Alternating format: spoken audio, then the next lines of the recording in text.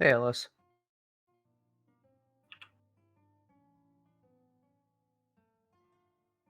Yep.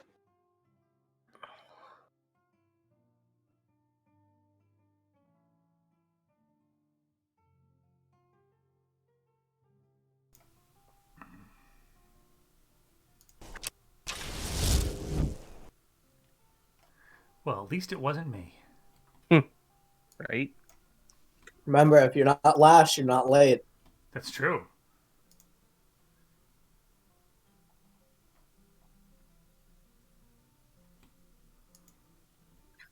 Try using that in court, though. That will work. Speaking of court, I've been hooked on like court Zooms. There's some good content out there.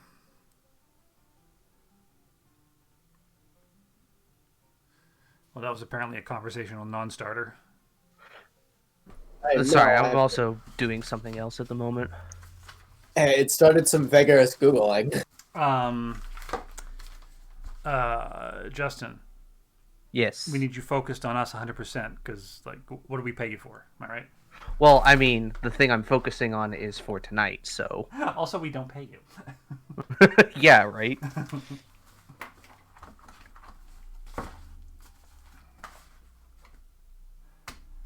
I always kind of like roll my eyes at that like DM for hire thing you see sometimes. It's like, you know, oh, we have a group of like 5 players. We're going to pay a DM. It's like, one of you just DM, you know? Just, I don't know. Yeah. It seems odd to me to pay. Yeah, it's not like particularly difficult. No, I mean, If you're scared about it, run a pre-written. Exactly. Yeah, just run a module. Yep.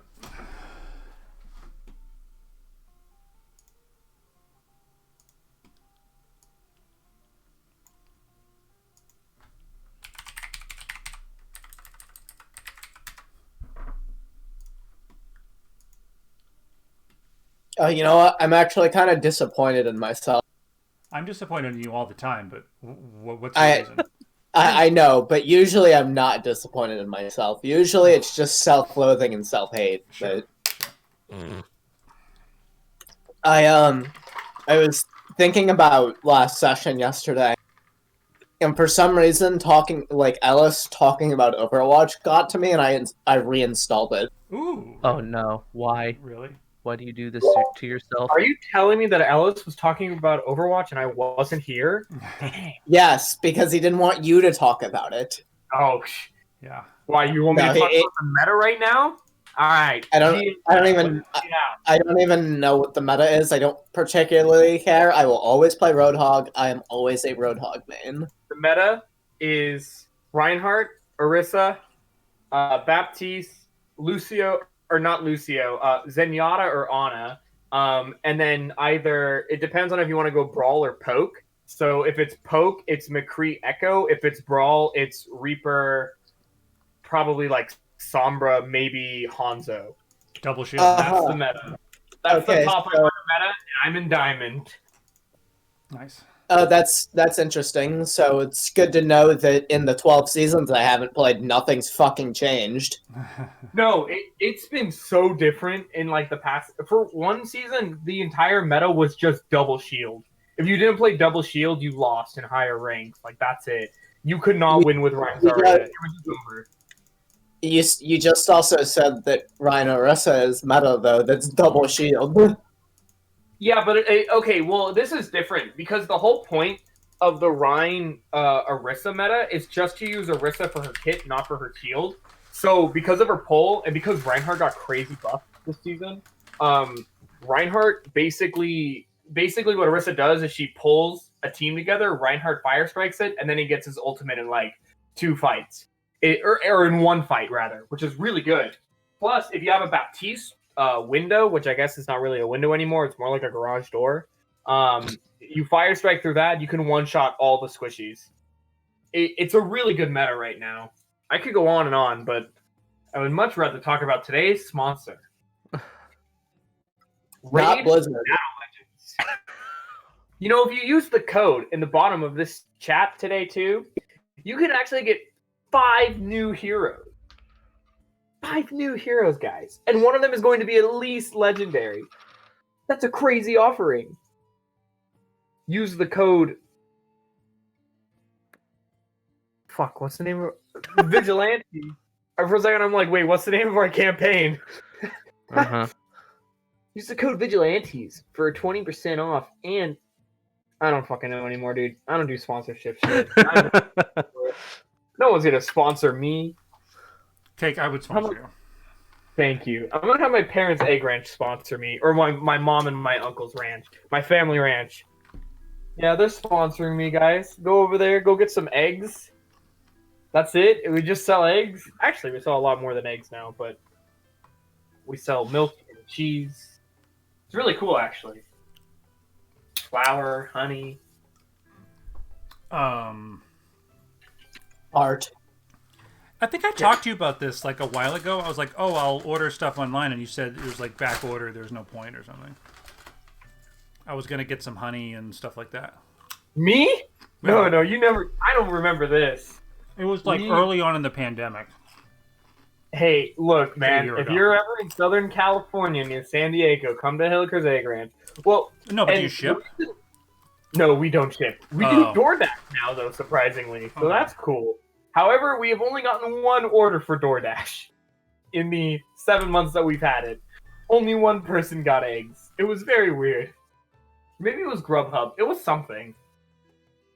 But ever since, because of the pandemic, though, we've been like taking in a lot of like farmers market people because they have nowhere else to sell. There's no more farmers markets, you know? So we have like 7 new items to sell, basically. So we have like goat cheese, sheep cheese, cow milk. We have like fresh butter and stuff, and like flour and yeast. We have a lot of shit, actually, surprisingly. Lots of jellies and jams too. Well, yeah, I think chickens probably shit a lot. That is true. Cake. I'm actually going home tomorrow morning to clean a bunch of it. What's up, Ellis? I'm assuming that you can't like ship stuff because there's like regulations, right? Well, that I mean, and like if I wanted some also, jelly and some honey, like, could you send it to me as a friend, or it's against the law? I could send it to you as a friend. I actually could. I mean, I would obviously PayPal you. Do you know what I mean? I don't know if it's legal. Of course. It's also a matter of how am I going to get it to you without it being completely destroyed. That's a good point.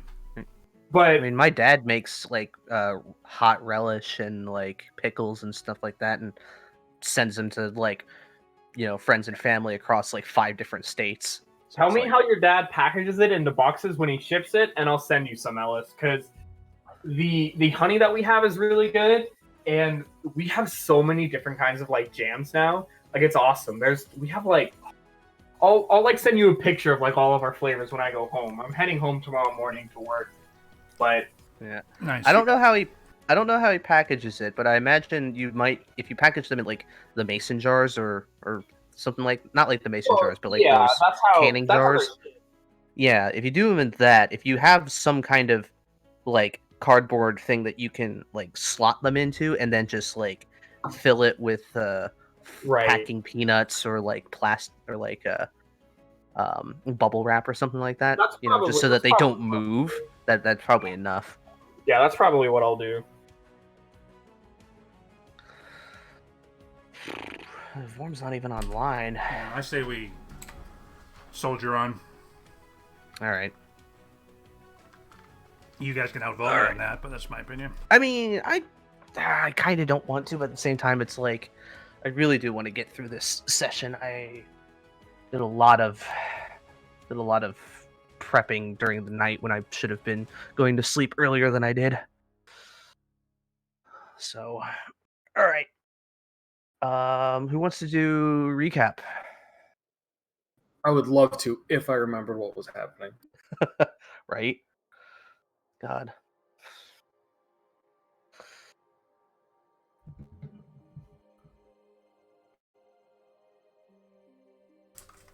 Was that a no from Cobra, or was that a Uh, No, I was saying so. I would. I have no idea what.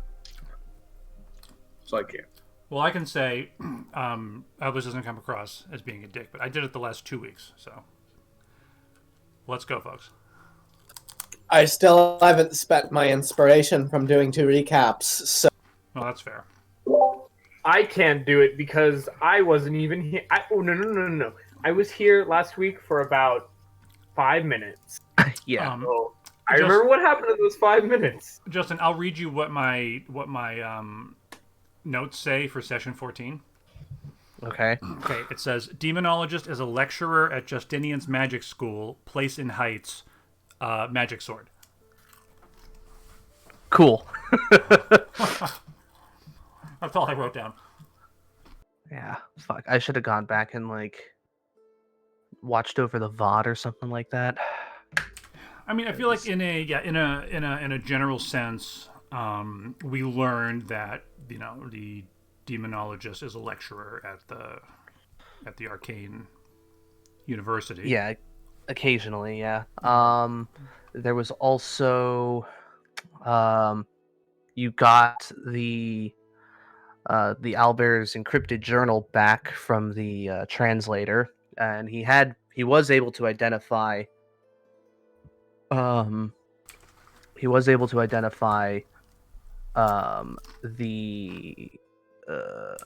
I don't remember that. he was able to identify the encryption types that were used in it, but I don't think he was able to he was only able to get the first one decoded.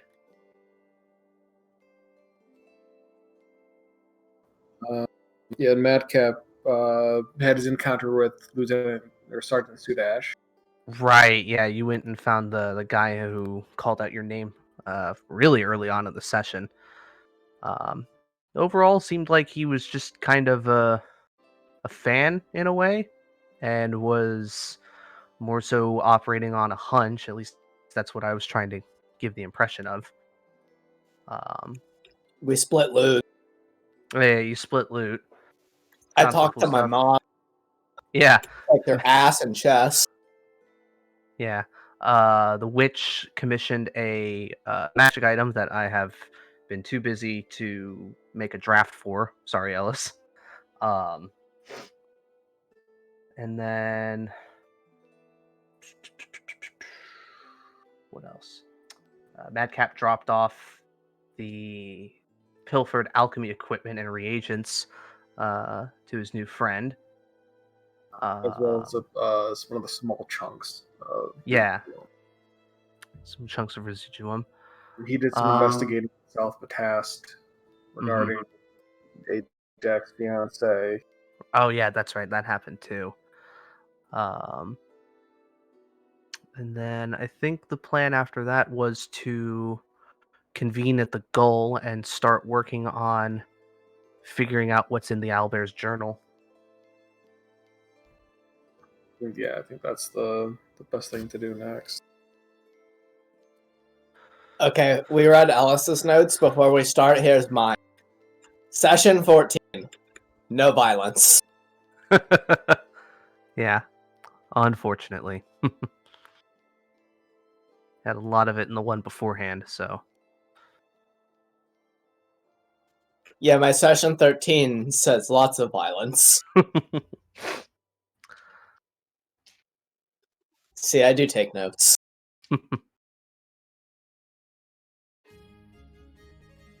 Alright, so let's set the scene. Let's take us over to the Grizzled Gull.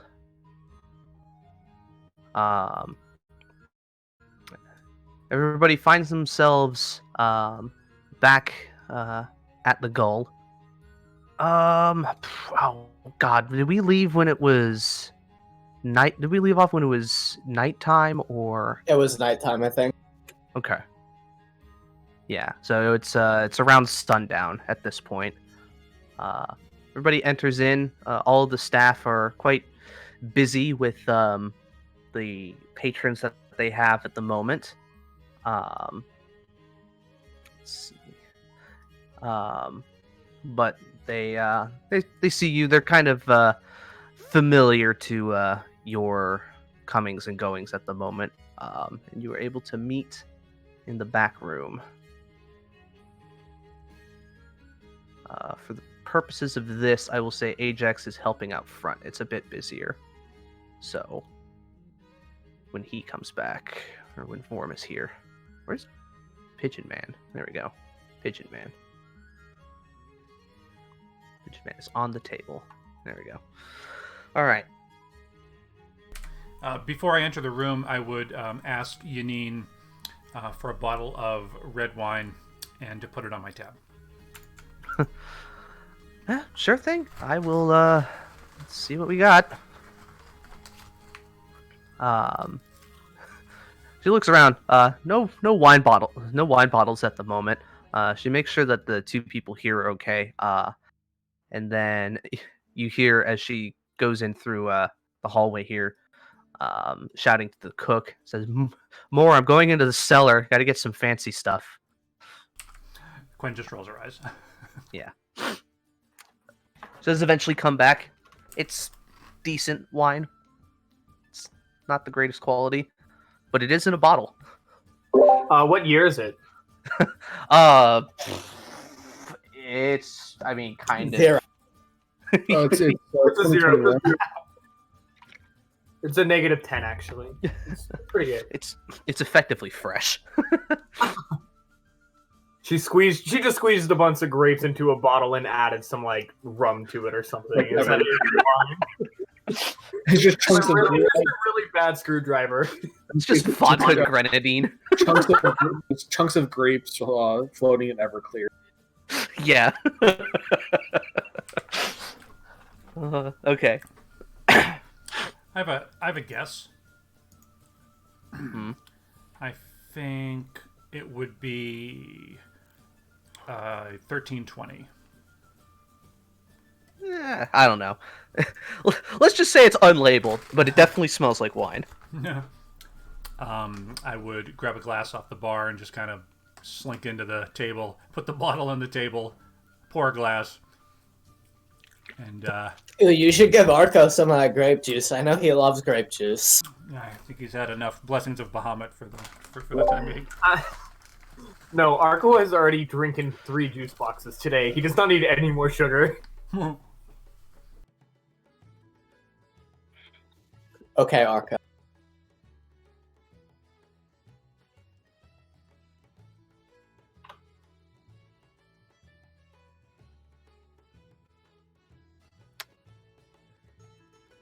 Madcap. Hi, Pigeon. Hi.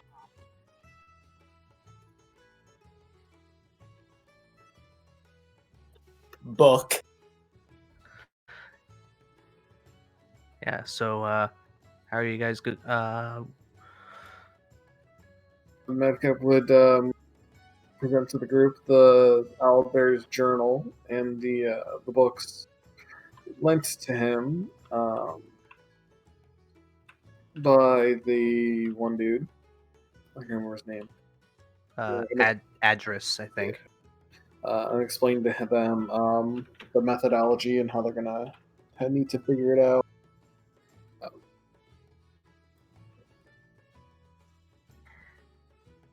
I'd request that if we're going to be, making, spreading out across the table and making lots of notes to keep beverages off of this table, to maybe, keep them on this table here so we prevent any kind of spills or anything like that. Because if, ever been in the college library and someone spilled their tea on your laptop, it kind of fucking sucks. Yeah. I think you only have to talk to Quinn about that. Or I'm sorry, Drunky about that.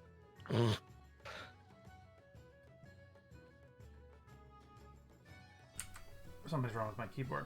I just look to Pigeon, and I take a small sip and place it down, and I say, when you're my age, you can throw more shade at me.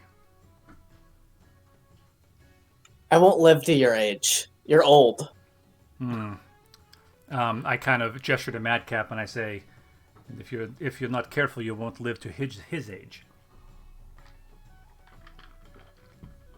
I don't know how old Madcap is.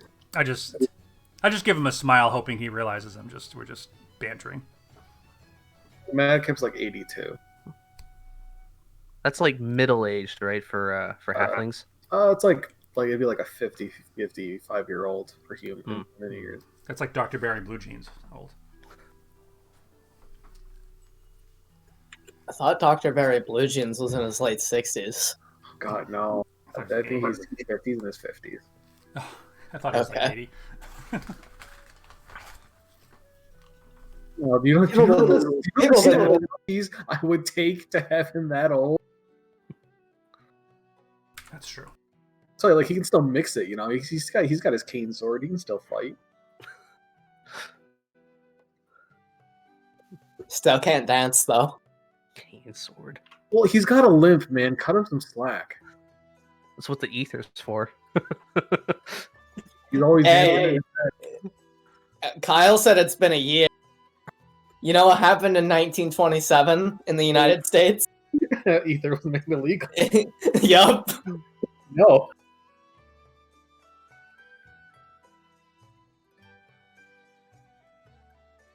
I mean, for general consumption, you can still get it medically. I think you could, but it means you're cutting into your own medical supply for your own personal use. Yeah, he probably doesn't have a medical need for it. He gets it for himself. Anyways. Yes, decoding.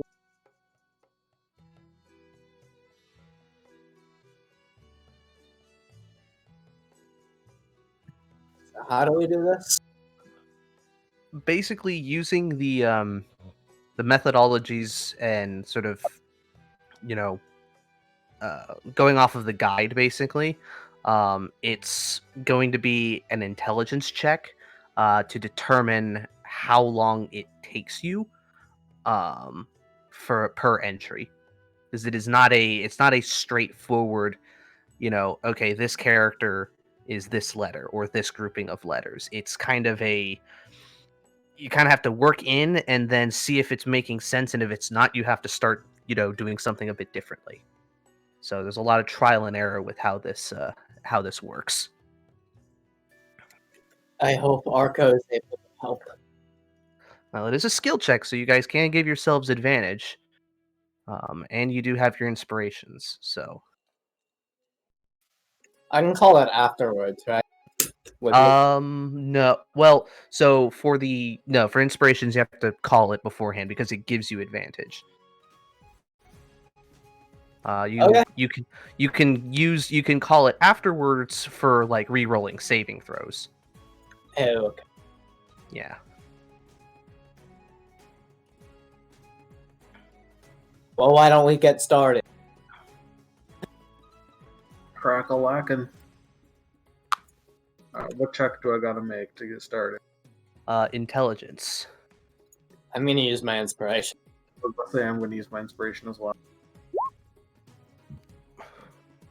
21's pretty good. Can only get slightly better. Okay. All right. Let me just.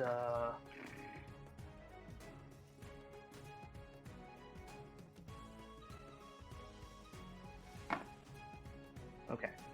So this is some good checks. Just kind of determines which dice and how many I roll for this.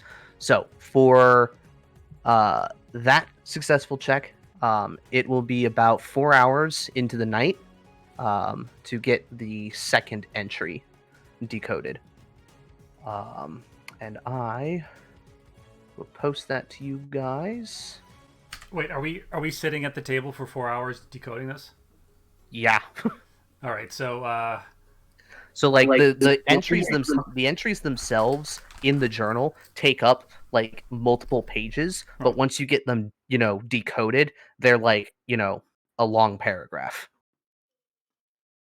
Yeah, so we're here for 4 hours. So how many more bottles are you getting, Alki? Yeah, no. I was gonna say she definitely polished up that bottle in 4 hours. She's probably just like, you're lucky you're an elf, and there's that scene in the extended cut of what is it? I feel something tingling. Yeah, that's in Two Towers, right? I believe so.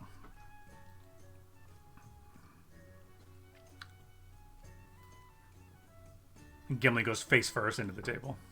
Yeah.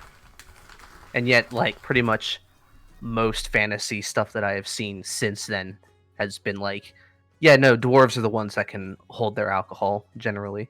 Oh yeah. Because they're fat. Oh wait, that was in game info. Hold on. I'm gonna delete that and put it in campaign notes. My bad. The doctor says, "I need to take out your appendix," and J.R.R. Tolkien says, "Then how will you know why elves hate dwarves?" All right, there we go. Campaign notes. What is the Blackened Butcher? So the Blackened Butcher was kind of like somewhere between like Spring-Heeled Jack or Jack the Ripper from way back when. He was kind of like the boogeyman of the city for a long time. People, well, it's never been like documented. There was kind of a kind of like a public, not like a. I'm trying to think of the words to say. There's sort of like the public at large kind of viewed him, this person, as the owlbear's rival at some point. But eventually, sightings of the butcher just kind of disappeared, and he hasn't been seen since. And signs of his work, as it were, have not been seen since. He was described by the people that supposedly saw him as a tall, humanoid, probably in the vein of 6 or so feet, and wore a full suit of black plate armor, and yet would be not seen, would like flee the scene, never to be seen again. Like they would almost disappear into the night somehow. And they earned the title Butcher by reputation.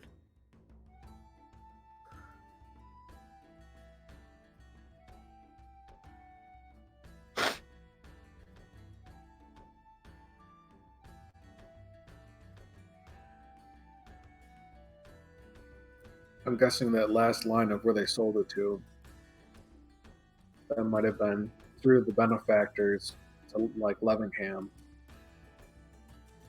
It felt like suddenly all this magical, like a black market inventory vanished. Levingham could have made it all into residual.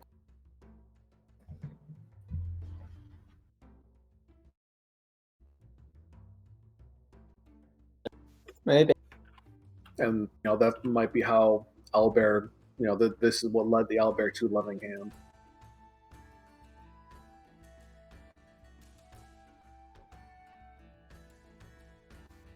Can't know for sure until we decode the third entry. Yep.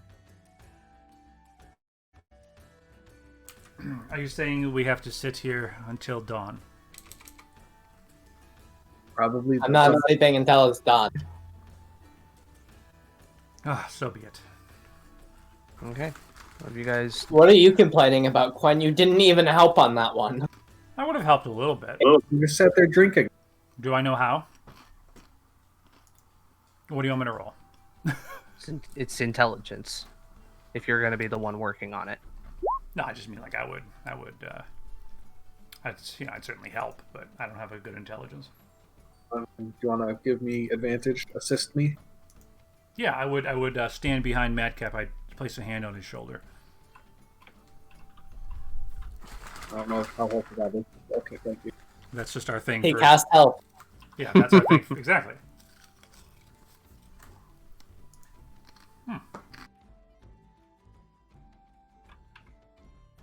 All right, what do we got? All right, let's see.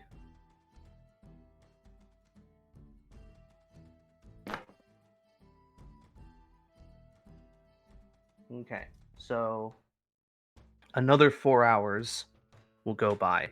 I will say it by this point. If you guys continue to kind of work on this without sleeping, you're going to be pushing exhaustion throughout the next day. Let me get this in here though while I'm here we go.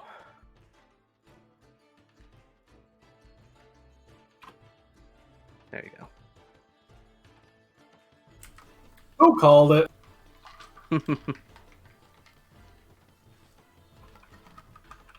Mm-hmm.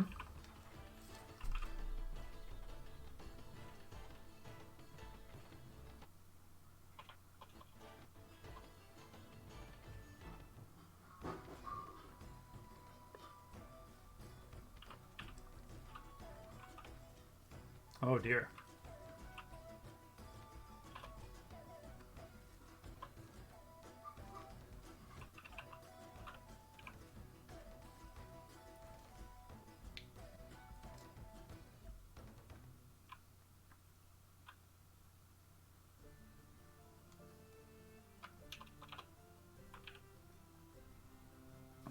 Oh no.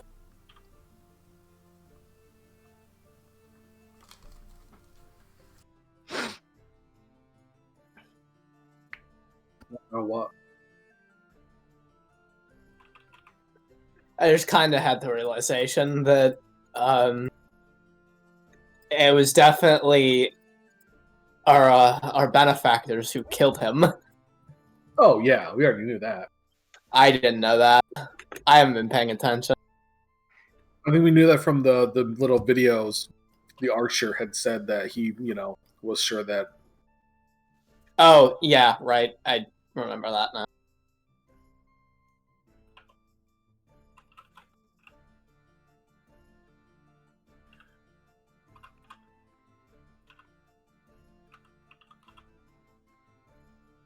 I mean, do people want to like nap and pick it up in the morning? No, let's do 4th and let's get exhausted and then sleep, because then you sleep better.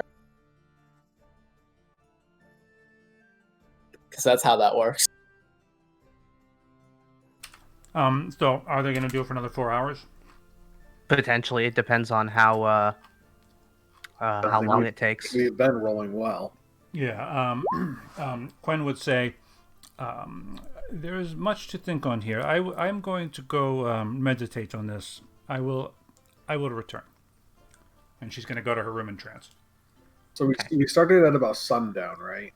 Yeah, so that would be this time of year, probably around 8:30ish. So it's probably 4 a.m. Yeah. Hey, I'm gonna go switch over to my computer, so I'll be back. All right. It won't be too long.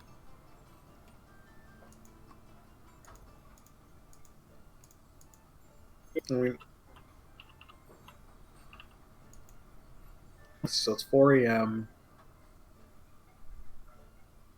Honestly, Pigeon, do you want to take this one and I'll nap and pick it up? Yeah, sure. Okay. Okay.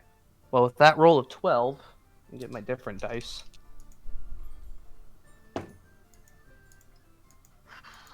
Okay.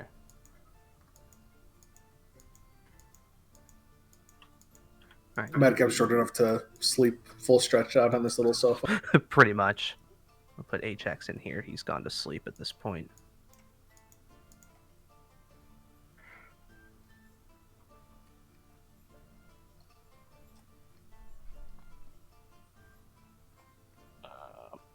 Totally. Okay, there we go.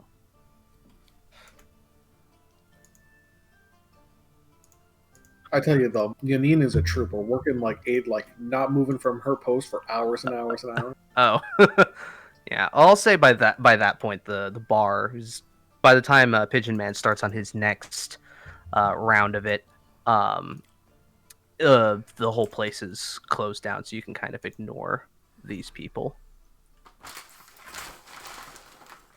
Ah, what the fuck?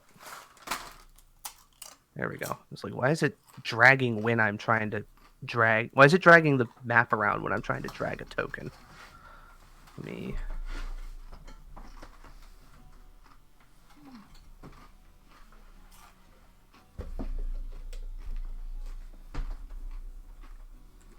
Let's move some people to GM layer for now.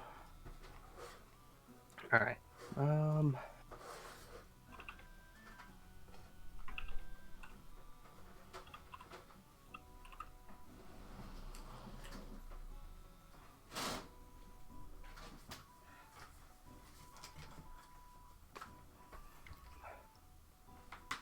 All right, so I'm gonna say, Pigeon Man, with the amount of time you're working on this alone, with the intelligence check, um, about 8 hours goes by, and you're still not quite done with it.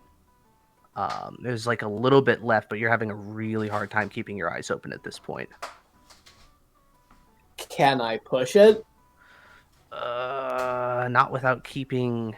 I mean, you are already at this point exhausted, so you could, but then you're gonna have like disadvantage on it because you have exhaustion now. I'll do that. I'll do that until Madcap wakes up. Okay.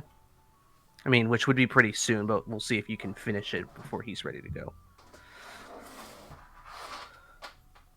Wow. Let's see if I can get a third sip. Nope, even worse. It was not destiny.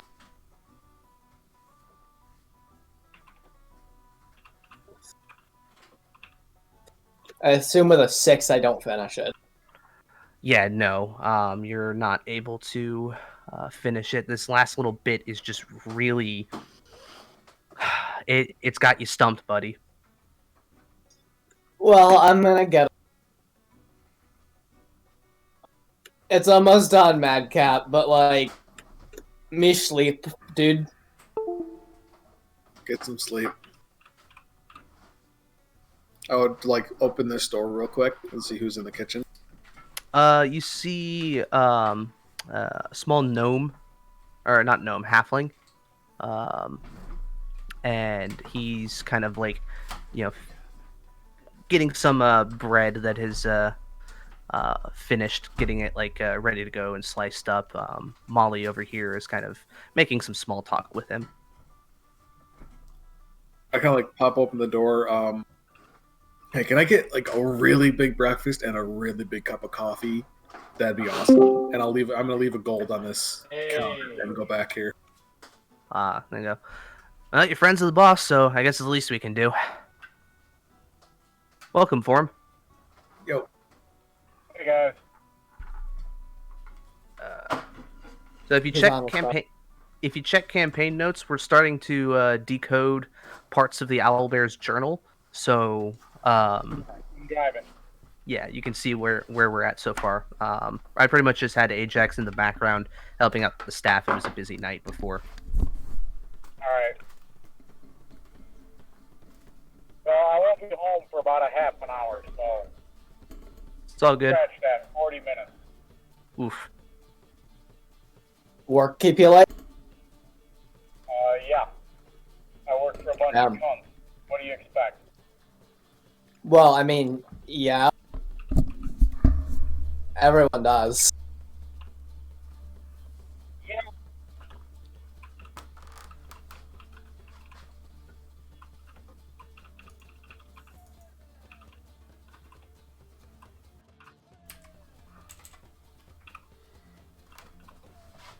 Well, actually, I mean, could the witch have come back and helped the pigeon? Because the witch only needs to sleep for 4 hours, right? I mean, it would cancel out the disadvantage at the very least, but with Pigeon Man being exhausted, even if he were to assist her, it wouldn't really work because he's exhausted already. So he wouldn't be much help. Right. Madcap. But if she wants to assist you, that's perfectly fine. I'm gonna go take this plate downstairs. I'll be back. Nerd washes dishes. I know, right? Just use the same pots and pans and plates. I know, just get paper plates. It adds extra flavor, you know. Just eat right out of your cast iron skillet. I know. Thanks.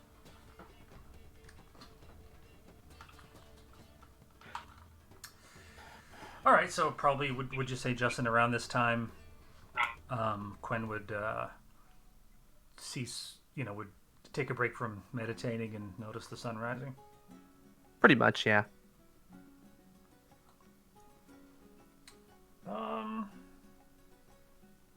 Yeah, Yeah, she'd probably just kind of lay back on the bed and just kind of let the wine wear off.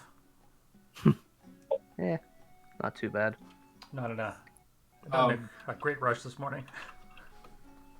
I know I haven't really been helping decoding anything, but I would like to take my hand at it because I really haven't done much. I feel like there's really not a lot I can do, so I'm gonna try. All right, well, if you want to help Madcap, you can give him some assistance. It's definitely not your forte, but having at least one other brain working at it is better than having two. I'm gonna sit next to him and I'm gonna say, "Don't worry, Madcap, I gotcha." You said intelligence, right? Matt. Whoops, well, that's the wrong intelligence, but I guess I'll assist him. Why not? Yeah, I mean, sure. I mean, here's the thing: you don't have any other bonuses to intelligence saves at the moment, so it's basically the same as rolling a check. Yeah, sorry for rolling a save, but there's a 10. Not that bad, actually. Oh, if we were working together, then I would have been assisting him. Sure. Is this a straight intelligence or is this investigation? It's straight intelligence. Investigation would be more if you're looking for something. This is more so if you can follow really complicated, tedious instructions for a long period of time. Well, I could argue that I'm looking for the right answer, therefore it's investigation. Don't argue with the DM. All right. You got me there.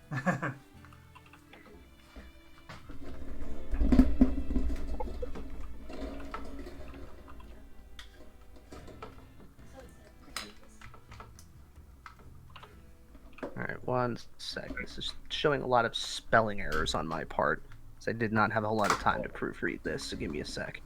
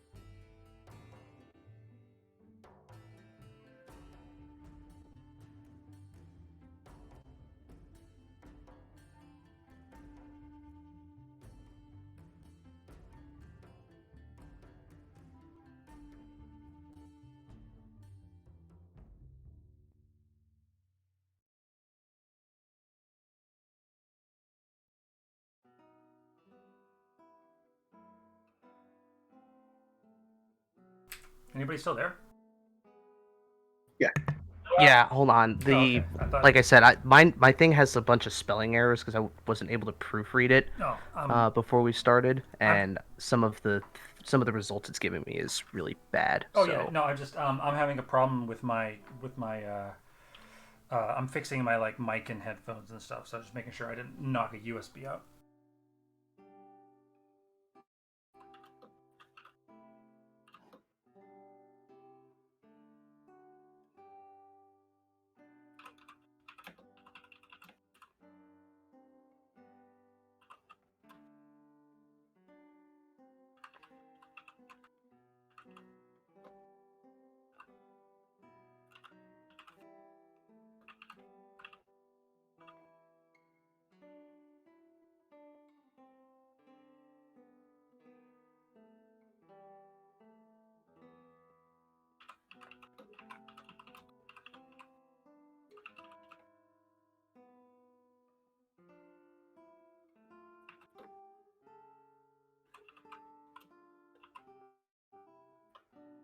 Why are you trying to correct this word as this? This is supposed to be theory. What the fuck?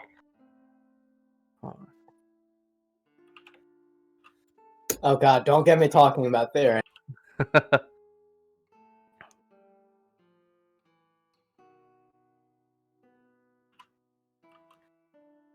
Did I get Sudash's first name?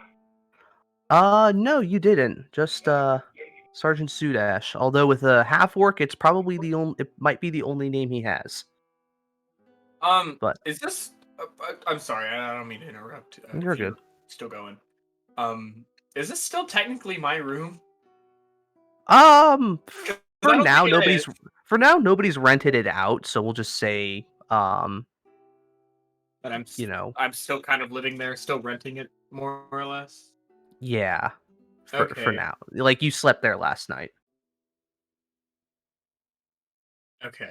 I was just curious because I thought about it and I'm like, I don't know if I still am sleeping there. Anyways, let's continue.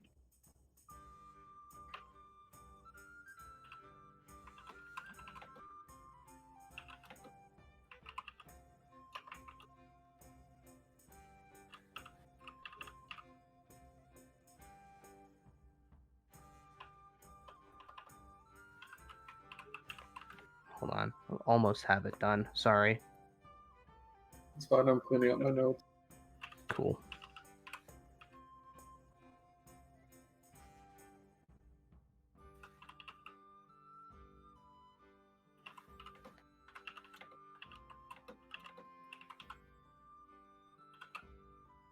All right. There we go. God, this was really painful. I don't know what happened with this in Word.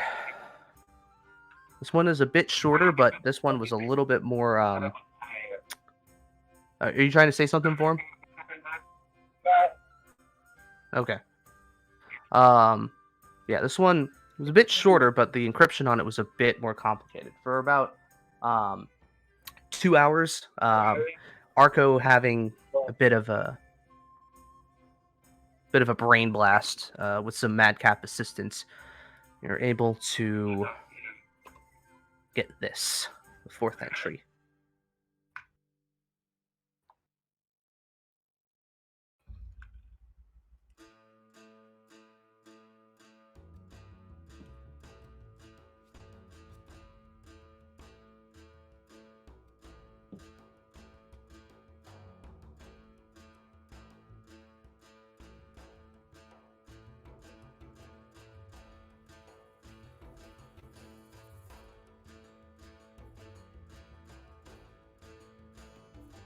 Oh boy.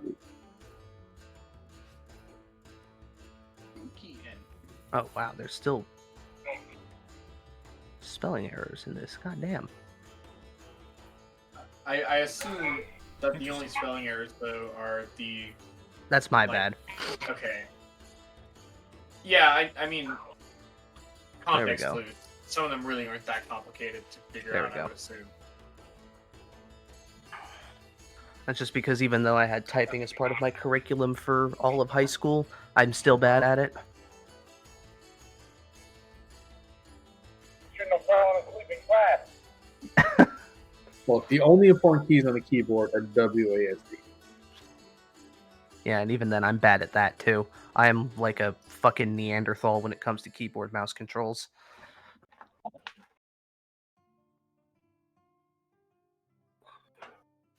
Hey, the 1 through 0, the macros, and all the other fucking keys that I use are used. I was gonna say, And I'm like, like I don't even.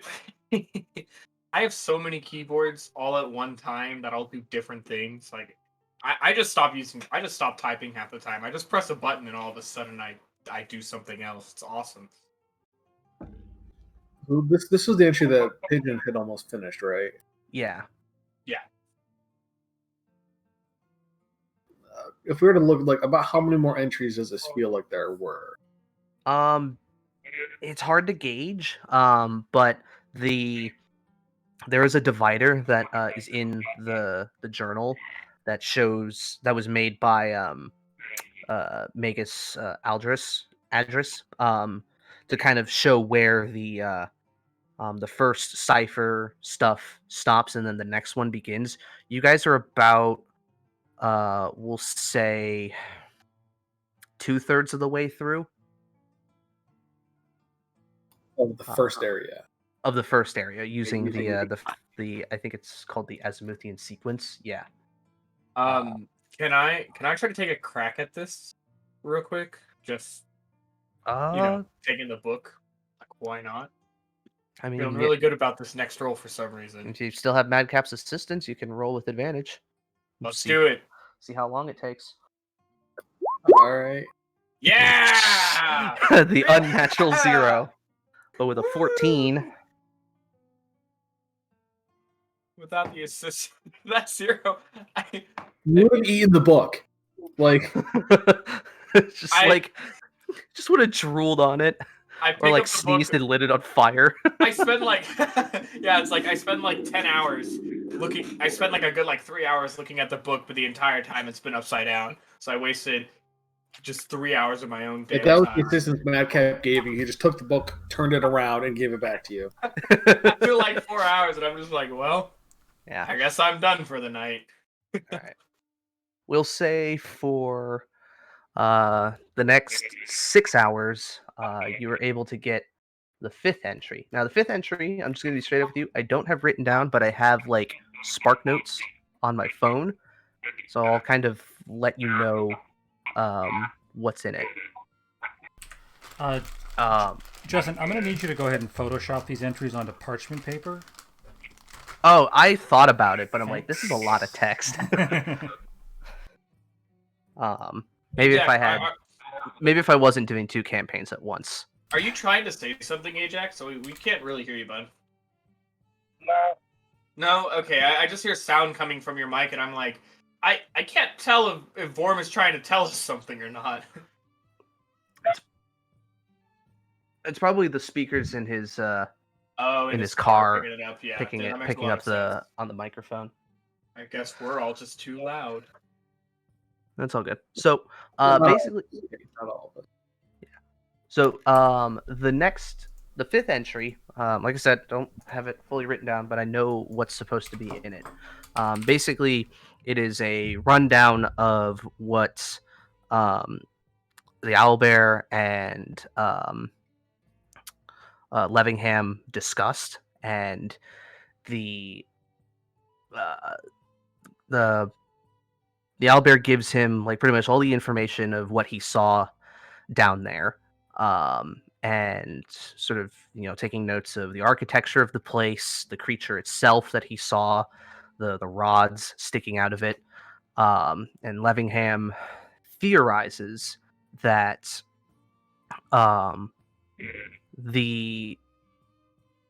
this thing, whatever is down there, based on the description of it, it reminds him of very, very ancient texts and descriptions of a creature long thought removed from this world, known as the Tarask. A creature of absolute, unstoppable destruction that was believed only gods could stop. And just based off of the actual description. Now, the fact that it is completely motionless underneath wherever the owlbear found it would suggest that it is subdued or asleep or in stasis or something like that. And that this could potentially explain why the Yuan Ti never came back. They dug too deep and they saw this and were like, yeah, no, fuck that, and left. As far as what Levingham thinks they're using his residuum for, there's a couple of theories he has, either straight up just unleashing it and watching what happens, or crazier yet, maybe even trying to control it somehow. He's not sure entirely how they would do that. He's done most of his research on residuum is how to create it, not necessarily what it can do, though that was definitely his next step.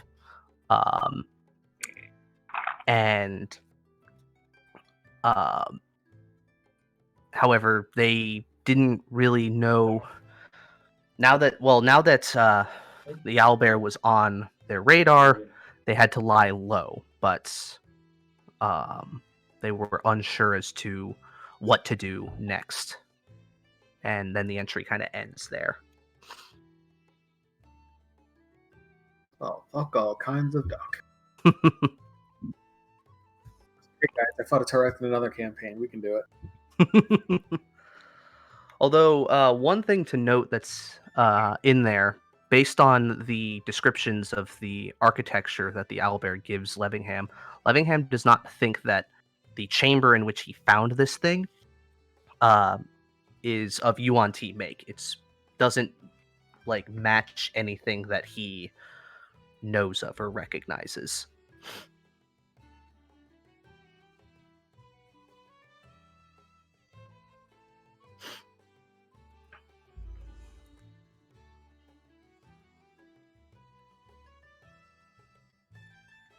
Pigeon Man, you've gotten your long rest, so you are no longer exhausted. Yay. And you wake up, and you kind of see Madcap and Arco kind of just looking over this in shock, I imagine. Quen would probably be coming in or have been here at some point and is now like, oh, great.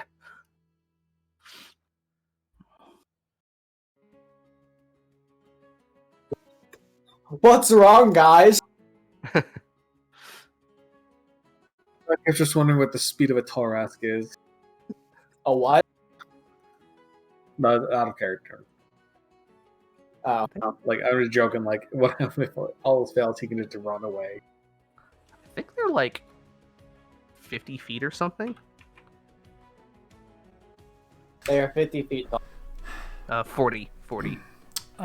Yeah, so Quen would actually get up at some point, and she would go over to her table where she was before, and she'd ask Yanine, for some tea and some. Well, 6 hours have passed, so I imagine that has already happened. Okay, yeah. So she's just sitting out there, looking out the window. This is like 14 hours since she went to bed. Yeah, pretty much. So it's like midday at this point. Oh, okay. So I've had my tea, and then I come in and go, "Hey guys." How's the deciphering going?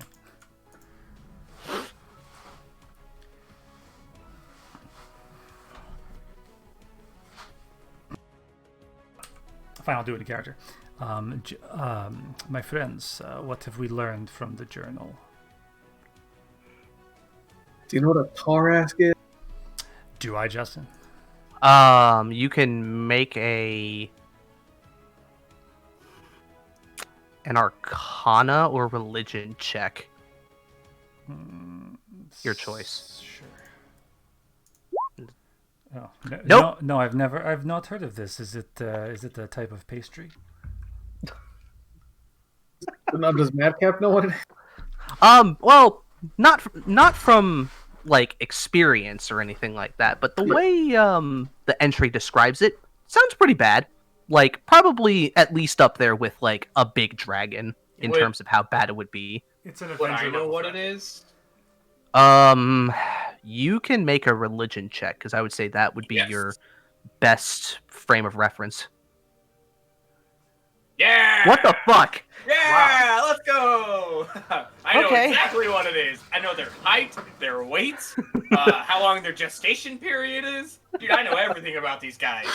So, in your studies as a paladin, you kind of didn't pay too much attention to a lot of the important stuff. But one thing that you were really keen on were, the things that paladins might be expected to fight, or the things like the monsters of the world. That was something that the Bahamut paladins have a pretty large repository of information on, because they're the ones going out more so than most other paladins and doing things and coming across terrible beasts. And you remember coming across a very small entry about this mythological, like, legendary titanic beast, larger than any dragon ever recorded, and practically immune to most forms of spellcraft, an insatiable appetite, and completely unstoppable. And however, there was like an anecdote in this thing that you read that was like we don't know if it still exists or whatnot, if it's even still on this plane of existence. But if it were, that would be really bad. What is its name again? Or can The you spell Tarask. better? Yeah, here. Yeah, because I know what it is. I've seen a lot of pictures of it before. I just don't know how to spell it. Sorry. It's all good. Pretty sure that's how you do it.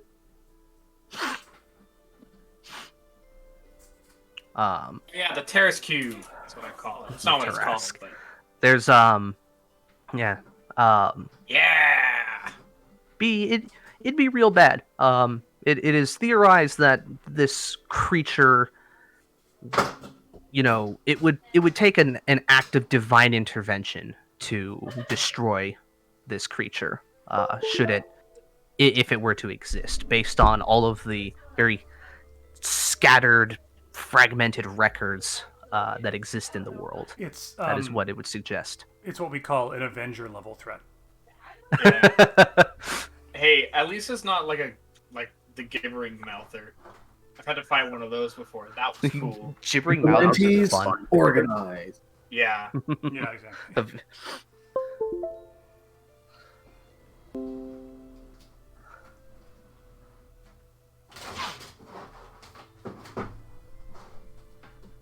Isn't there like a scroll to summon one of these guys too? I think in one of the adventures there is a scroll of it. Let's summon one right now. Oh, we'll summon one to fight the other. Yes. Yeah, Yes! Scroll of Tarask summoning. What is this from? Oh, it's from Icewind Dale. Oh, There's okay. actually only one Jurassic in existence, so you can't summon a second. Perfect. No, Well- we'll summon another one, and then it'll create a black hole when it sees itself. Boom. No more Tarask. However, we'll have a black hole to deal with. That's how Doctor Yeah. Who would solve it.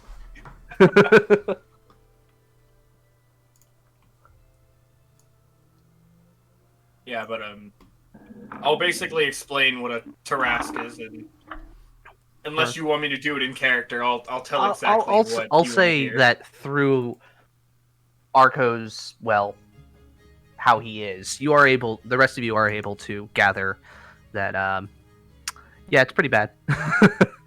There is, it would be, as they say, bad news bears. Bad news bears.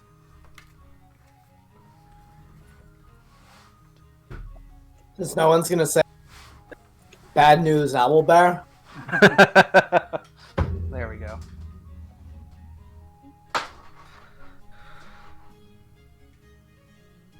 So, looks like that's what they wanted a residuum for.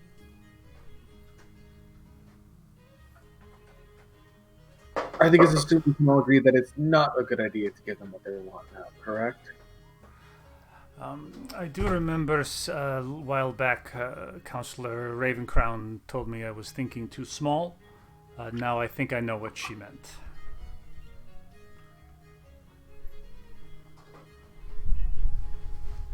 I thought she meant metaphorically, not literally. Yeah, I believe it was quite literal.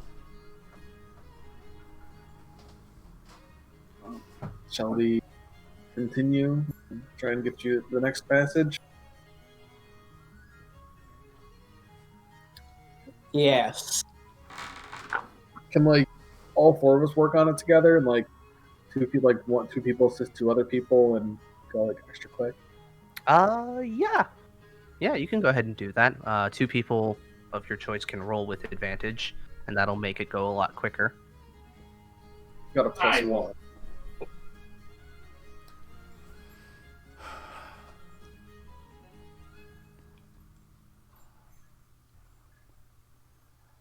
I'll be. So, can anyone give me cliff notes of what we've learned?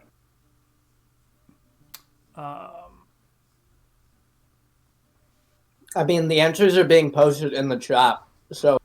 Yeah, but he's driving, so... We also didn't get the 5th entry. We only have the cliff notes for that one. Yeah. So far, the owlbear was tracking a large amount of magical items being funneled to the lighthouse Mage's Tower thing. Talking to Levingham told him where to follow. He was making residuum and told the owlbear where to follow the residuum to. Owlbear found a Tarask. Okay. That's not good. No.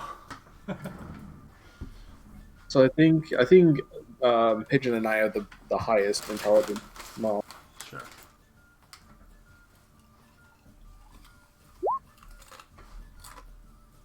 Yeah, I think I'm at a +0. So I do have a +3 to investigation, but that's about it.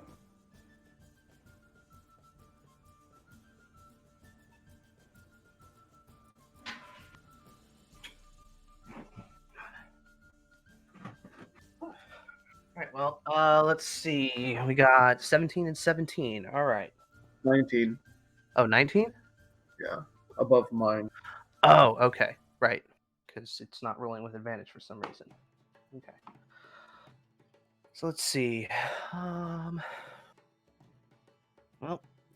I don't have it set up to do that, and since I use Opera, I can't change the default settings. okay.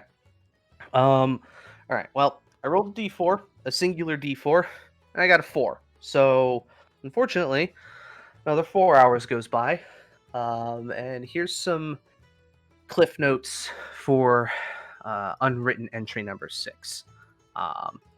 So it goes through the owlbear's kind of updates on his, not necessarily like daily routine, but just the things that have been happening.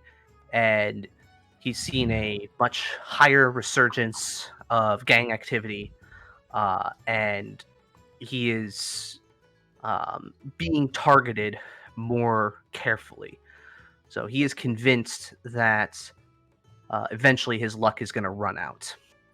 Levingham has cut ties with the benefactors and is, well, getting a bit more paranoid in his old age. He and the owlbear start discussing a backup plan because they're only 2 people. And so he destroys all of the original notes and journals that he had ever made, aside from one, and start after writing down all of this stuff. And Levingham asked the owlbear to find a place outside of the city where Levingham might be able to go to be safe in case something ever happened to the tower, or if somebody started to target him. The owlbear goes on some scouting missions, chartering a boat and everything like that, and found an old ruin on the island of Toxa, which, if we go to this one, which we haven't been on for a while, this island here, we found an abandoned ruin that is pretty secluded on the interior of the island, and figured, it would be a good place to start. And so Levingham made his way there and started to set up a basically a magical safe zone for himself, just in case, while making periodic trips back to the lighthouse to ensure that A, it was still working, and B, his successor would be okay. But he wasn't ready to fully retire yet. And the owlbear mentions that if something were to happen to Levingham before something were to happen to him, that he would have to make sure that he at least brings the spell book there. He does posit why not just destroy it and start over, but asking a wizard to do that is like asking your average person casually to commit suicide. So probably not a good idea. Even if it would be smart to do so, the Levingham won't do it. Nowadays, that might be a little easier. Easy. Yeah, but overall, it's more so kind of a this entry reads more like a Doomsday Prepper's final words, realizing that shit. Well, here we go. Everything's over. It's very somber, and this is the last coded entry for the first half.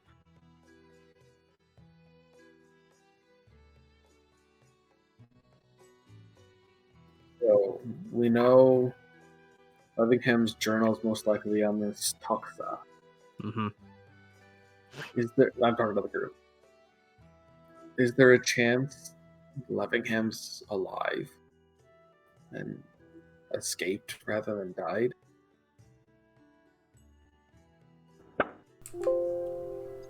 Maybe. It's possible. Would I know? Like, would it be easy to get to Tosca? Not particularly. You just have to find a local, small boat that could take you there. Probably take maybe about. Let me look. Probably take maybe about a day or two sail to get there, depending on the weather.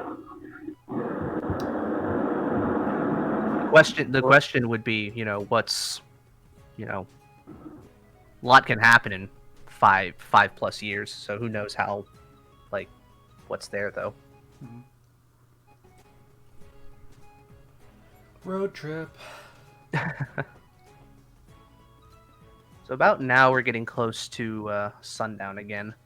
I would say. I think time-wise, especially with any discussing that you guys have.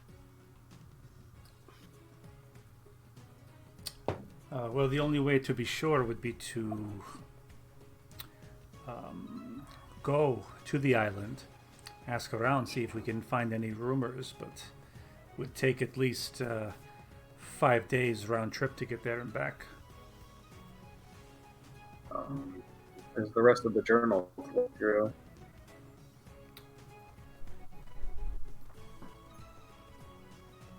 Yes.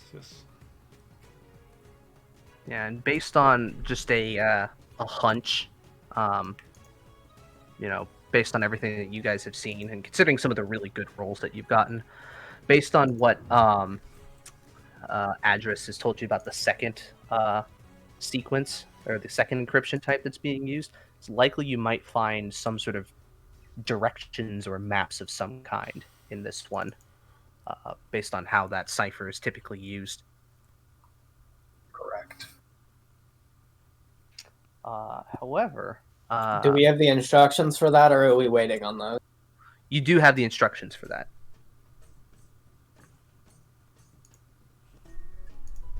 Did I ever get my breakfast and coffee? Because that was not discussed. I'm concerned. Oh, yeah, you did get your breakfast and coffee. It's pretty good. Nice and hearty and, pretty good.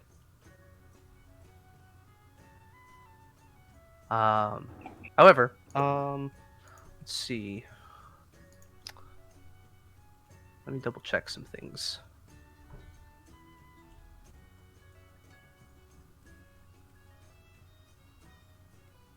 Okay, so both Quen, Pigeon Man, and Madcap, very briefly, you hear something, almost as if sounding like something landing, or something on the roof. The sound, the distinct sound, muffled sound of something hitting, a wooden roof. I was like, you hear that?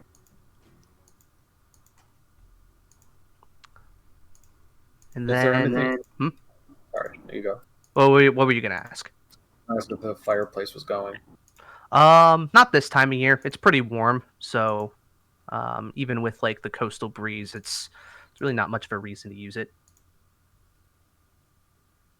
Whereabouts are we currently? You're in your back room, the one behind the bar.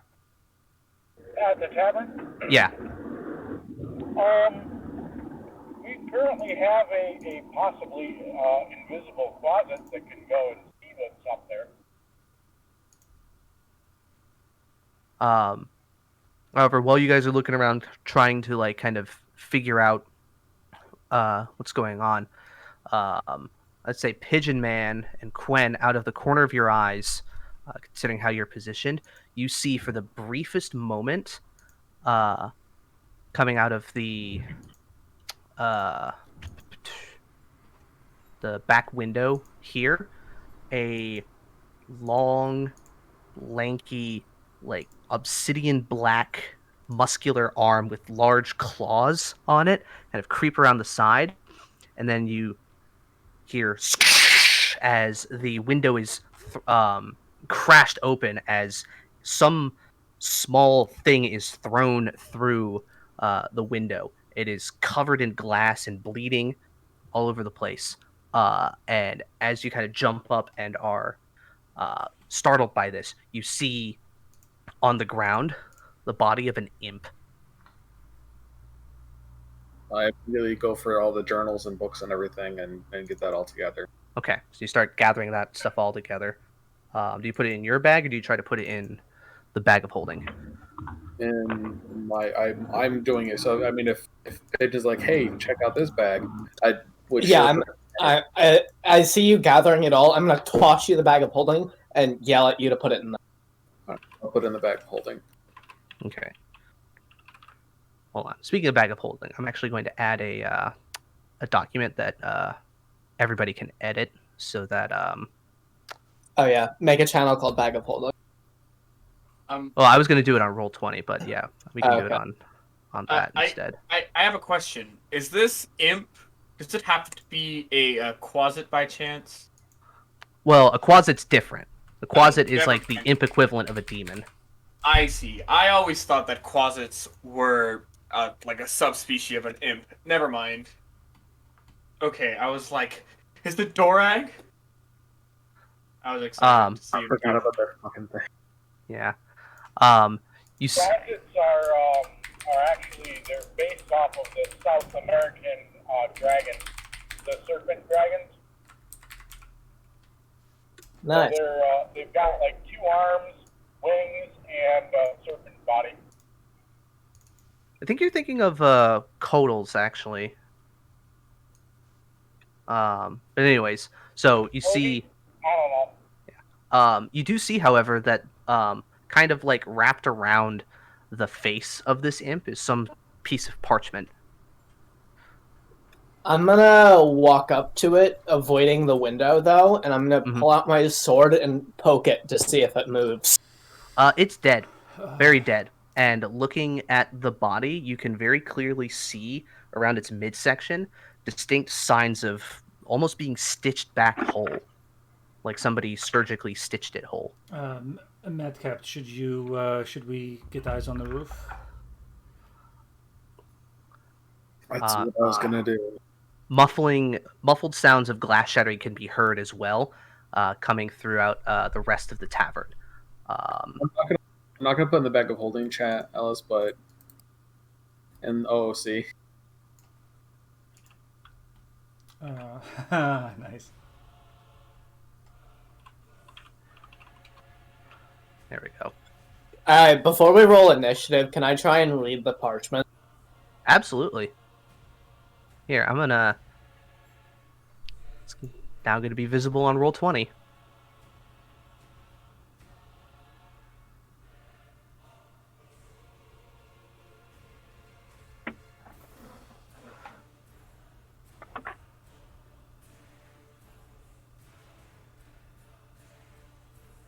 Oh boy. In our defense, we didn't kill one of his. What was that, Vorm? I'm gonna be a few minutes. I'm home. I'm gonna be a few minutes and I'll be back. Okie doke.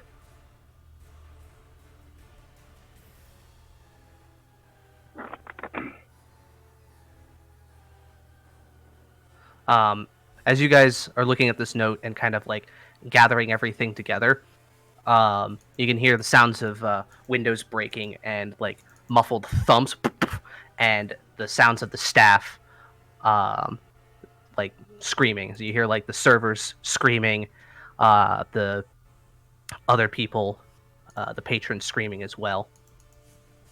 Well, guys, I think he's here. I think we have a boss fight on our hands, guys. Madcap, throw me the bag. I'll toss him the bag. Or reach into it, pull out my armor and my mask, and I'm gonna get ready. I put my mask and coat on, and I know it takes like a minute to don leather armor and half as much as someone's helping you. Can I help the pigeon man? Sure. Yeah, I'll say you kind of help him get, he puts something on, you tighten the straps and everything like that. Quick 30 seconds.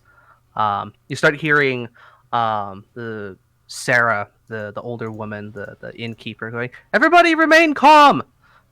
And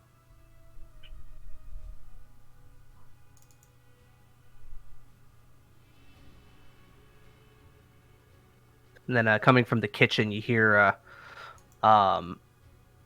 more going, "Ah, shit! Some of that blood got in the soup." And Jeff goes, or Joff, as Vorm says, he goes, "Leave it." That's flavor. Yeah. Boys, looks like we're all getting more fiend blood. You can hear as something is kind of climbing along the roof and then kind of coming down. You hear a voice coming in through the window here. Wait, there's Madcap. And he goes, "Come out and play, intruders." And comes back up. So once pigeon's set, the reason I asked is I want to climb up I would like to take the bag of holding, if that's okay.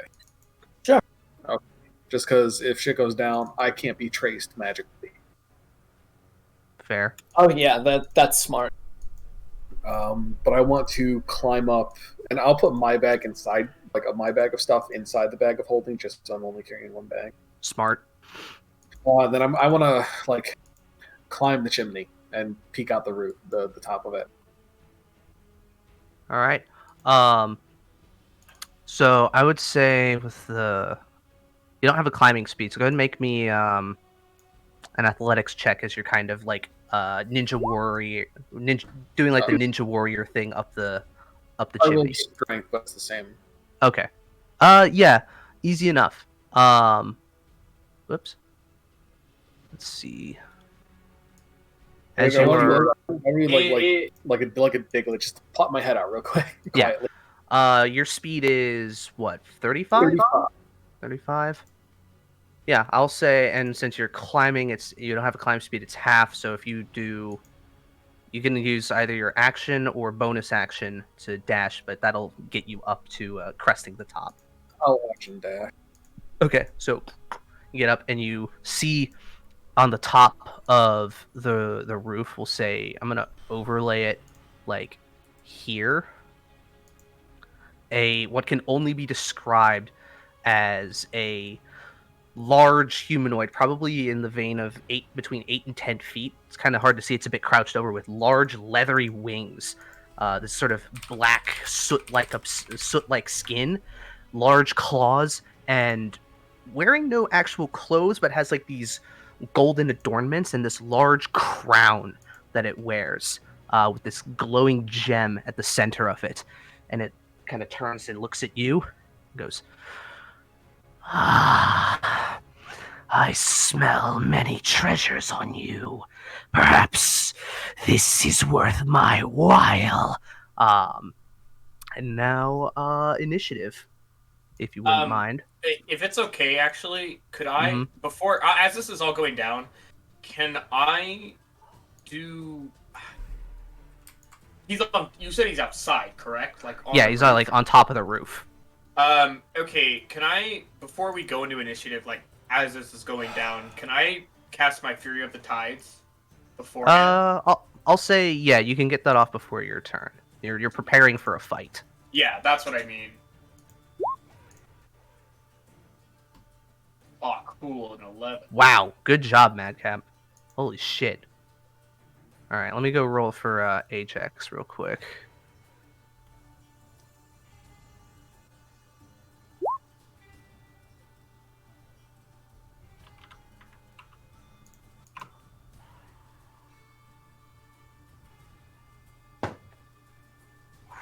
Wow, I rolled pretty good, but Madcap's still faster.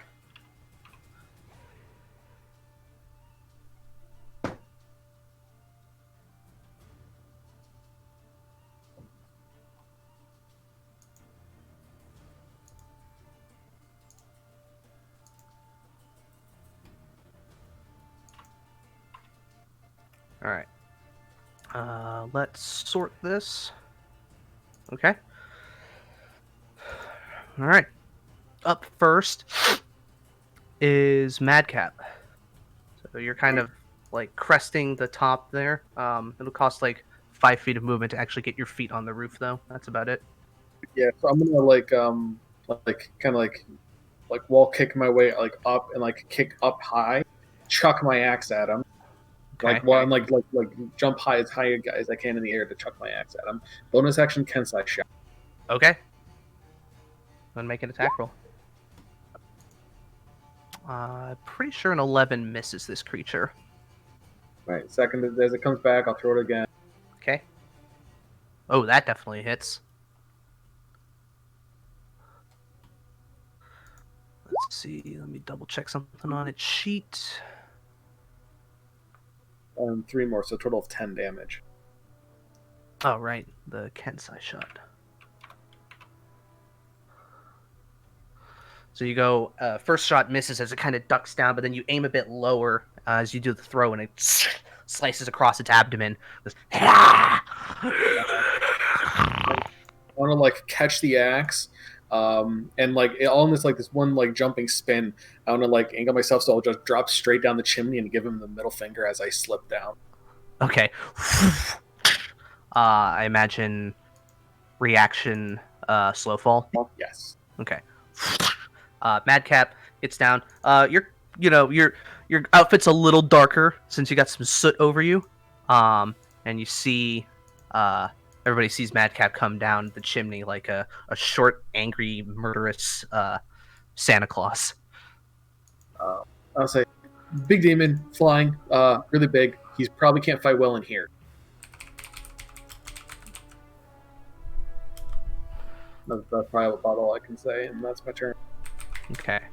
Well, I would like to just move because I do have still movement, like so I'm not directly under the chimney in case he just does something. Okay.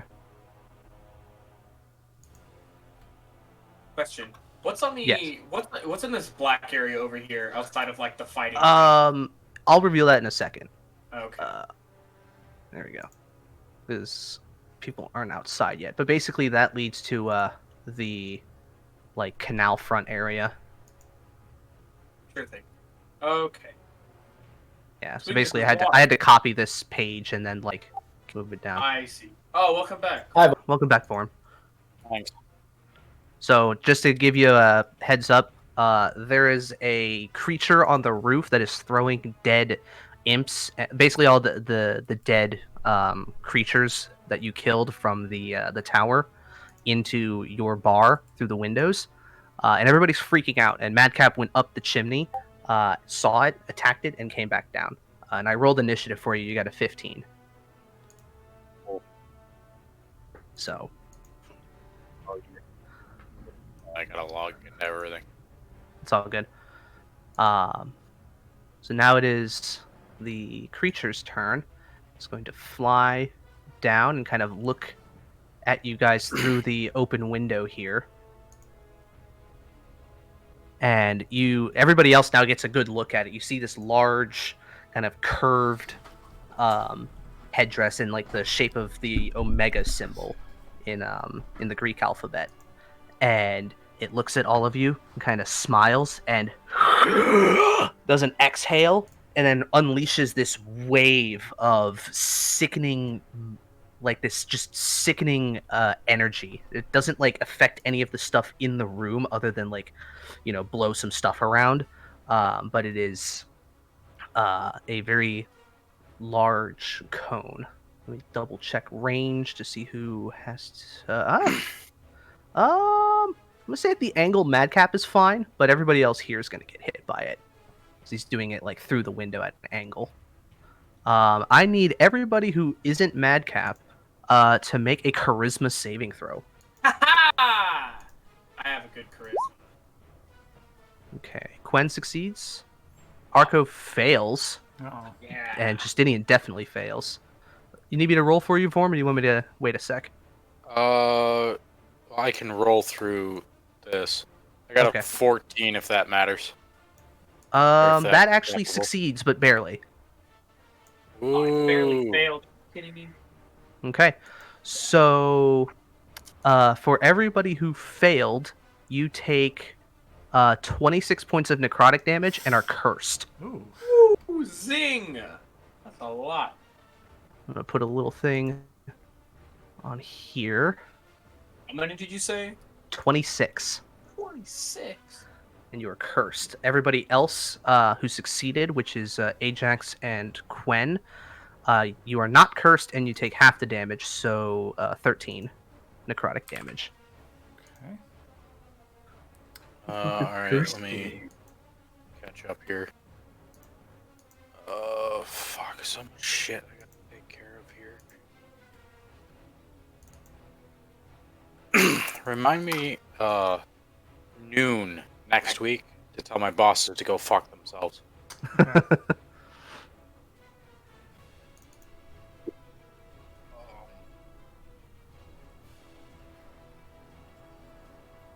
All right. So that ends its turn as it kind of flies around the side, kind of like gripping the sides of the bar. You hear from the room here. Yanine opens the door and looks in and goes, "Oh shit, boss, are you okay? Where do we go?" Hang on, I got a lot of catching up to do here. Okay. Um, You can see she actually has a dagger in her hand. Boss, what do we do? Oh, hey, Pigeon Man. Yeah, that like as she says that, she kind of sees Pigeon Man, and both like it's like, oh shit, he's hurt. Also, oh boy.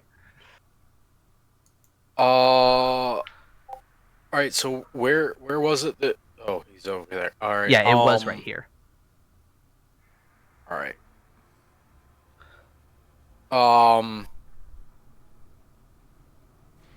He is going to look at Yanine and have her. He's going to call out to her and say, "Tell Brahm Omega Protocol," which is basically set up defensive positions, at the front. He will say that we've got the back. And yeah, so Brahm would. I can't move Brahm. Oh yeah. Brahm. Just tell me Brahm where would you want him to go. He'd be right here, behind the door. And then whoever comes through is going to get fucking railed in the teeth. All right. I'll say that's about as far as he can get with his dash. He goes, okay. Molly and Tammy probably aren't good in a fight. Where should they go? Everybody else would be setting up in the hallway back here. This middle area? Yep. Okay. Guests and staff alike would be setting up in there, basically. Yeah. And what time of day is it? It's like a few hours until sundown. All right, so Brown or Moore would be setting up at this door here. All right. Of course. And Joff would, if he's still there, would likely be trying to hide in a barrel. Yeah, he'll probably be in here, like trying to get on top of these barrels and like just low to the ground. Yes. So at that point, Ajax would move to here and take up defense right there. Okay, well you can do that on your turn. Oh, Because gotcha. it's not your turn. It's just your staff. Oh, fuck. Right. All right. So yeah, you're good. then that would be where everybody would be. Okay. Also, I want to let you know that for Brahm, I was putting his character sheet on here. I totally forgot that you sent me something, so I made him something else than what you had sent. But I wasn't gonna go and redo his entire sheet. But also, I'm like, I looked at it, I'm like, that's really high level for a bouncer. Wait. Yeah, no, he should actually be pretty high level. He was a ranking officer in the mercenaries, Wow. I think. Oh, I didn't remember that detail, so I made him something else. It's all but good. I think it fits. So, anyways, it's all good. Just like, all right, I'll have warlock. No, he's not a warlock. Just... All right, Sarah and I will protect the staff. Brahm's a fist fighter, just like Ajax. Well, he was. I can go back and do it. Yeah, that was just my bad, but it was like really late at night, and I'm like, yesterday, and I'm like, fuck. Fine. Let me. All right. So it is now the Pigeon Man's turn.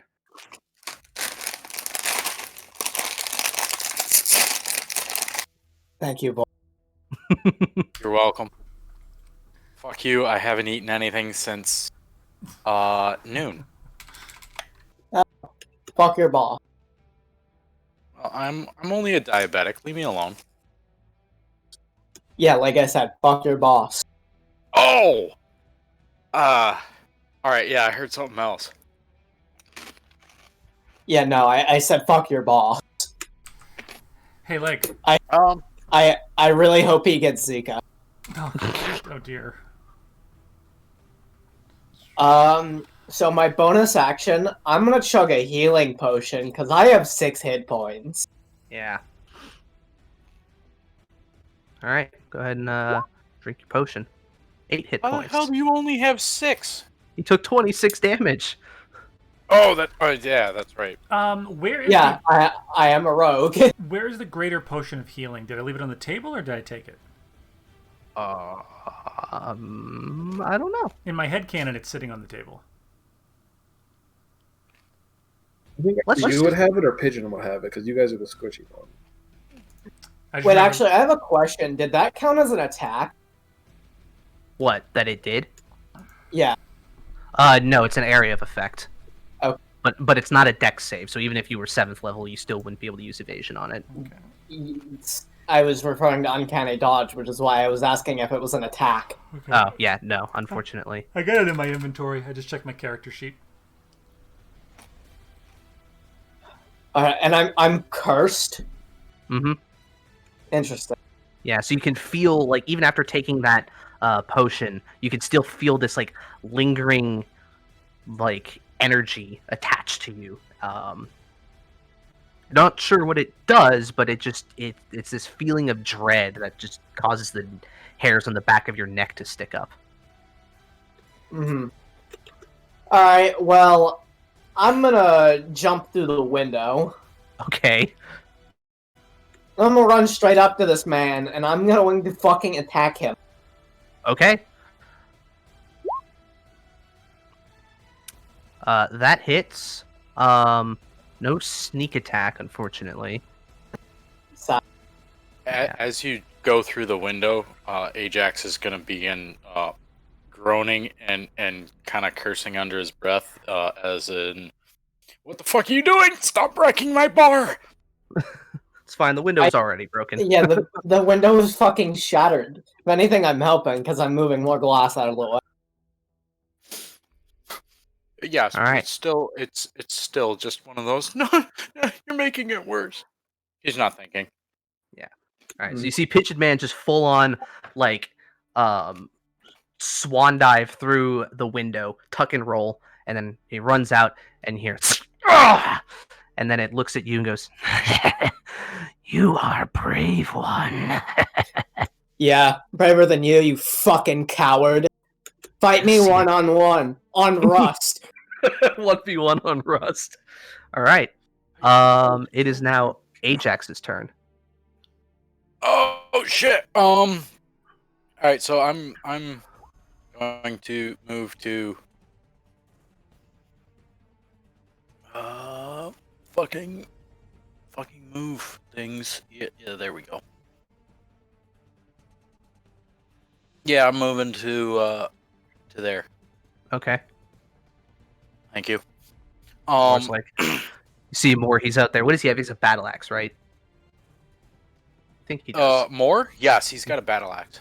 Yeah, so he's got his battle axe. He's just kind of like up against, like in like batter's position. He's like, "I got this covered."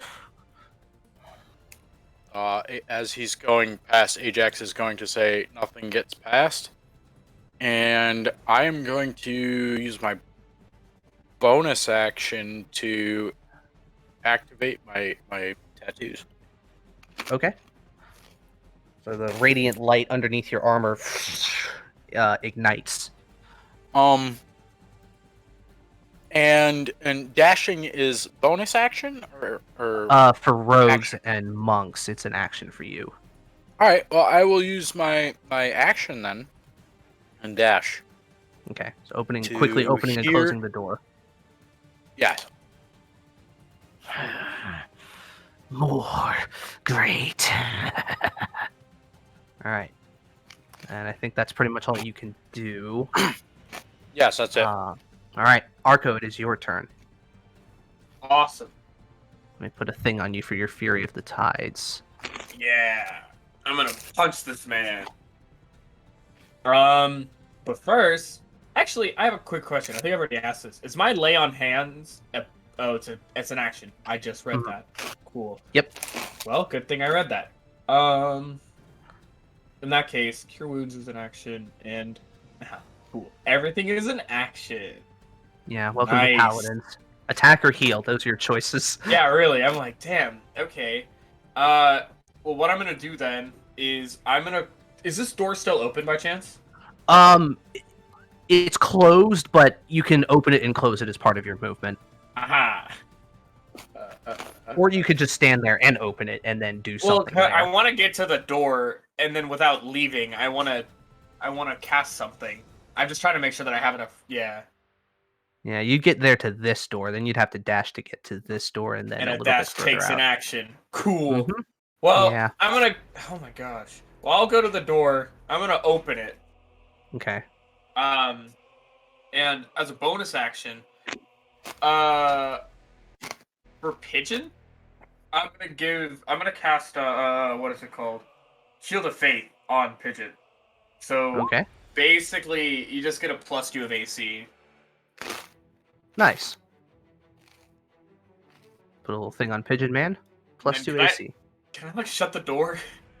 Yeah. Just do that and then close it. Open, kind of like Shield of Faith. Close it real quick. All right, I'm ready. I'm done.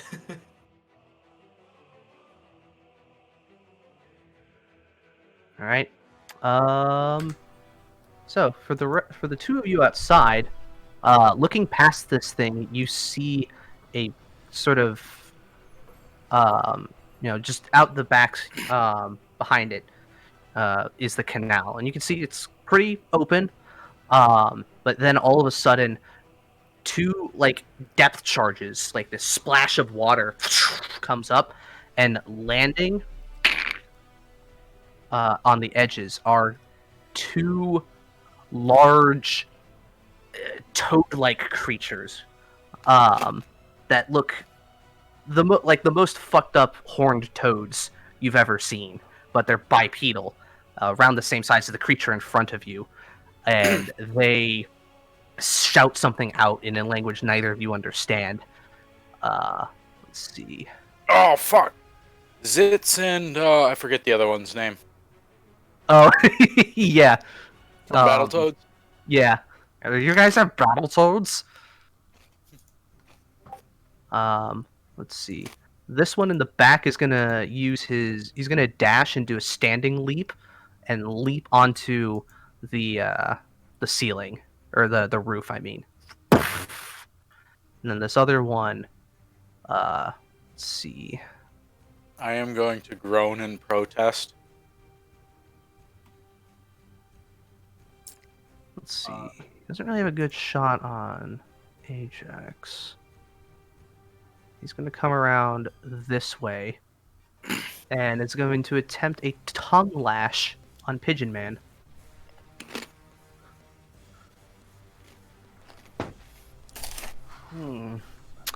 Pigeon Man does a 15 hit you. That meat. But you have Shield of Faith, so you have +2. Oh, right. I thought he cast that on himself. No, I got you, man. No, that does not hit me. Okay.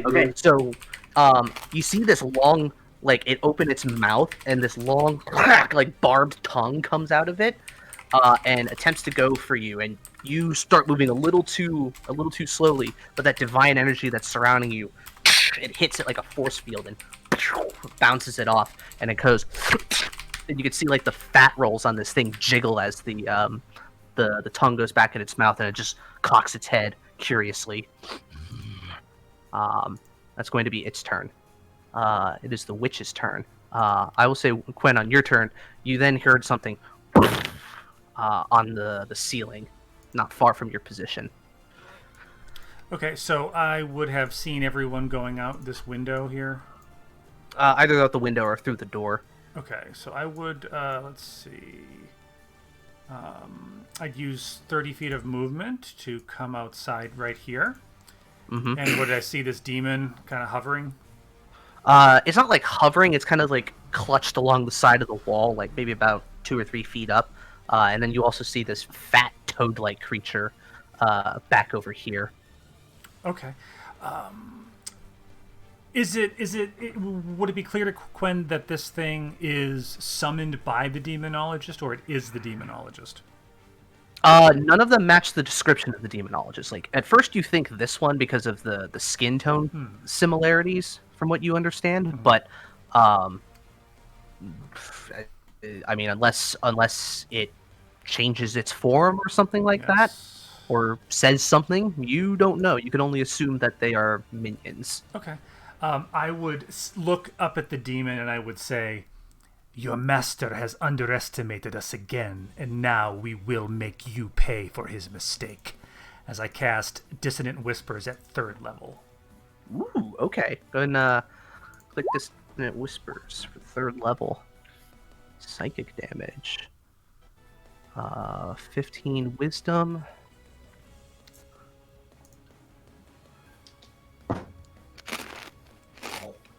I'm sorry, it got a natural 19, so that makes it still a 19, actually. Okay. And it just looks and goes... It still takes half damage, though, right? Let me read that. Yeah, it does. Yep, half as much on a successful save. Which is 8. It goes... It kind of winces for a second, and then just looks and says to you, "Your pathetic spells mean nothing." And looking, let me think for a second here. And then as a bonus action, I'm going to cast. Yeah, that's plenty. I'm going to cast Healing Word on myself. Okay. At 1st level. Yep. Because per my rules with bonus action, with doing 2 spells, action and bonus action, no matter what order you do it in, one of the spells cannot be higher than 1st level. Okay, good. Thank you. So, did that go through? It did not. No. Give it a second. Let me try again here. There we go. There we go. Okay, hold on. It did now. it at 2nd. No. Why is it doing that? I'll just take the first one, which is a 3 plus 4, so Okay. you can take that. Thank you for that. 3 plus 4, so I'll gain 7 HP back. And you have 5 feet of movement as well. Yeah, because you are a wood elf. And you know what I'm gonna do with that? Hop back in. I'm going to take cover under this table or whatever. It's kind of like a nightstand, like a small table. Yeah, just so like... say you're standing on it. Yeah, exactly. Just kind of climb back in. Thank you. All right. Back at the top, it's Madcap's turn. So I heard this big thud on the roof. Mm-hmm. From here, how much movement would it take to get me up there? I would say you would have to dash to get to the top, just because of the half speed for climbing. So, however you want to do that. Yeah, I will bonus action, step of the wind. Okay. I'll take myself up there. I'll say you step out on this square here, because this would still be open. I'll see this big toad fucker. I will take the dodge action. Okay. And I'll say something cool. Okay. Come and get me, Tubby, or something like that. There you go. All right. It just kind of chuckles and it kind of jiggles as it does. All right. Now it is the Flying Demon's turn. It's going to first make a swipe against Pigeon Man with its claws.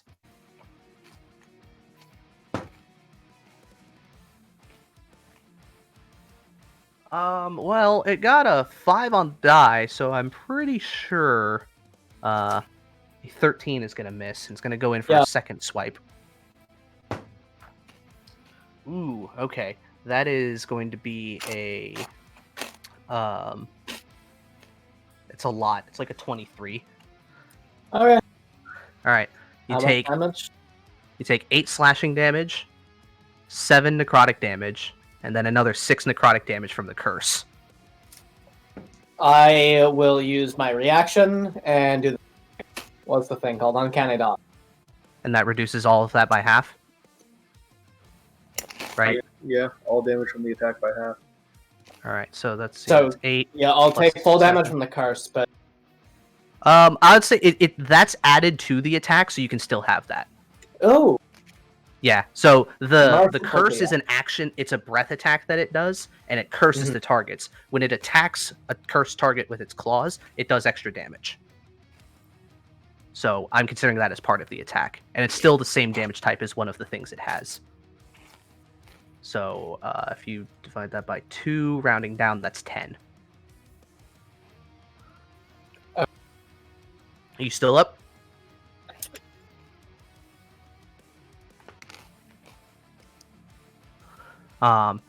It is going to then risk a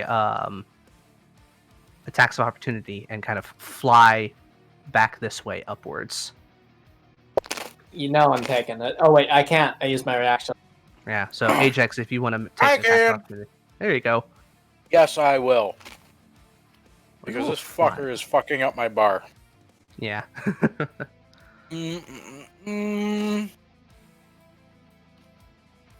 Oh shit, I can't use Sacred Flame.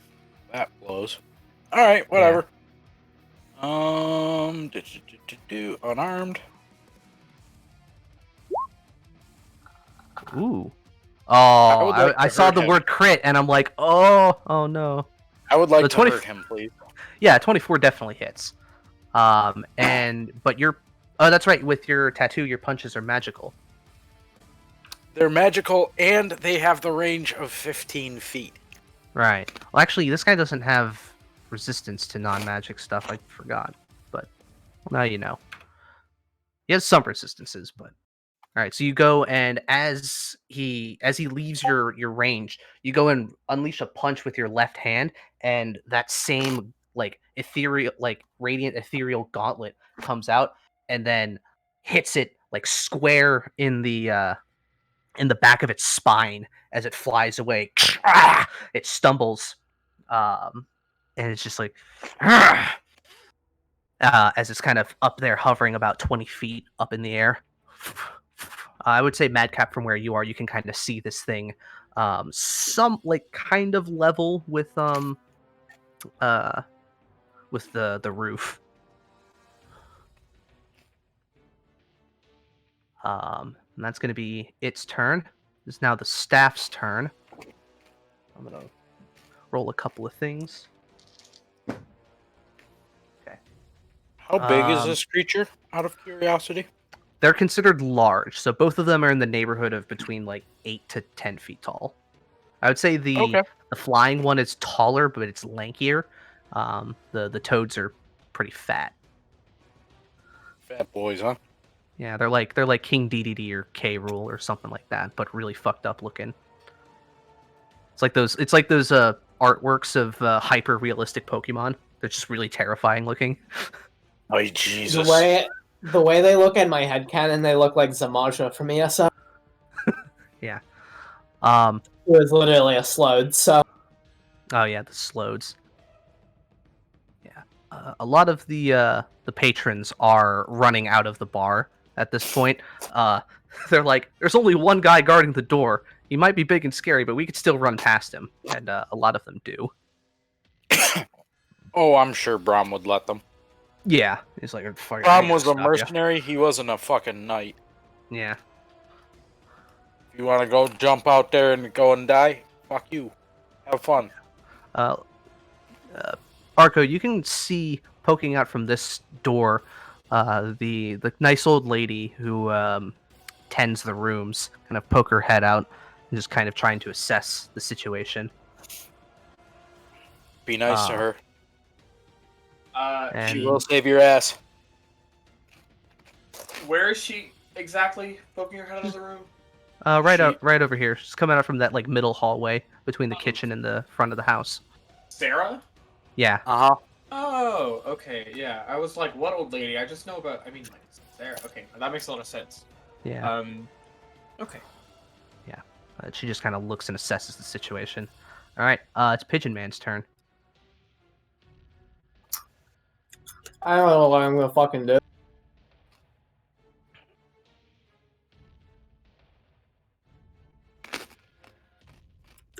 Anyone got bright ideas? Do we have anybody who's ranged? Nope. Technically Madcap and the Witch. Yeah, Madcap's. Okay. I'm debating what Madcap's gonna do. You would be if you took Eldritch Blast.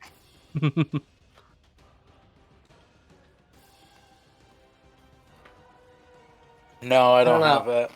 Unfortunately. I know that's why I'm saying if you took it, but actually, I mean, you're a Celestial Warlock, so it doesn't necessarily make sense. No, I do have Lightning Lure, but that's only so effective. It's a good spell for your build. I'll say that. Yep. I don't know. I'm gonna run towards this fucking thing. Okay. And I'm gonna hit it. 19. Pretty sure that hits. Let me double check. Oh yeah, absolutely. This thing is kind of a big target. You get 6 piercing damage on it. And I'm gonna hit it with my dagger as well. That's my bonus action. You get 3 because you don't add the modifier to that. Oh right, I should add a custom weapon in so that I can That's do fine. it with bonus actions. Actually, I think I do have. There might be one that says offhand, but all right. So you go and stab. You're hitting this thing, and you're doing damage. It's just there's a lot of fat to cut through. Yeah, and because I have mobile, because I'm a meta slave, move back here. All right. Mobile is a good perk for a rogue. All right. That your turn? Mobile is super good for rogues because it massively increases their damage ceiling. Mm-hmm. Okay. It's Ajax's turn now. All right. This guy is still flying. Yeah. Yeah. He's about 20 feet up. Fuck him. All right. That means we're gonna go fuck up Toad Dude. All right. I'm going to move to here. And I am going to hex the fucker. Ooh, all right. 2. I'm gonna fucking hit him. All right. Just so I know, what thing are you giving him disadvantage on? What ability check? Dexterity. Okay. And then I'm gonna fucking hit him. Sweet.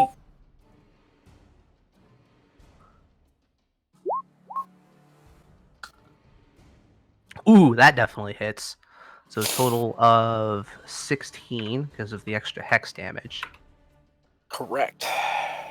So you do that, and then you kind of aim right for where its clavicle would be, and just slam right into it. Sort of rippling effect across its blubber, just like. As he's groaning, I'm going to say, "That's for the windows." What language is this? Oh, it does know common. It just looks at you and goes, "Fuck your windows." And is that your turn? Yes, because I haven't been hit. Okay. Arco, it's your turn. Okay. So what I think I'll do is I think what I'll do is I'll kind of run over to Sarah at the moment. So what is that, like 20 feet? And Yeah. I'll kind of I don't know if I can. But I'll basically be like, is anybody here hurt? Is everybody chilling? We're all chilling, right? Everyone's good? She looks and goes, "No, we're fine. Keep their attention. If it gets bad, call for me." Yes, ma'am. I give her a little salute and I'll kind of head back, and I don't know how far I went. One. Oh, okay. Better yet, she's peeking her head out. Can I just assume that I just call to her? Yeah, I would say Okay. it's probably That's a lot easier. better. Like, good. Arco's kind of daft, but you know how to fight, so Yeah, I'm you not would know. stupid. Save your effort. Just kind of look at her, and she'll say, "Just." Yeah. So what I'll do is I'm gonna lay on hands myself. Okay. And how does Pigeon Man look right now? I have 4 hit points. Okay. In that case, I'm gonna lay on hands pool. I have to touch a creature. God. Yeah, it is touch. Why are you so far away? Okay. You're gonna make me use a damn spell slot to 1d8 plus 3. Yeah, I'd rather just give you the. Okay. I'll just come over to Pigeon then. I think I have enough movement speed for it. Yeah. And it's 25. I'll touch him and I'll give him 15 hit points back, and I'll give myself 10 as an action. Okay, and then what's the bonus action coming from? Which spell is that? What do you mean with bonus action? So, lay on hands. I think it's targets one creature, so you can't target somebody else and then yourself during the same any number use. of. Oh wait, hold on. Oh, it's just So one. you can touch a creature. Oh, dang it! Yeah, so you can do you or him. All right, well I'll give him the 15 then. Okay. And then with what I have left, I'll try to get out of the way. So I don't even know how far I went. You have 5 feet, so you can go 1 square. Okay, I'll go here. Okay. And yeah. This is like a kind of wooden fence. This is the fight pit that has been talked about sometimes. And I'm looking at my bonus actions. I think I'll just call it there. Good kiss. Yo, ever heard of jerk? You might. Do you have a potion? You can take a potion as a bonus action. I don't think I was given a potion. I think you were, and you used it, and you never restocked. But I never used a potion. I know I haven't. Okay. Well, if you don't have it, you don't have it. All right. I don't that's have gonna it in my inventory, so. Well, you don't know how to edit your inventory? No, I know how to. What I'm saying is. No, you do have a potion. You have a potion. Yeah. Oh. Scroll down. It's underneath a javelin. It's alphabetical. Yeah, It's under plus my equipment. healing. All right. I'm gonna use that then. 2D. Just trying to help you out. 2d4 plus 2. 2d4 plus 2. Ay. Watch, I'm gonna get like a 4 and a 1 because that's just how my luck is. It could be worse. You could be me when I roll potions, or I get double ones. And then I'll just add the 2 to that. So 6. Okay. Hey, I wasn't far off from what I said. That's there. 6 points. It's 6 hit points you didn't have. Yeah. Hope it makes a difference, huh? Alright, and that'll be my turn. All right. It is now the Toad's turn. Toad on the ground. Let's see.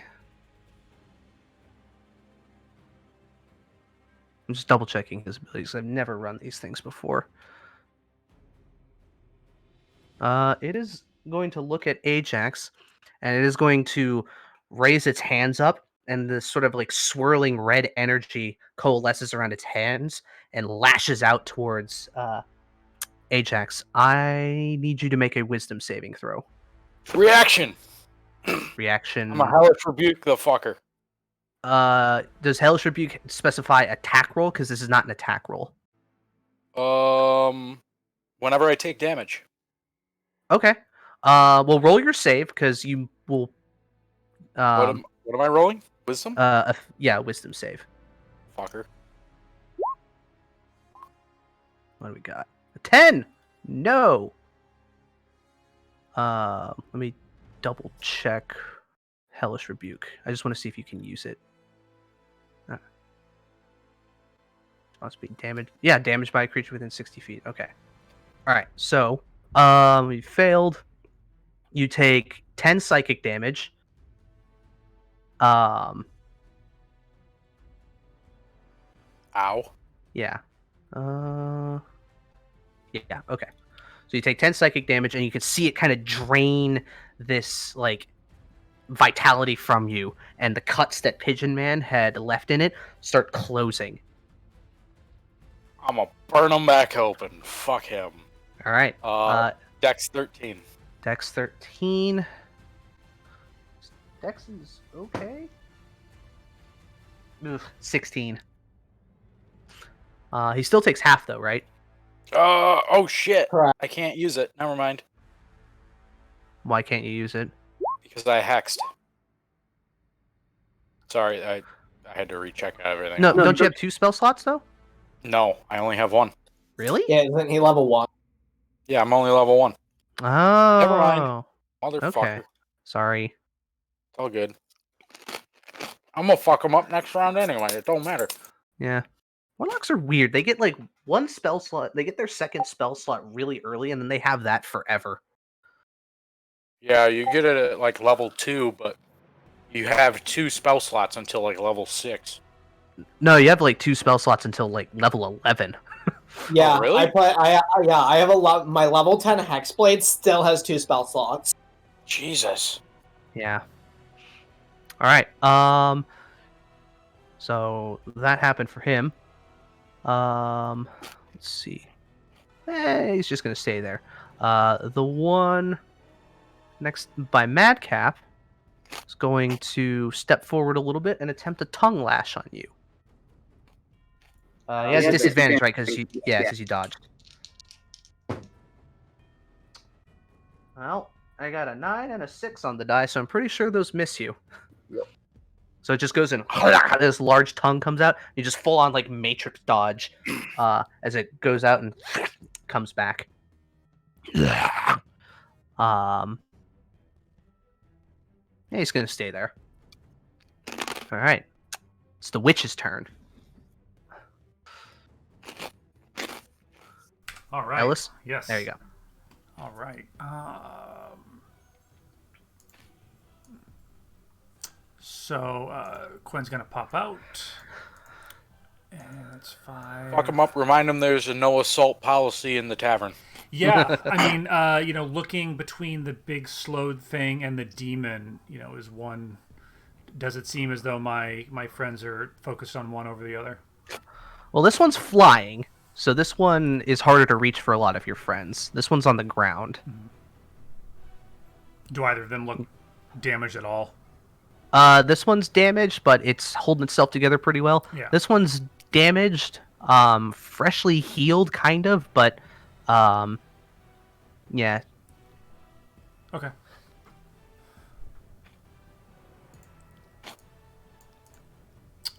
So yeah, Quinn will step out and she will cast. Let me look here. She will cast.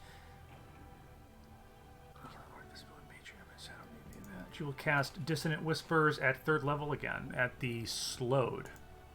Okay. Like that's what we're calling these things. Yeah. It's wisdom save. Yep. Oh, goody! Its wisdom is bad. Good. 11. All right, so he takes 12 psychic damage immediately, and then he has to use his reaction to run away. Did you say 3rd level? Because I think you might have clicked 1st level. What is going on with my spells? Well, how many extra d6 do you get? And you just roll those. Oh, that's fine. Yeah. Two extra dice. Let me look here. Higher level, yeah. 1d6. Yeah, so it would be 2d6. Okay, roll an extra 2d6. I don't know what's going on with D&D Beyond for me today. Okay. Extra 4. Okay. Yeah,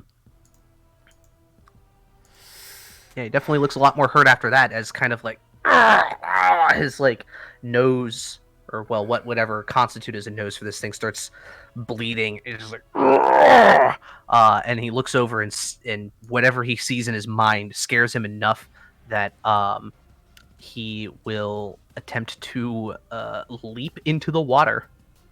Wow. Pretty sure. Well, he uses his reaction immediately. Would Ajax still get an attack of opportunity? Yes, this is one of the rare instances where it does provoke attack of opportunity because it specifically says the creature uses their movement. Okay. So it does. Does it say on their turn, or does it? Do they do it immediately? It's immediate. Okay. Yeah, it's immediate. It's when they're moving, basically. Gotcha. All right, so you can make an attack of opportunity if you want to. Let's see how good you do. God damn. Oh, okay. There's the crit. Wow. And then Plus, you get the hex damage too. So I get the extra d6. Does hex crit? Yeah. You get an extra d6. Yeah, you deal. Oh. Yeah, the attack deals an extra 1d6. All right. Well, that is a total of 8 for the hex. Okay. So as he starts to run, as he looks to like run in terror, Ajax says, and you stomp down on his big giant toad foot, and then as he's like, before he can leap, you go in full on like you can uppercut him, and you hear this as the back of his neck just snaps, and he falls down, kind of bouncing a little bit, just bleeding out of the mouth. I am going to counter with that and go and say, "Bitch, watch your language." Okay. Looking at my compatriots, does anybody look overly bloodied? Pigeon Man just got healed. Arco is doing a bit better, but between the two of them, they're both pretty hurt. Okay, hold on. Let me check my equipment real quick. What kind of damage is Pigeon looking like he's taken here at this point? Like, I'm at 19 health. I'm doing pretty good now. 19 out of like 33. 3/4, 2/3. Yeah, he's around half. I'm a little bit over half. How's Arco looking? You said bad? How are you doing, Arco? Cake? Oh, sorry, I was muted. Arco, I look okay. I'm down by 20 hit points though, so. Okay, so I would a little bit less than half. Would handing him? Let me see. Could I shove a potion in him as a bonus action, or just hand it? No, it's an action to feed somebody a potion. Okay, it's a bonus to use it on yourself. Can I just hand it to him? You could like set it on the fence next to him. Okay. I'll give you that. Okay. Because like he's got his weapons out, so there's really nothing to put it in. Okay, let me think for a second. Mage hand it to him.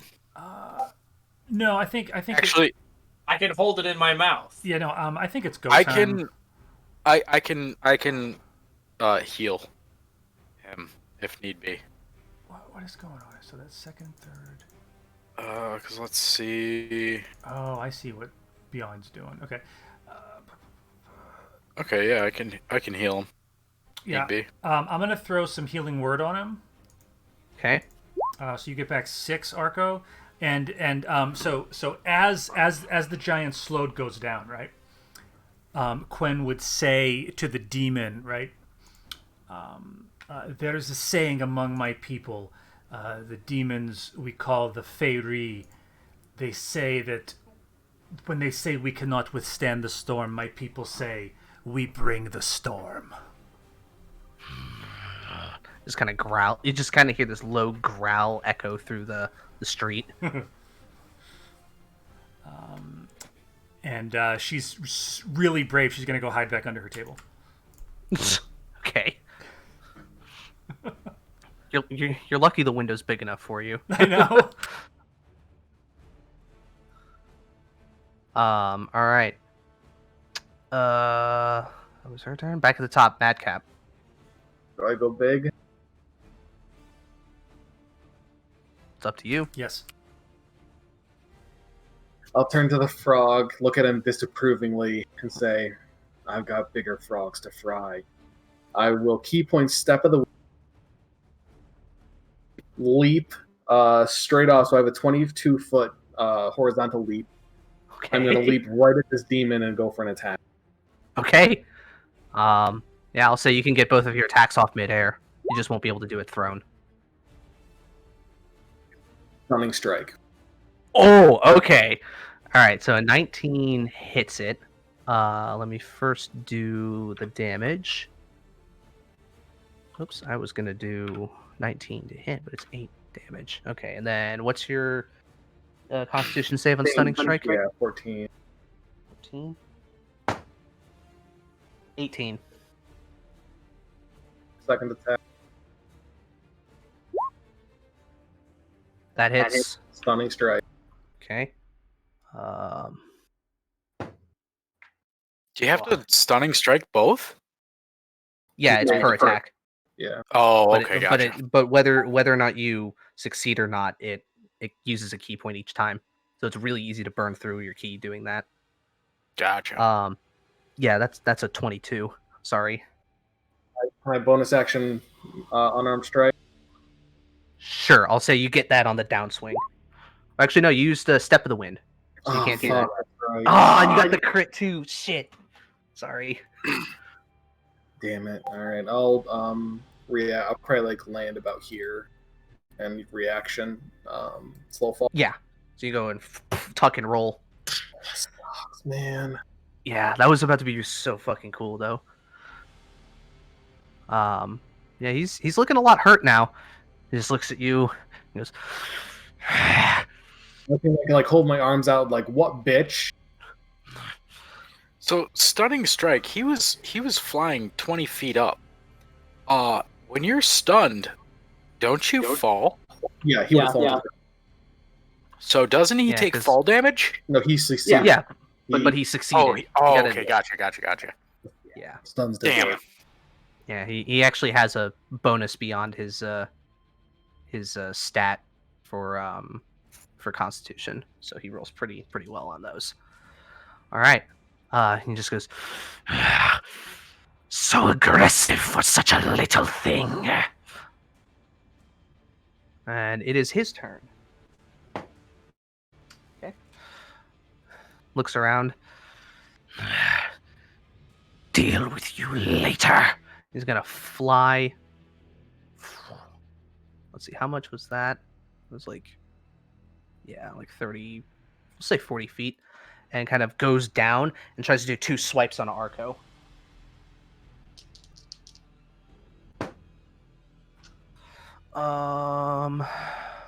Does a 17 hit Arco? Cake? Sorry, I keep forgetting that I'm muting myself. No, 17 does not hit. Okay. Ba-bum. Even worse. So he kind of goes in for like kind of a dive bomb sweeping. And you just raise your shield, and his long black claws grind across your shield. What did I do but- to this guy? Well, you're This guy cursed. over here, me. Well, you're cursed by him, so he sees you as a good Oh. target, and he's gonna fly over this way, the last 20 feet. I would say Pigeon Can Man I can take an attempt. opportunity attack there? He hasn't left your melee range, but Pigeon Man can. This is the same round, right? I still don't have my reaction. Oh, you don't? That's right. Yeah. Okay, never mind. Damn. And he's kind of just floating. He's kind I of shouldn't have said anything, but I didn't want to cheat. No, because the last thing you uncanny dodged was his slash attack, right? That really fucked you up. Yeah, you get uncanny dodge back on your turn, or you react back on your turn. Yeah, because he did on his turn. Then it was your turn. You didn't use your reaction because you attacked this guy. Oh, right. Yeah, you're right. Yeah, no, you're right. Thanks, Cobra. This is why it's good to have somebody who's used to DMing as a player in your campaign. Whew, that's good. Hey, he's in melee with someone else, right? So I Yeah. think it's Yeah, because you would have attacked him while he was here technically. So yeah, so you get the sneak attack on that. That's 16. It's a pretty good chunk. Kind of go in for what you imagine would be a critical tendon on the leg, and it starts like spurting out this black Icarus blood. Yeah, considering how precise Pigeon is, you'd think he was an assassin, not a thief. Yeah.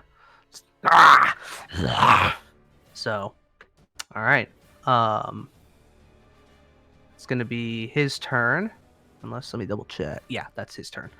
All right, it is the staff's turn. I think they're pretty good where they are. So they're just gonna maintain. All right. Next is Pigeon Man. He is up in the air again, right? Yeah, only like about 10 feet this time, so you could probably like jump up off of the fence for the pit No, and try to attack him. I'm gonna do something else. Okay. I'm gonna look at him. I'm gonna point at him. And I'm gonna cast Vicious Mockery. Oh, okay. What do you say? I'm going to say, you better get on the ground and fight me like a fucking man if you don't want to end up like that other fat plague sore adult. All right. What's your save on Vicious Mockery? 13. And it's Wisdom, right? Yeah. Oh God, natural 16. So, just kind of tilts his head and he goes, "You need to work on your material." You need to work on getting your fat ass on the ground. He just smiles at you. All right. That's your action. Yeah. Fuck.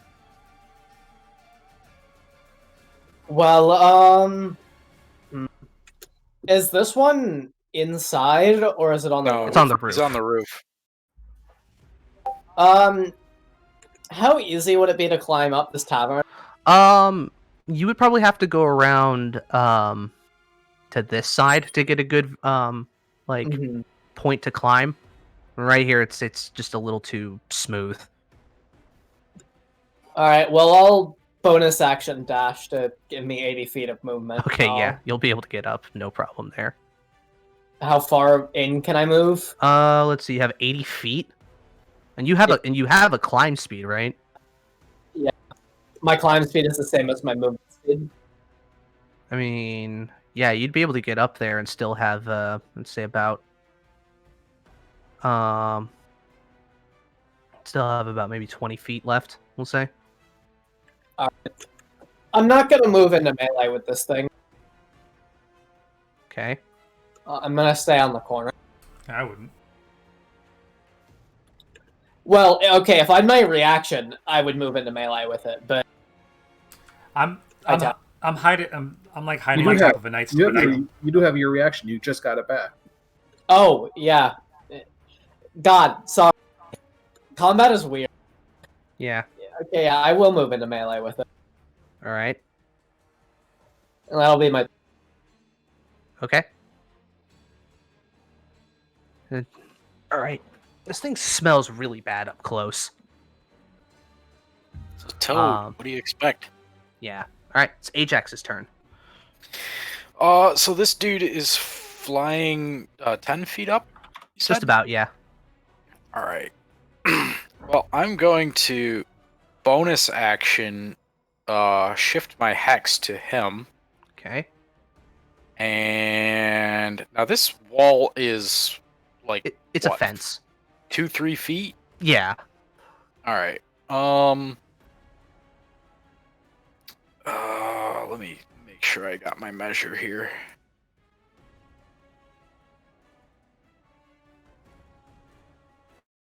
All right, yeah, we're gonna fucking have a little fun here.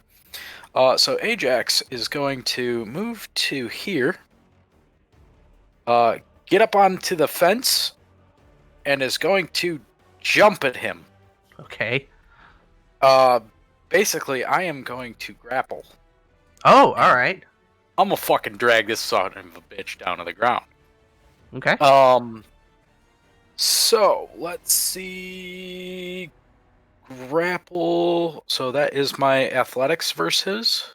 Yeah, or acrobatics, but he's gonna use athletics. He's a little better at it. I'm a fuck ton better at athletics. 17. He got a 19. Fucker. All right, so you go and leap at him. We'll see you land here in the pit.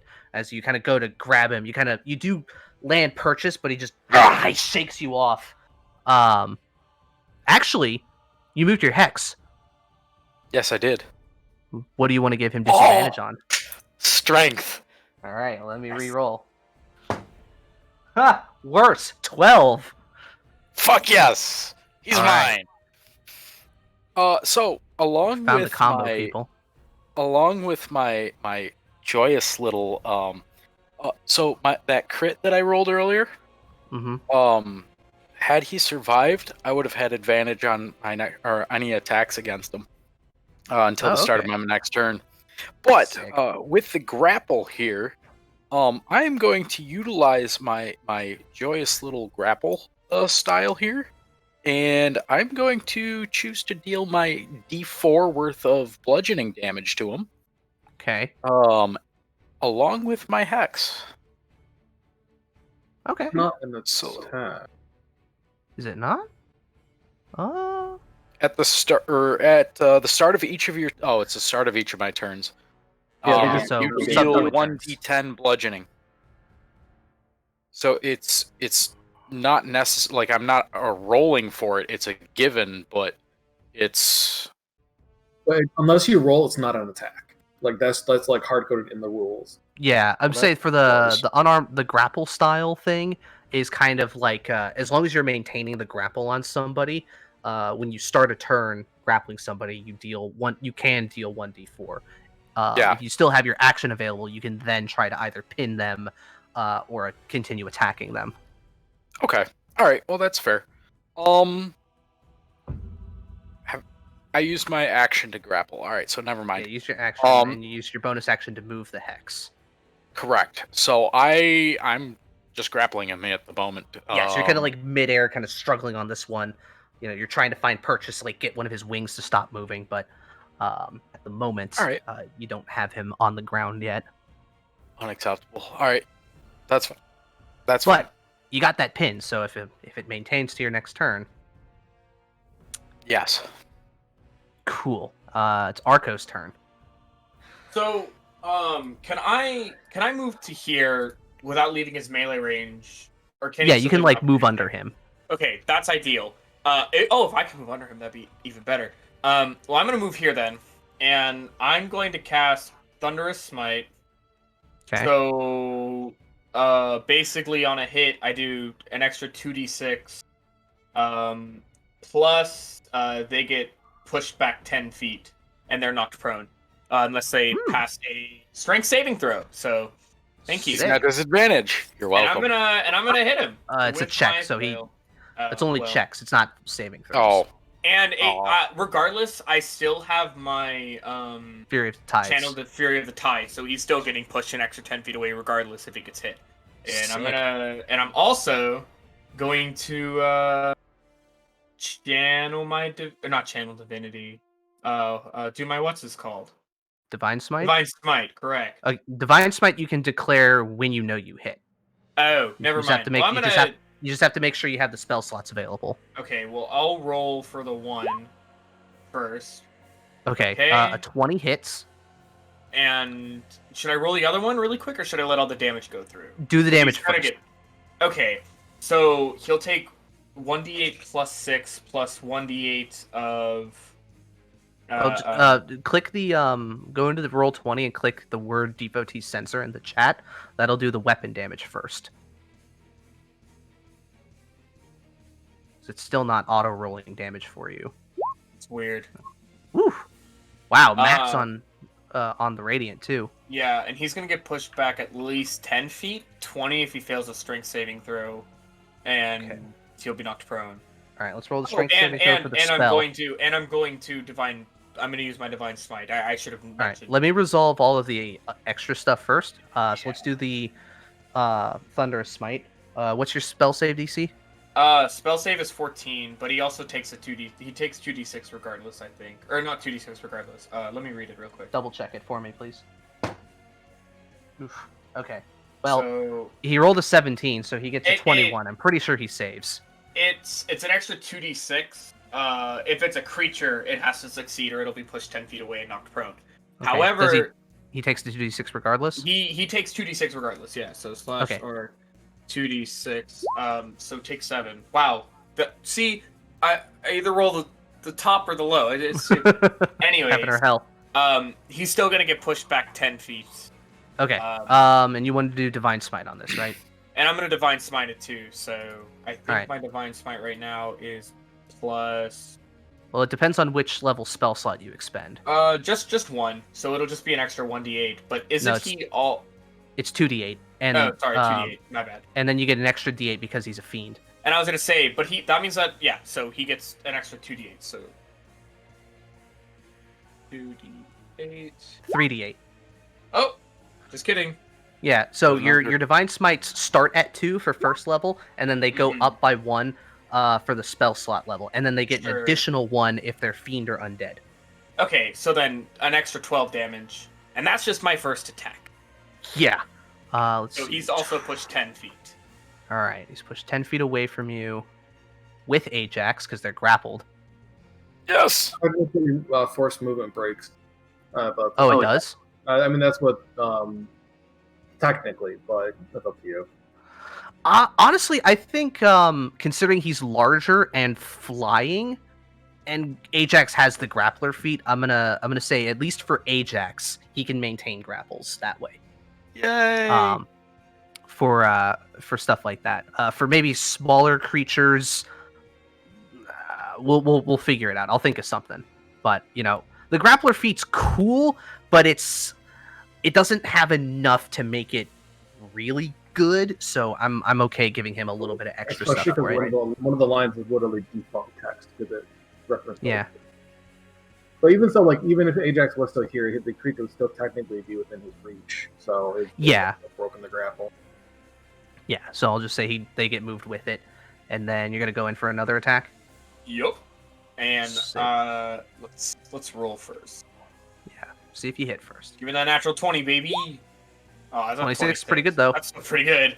Yeah, I don't know why it's not rolling damage. Do the weapon damage. Sorry. You're good. Oh, also, I just realized shouldn't the radiant damage be doubled too? Only for some creatures. Radiant damage isn't always doubled for fiends. There are some where it is, and there are some where it isn't. Okay. Devils, I think, is where it goes in doubles. And even then, not all devils. Oh, really? Damn. Yeah. Wow. I will also cast another. My gosh, I always lose it. Every Divine time Smite. Yeah, another divine smite. So okay, and because the thunderous smite is concentration, that means the whatchamacallit goes away. The shield of the faithful. Yeah, but I think you'll be fine. All right. Plus 3d8, so plus 15 for that 11. How do you want to do this? Yeah, let's go. Okay. So for this one, I'm the second hit. Well, he also gets pushed back 10 feet and takes another 3 damage too. Yeah, just add insult to injury. So I'm gonna, as I kind of like wheeled it up, I'm gonna kind of like, because this flail is kind of on a ball and chain, I'm gonna kind of like spin it around in a circle. And as I already pushed him back, I'm gonna walk up to him slowly, and I'm gonna say, you know, you really should be wearing pants. It's very naughty to not wear any clothes. And I'm gonna hit him really hard. Okay. Just like in the stomach, and I'm just gonna have him go. Yeah, so you just kind of like you kind of do like a swinging thrust kind of thing with the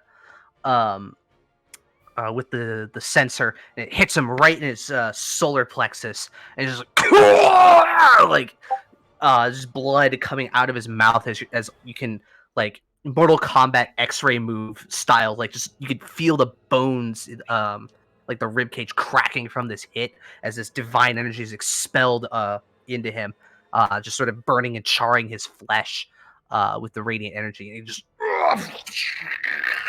and slams into the side of the building. Unfortunately, breaking the window in Ajax's room, but he does and fall down dead. Pigeon Man, while you're up there, you feel the side of the building shake, and you just like you don't lose your footing, but you're just like, oh. And as soon as I see that, I'll turn to I'll turn to Ajax and I'll say, "Sorry about your window," and that'll be the end of my turn. Yeah, you can see as he like falls over, like on his face, you can see there's like some tiny bits of glass in his wings. But that'll be it for me. Yeah, I imagine. Good job. I love paladins, man. This is why paladins are cool. All right, it's the Toad's turn. The Toad sees Pigeon Man there, and he kind of looks over and sees what's going on there. Nope. All right. He's gonna try and bite you. Yummy. Yeah, he's gonna try and get you in his big toad mouth. I wonder if he's ever eaten a bird. He's got like big serrated teeth too. It's not gonna be fun. I hope he likes the taste of leather. He's gonna, cause that's what is that? 18? Yeah, that hit. All right. You take 13 piercing damage, and I need you to make a Constitution save. All right. Can I use my reaction on that or no? Yeah, you can. Okay. Because he's not. How much damage? 13. Okay. So round up. That's round down. Or yeah, round down. So that's 7 damage. Yeah. 6. Round down. 6. Yeah, 6. No, Cobra's right. All right. Then roll me that con save. Con save. Yeah. Mm-hmm. 20. You succeed. You feel as he bites you, that tongue kind of like slither up on the wound, but you manage to like, jerk yourself out from his grasp before he potentially injected something into you. And then he is going to, let's see.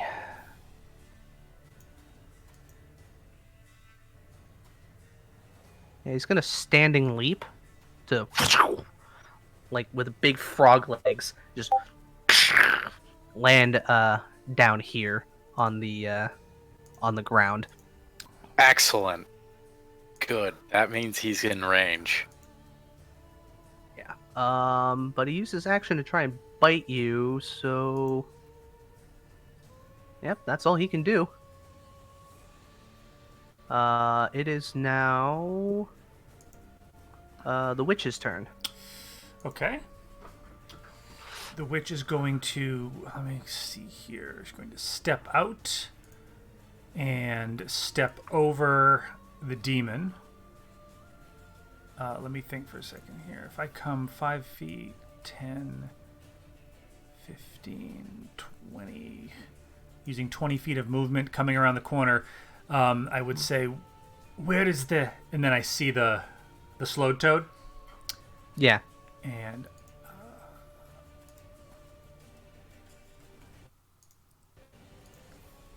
and then how much feet is that?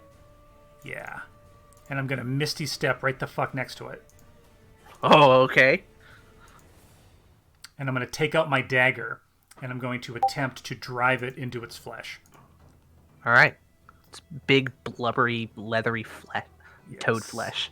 Yes. Make an attack. 21. Yeah, that hits. And on this attack, I'm going to expend a Bardic Inspiration and throw Psychic Blades upon it. Sick. All right, roll the damage for the weapon. We got the 11 for Psychic. It's 3d6? Did it go up? Yeah. Or has it always been 3d6? I don't know. I think it's always been 3d6. 17.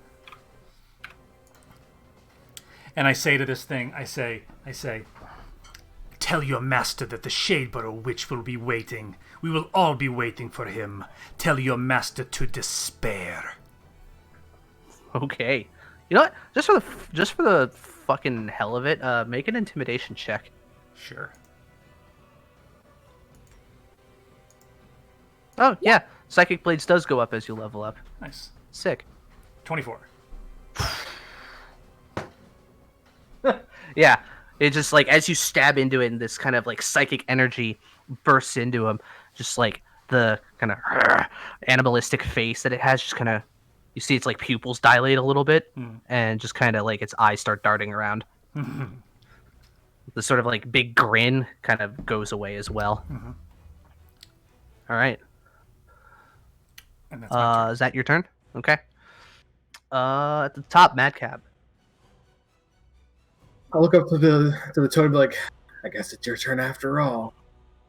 Kind of like spin around behind him and go for an axe attack. Okay. 11. Oh wait, you would be flanking, so +2. That hits.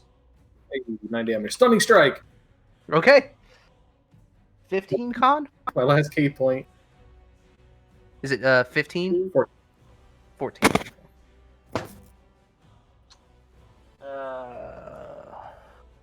What's his con? Oh god, his con's fucking ridiculously high. That's a 21. Yeah, that tracks. Second attack. Okay. Ooh, yeah, that hits. And bonus action on arm strike. Okay. Jesus. All right.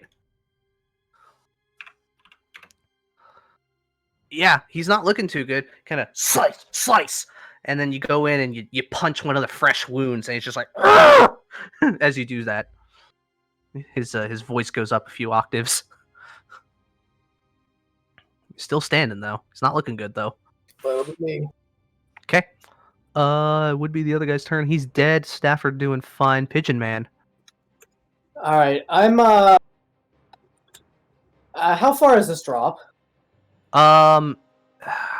We'll say like 25 feet from the edge.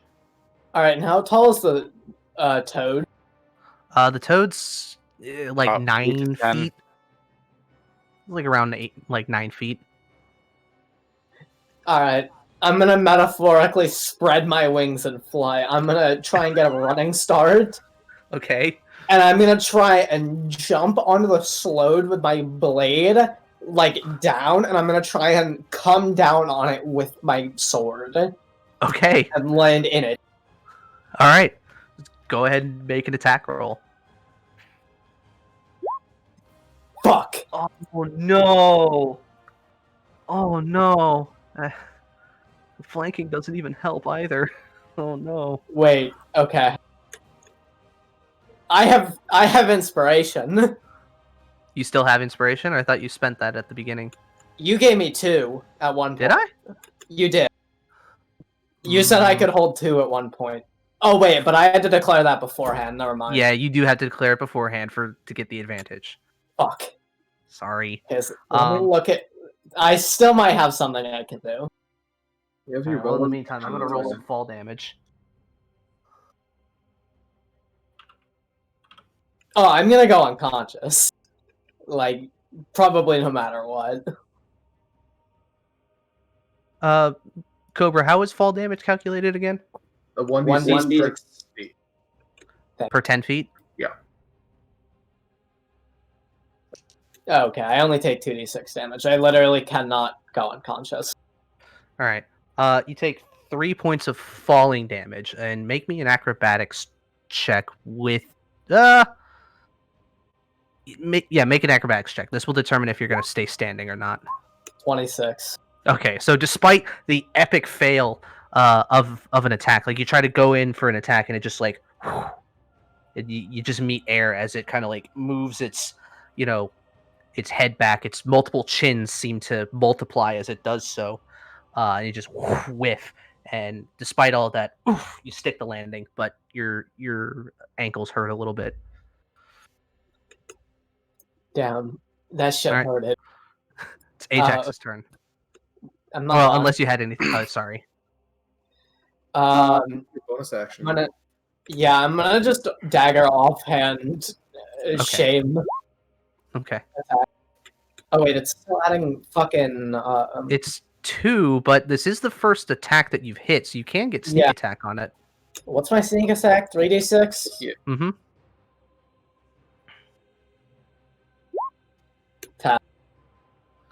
So, despite the miss, as you kind of correct yourself, it just starts going, and then you then you just chuck your dagger right in between its eyes, and it goes in like the dagger goes halfway in, just right in between its eyes, just like, and it just like a cartoon character just falls over on its back, dead. All part of the plan. Yeah, I like my version. Like he does this epic leap and just totally whiffs the attack, and then just like looks like Sandy at his dagger and just slowly sticks it in the toad. Yeah, just like, shh, go to sleep.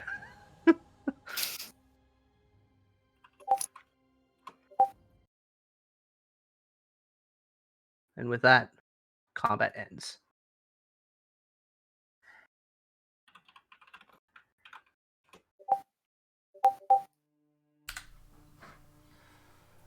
Fucking bitch couldn't even show up himself. Quinn just like wipes the sludge from her dagger like off on her robes and says, I agree. If he wants us dead, he should come do it himself.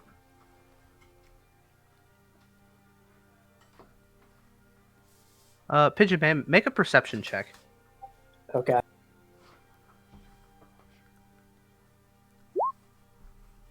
Okay. It's not hard to pick out. It's just kind of muffled. You see, like, kind of tapping on this window here. You see Yanine just kind of poking up. She's just like kind of tapping on the window. When you turn to look at her, she just puts a thumbs up, and you can kind of hear like the muffled sound of, "That was fucking awesome!" I'm glad someone thought it was awesome. Bitch, why is she in my room? God damn it. Because she wanted to see the fight.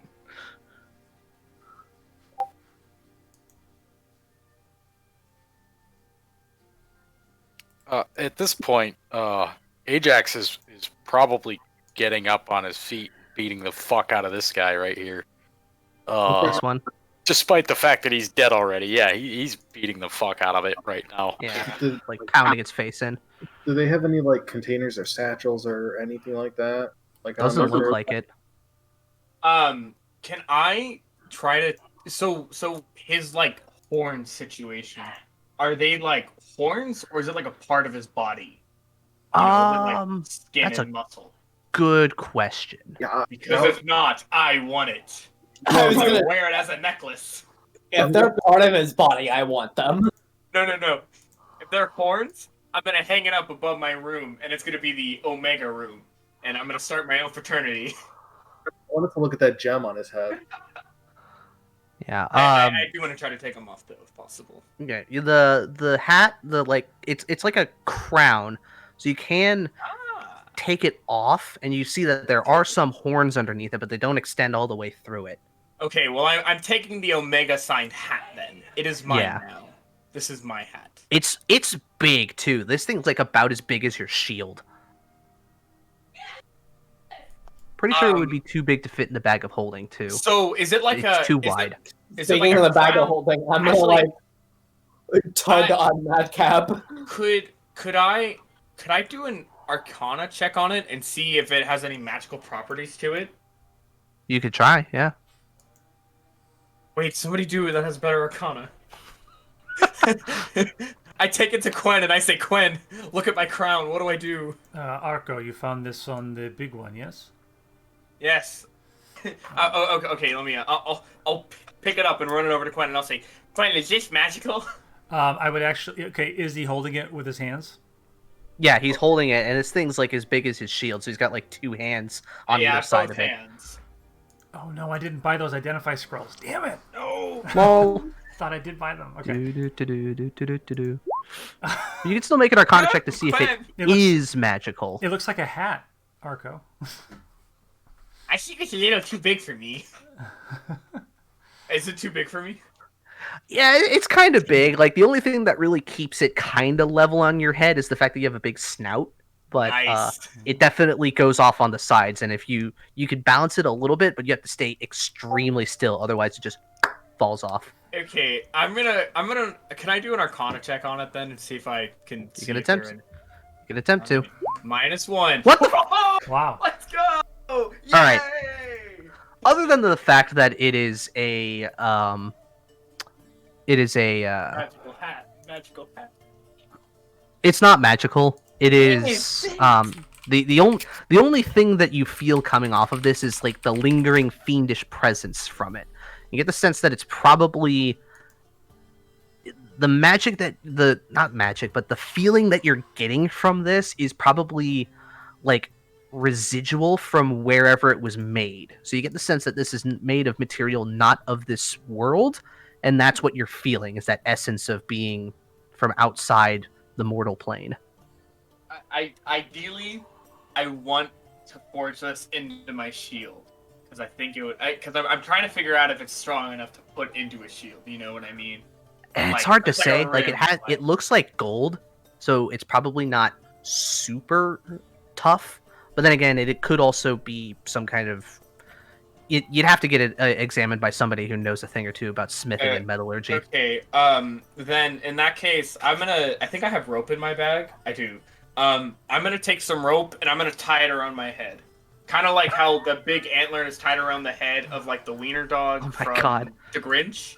It's gonna be like that, but on me. Yeah, it's obnoxiously large. I'm trying to think. It's make like a dexterity check. Sure. If you're trying to like tie it, it's really awkward. Does that go through? Oh, I got an 11.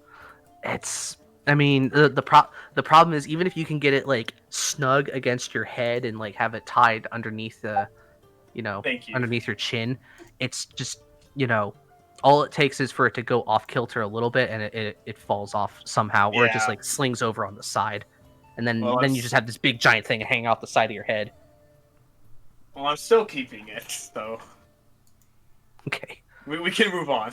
Sorry. I would walk over to Ajax and say, it appears as though your location has been compromised. We are no longer safe here.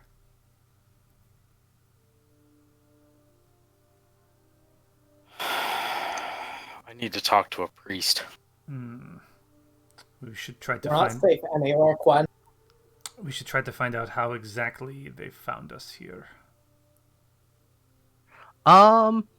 Let's see. The people who are looking at the dead one here, go ahead and make an Arcana or Religion check. So that would be Ajax, Pigeon Man, or Madcap.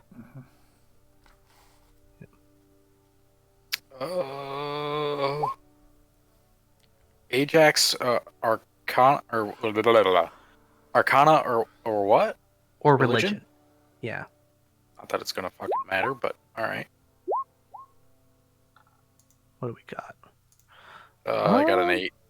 Okay. Madcap, in your longer lived life, and just sort of your experience overall, you have come across this entity in like an entry once before. Did anybody take somebody took one of the books from the tower that was on like demonology, right? It was on like the categorization of the lower planes or something. I believe I have that. I think I would say in your spare time you probably read through that, and you found an entry on uncommon types of fiends. And this is one that is categorized as an Eater of Hope. Very dramatic term, but you remember from the entry that it You might recognize it as a magic thing, Magic the Gathering. It's actually Eater of Hopes are Theros. It's Magic the Gathering. Which is magic. Okay, that's right. Yeah. I keep thinking Theros is like its own thing. Yeah, so it's a Theros. So there's Ravnica and Theros that are the Magica. Mm-hmm. And you remember from this entry that these things are capable of detecting the presence of gold and riches within a very large radius around them, which could explain, at least partially, how maybe it was able to hone in on your location, considering the amount of money you guys tend to hold. We could have just. I just realized we could have just casted negate, and this thing would have just not come out. Like, what do you mean? Well, because there was a Magic the Gathering. It's a Magic the Gathering funny. I don't play Magic, so Negate counters non-creature spells. Yeah, negate non-creature spells. Yeah. Oh shoot, there's a new one that does do creature spells, and I can't remember what it's called. I can't. Whatever, doesn't matter. I don't play Magic. It's not funny. It wasn't funny in the first place. It's not funny now. Well, I mean, yeah, Cake, you said it. Of course, it's not funny. Ouch. Ow. Well. Yeah, so at the very least, with that knowledge that you have, that could at least explain how it honed in on you, because you know that a lot of the people around you also have a lot of money on them. I'm gonna exchange all of my gold for silver. It does say gold, so in the creature entry. Better yet, I'm gonna fucking go copper. Oh jeez, I hope it's okay if I pay y'all in pennies. Oh god.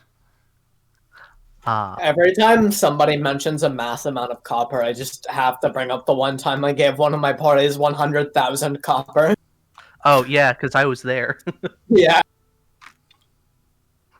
I think my character was like, "Fuck, I can't count that high." Because this was before I was playing a blood hunter before the version 2.0 where they became int based instead of wisdom.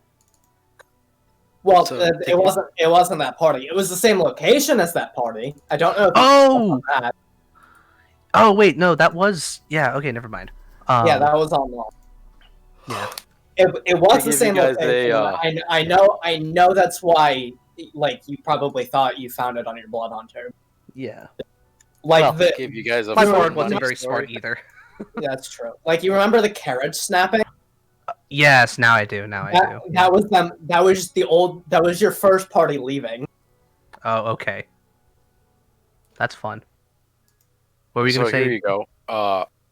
In one of my campaigns, one of my goblins was the party treasurer.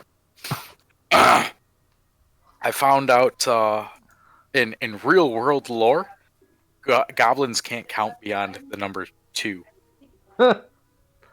It counted in a series of 2. When they get to 3 is a holy number. Therefore, they cannot count past it. Or they cannot count to 3. They can count to 2, but not to 3. But that's funny. He could just use binary code then. Right? He wasn't that intelligent. This is kind of like how Dull counted money in swords. Yes, he did. See, you saying that the goblin was the party treasurer, my mind immediately went to the Orgrimmar goblins that run the auction house. Yeah, immediately where I went. And then it's like, oh, but he can't count past 2. I'm like, oh, okay, never mind. Yeah, statistically, goblins cannot count past 2. So if you ever need to go and protect your house from goblins, you're supposed to go and put a colander upside down out in front of your door, and they have to count but they can't count, or they have to count until the end to count all the holes in the colander, but they can't count beyond 3 or can't count 2 3, so they never finish and they can't get in your house. It's so dumb. Isn't there something like that, but with rice too? Yeah, for Rice for vampires. vampires. Welcome to Eastern European lore. Yeah. Yeah, then there's the Baba Yaga, the witch in the cauldron who skips herself along with the giant mortar. I really hate like the stupid things you can do to like counter vampires. Like, I hate it's like, oh, you know, they're so cleanly that they like if you dump rice, they have to count every single grain, and they'll ignore the sun, and they'll just fucking die. Yeah. And then also, my least favorite thing about vampires is I hate the lore rule, and this is in D&D. I really hate that they can't like enter buildings without permission. Like that is what? Actually Strigoi as well, which is Eastern European vampires. Well, I know, but that's what D&D vampires are based off. So, but what if you have a mat that says "welcome"? Yeah. All right. Anyways, it does not matter because it has to be verbally given. Yeah. Also, anyways. Okay, never mind. I was gonna ask what qualifies as a building, because technically, then a vampire could just go around building a bunch of gazebos and then kills people in the gazebos. Like, anyways, there's a lot of airflow. Anyways, I'm sorry. So, Jesus cake. That was a fun tangent. All right. Back to our campaign. As all of you are kind of looking around and kind of licking your wounds and everything, eventually I hope no one has Hep C. You see more the dwarf has a peg leg, right? Yes, he does. Yeah, and with his battle axe, he just kind of peeks out around the door. It's like, well, I'm guessing you did it. Good job. Oi, lads and lasses, it's safe. What do you guys want to do with the bodies? I'm gonna look at Madcap and go and say, little man, who's the guard captain of this area again? This is Lucia's area, right? Yeah, the Harkon's Plaza is kind of a melting pot for a lot of places, but on paper, Lucia's blue sashes are supposed to be the majority force there. Excellent. Go get her. I can go get her. I can't really help with like stacking the bodies or anything. Where is she at? Where can I find her? What were you gonna say, Cobra? I was saying that it'd be best for Madcap to not be the one to get her. Okay. So at that point, I'd turn to Pigeon and go and say, be a saint and bring her this way, because someone needs to pay for this shit, and it's not going to be me. And you think the guards are? Well, the guards are the ones who are supposed to keep said monsters out of the city. So the guards should have some form of knowledge as to how to go about, minimizing the damages for their fuck ups. But, sure, flying demons like. Sure. Yeah, I'm sure the guards have really, really good jurisdictions over flying demons, Ajax. Doesn't matter. Get them. Madcap, where can I find your oh-so-friendly compatriot? He's on duty at this time. What time of day is it? It's close to sundown. Yeah, it was just about sundown when things started. Around this time, typically, unless she has something crazy going on, or she usually goes back to the barracks. And considering all the stuff that's going on right now, she's probably spending a lot more time there with the captive that you have. So I should be at the barracks and where the barracks is. Yeah, so it's like over in the midden. It's kind of hard to miss. Me off. All right. As you are going around the corner, you run into... Oh, well, I'm going to fly over the buildings. Oh, all right. Well, while you're going over the building, you see some guards coming up this way around the side. They are wearing blue sashes, so they are her men.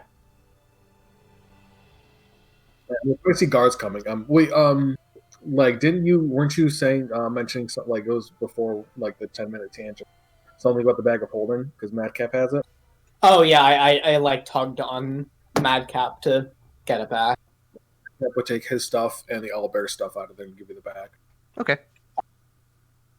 And if Madcap sees the blue sash, like he knows the blue sashes are coming, he's booking it. Okay. Well, once you Pigeon Man, I guess, fucks off because I don't see him on the board anymore.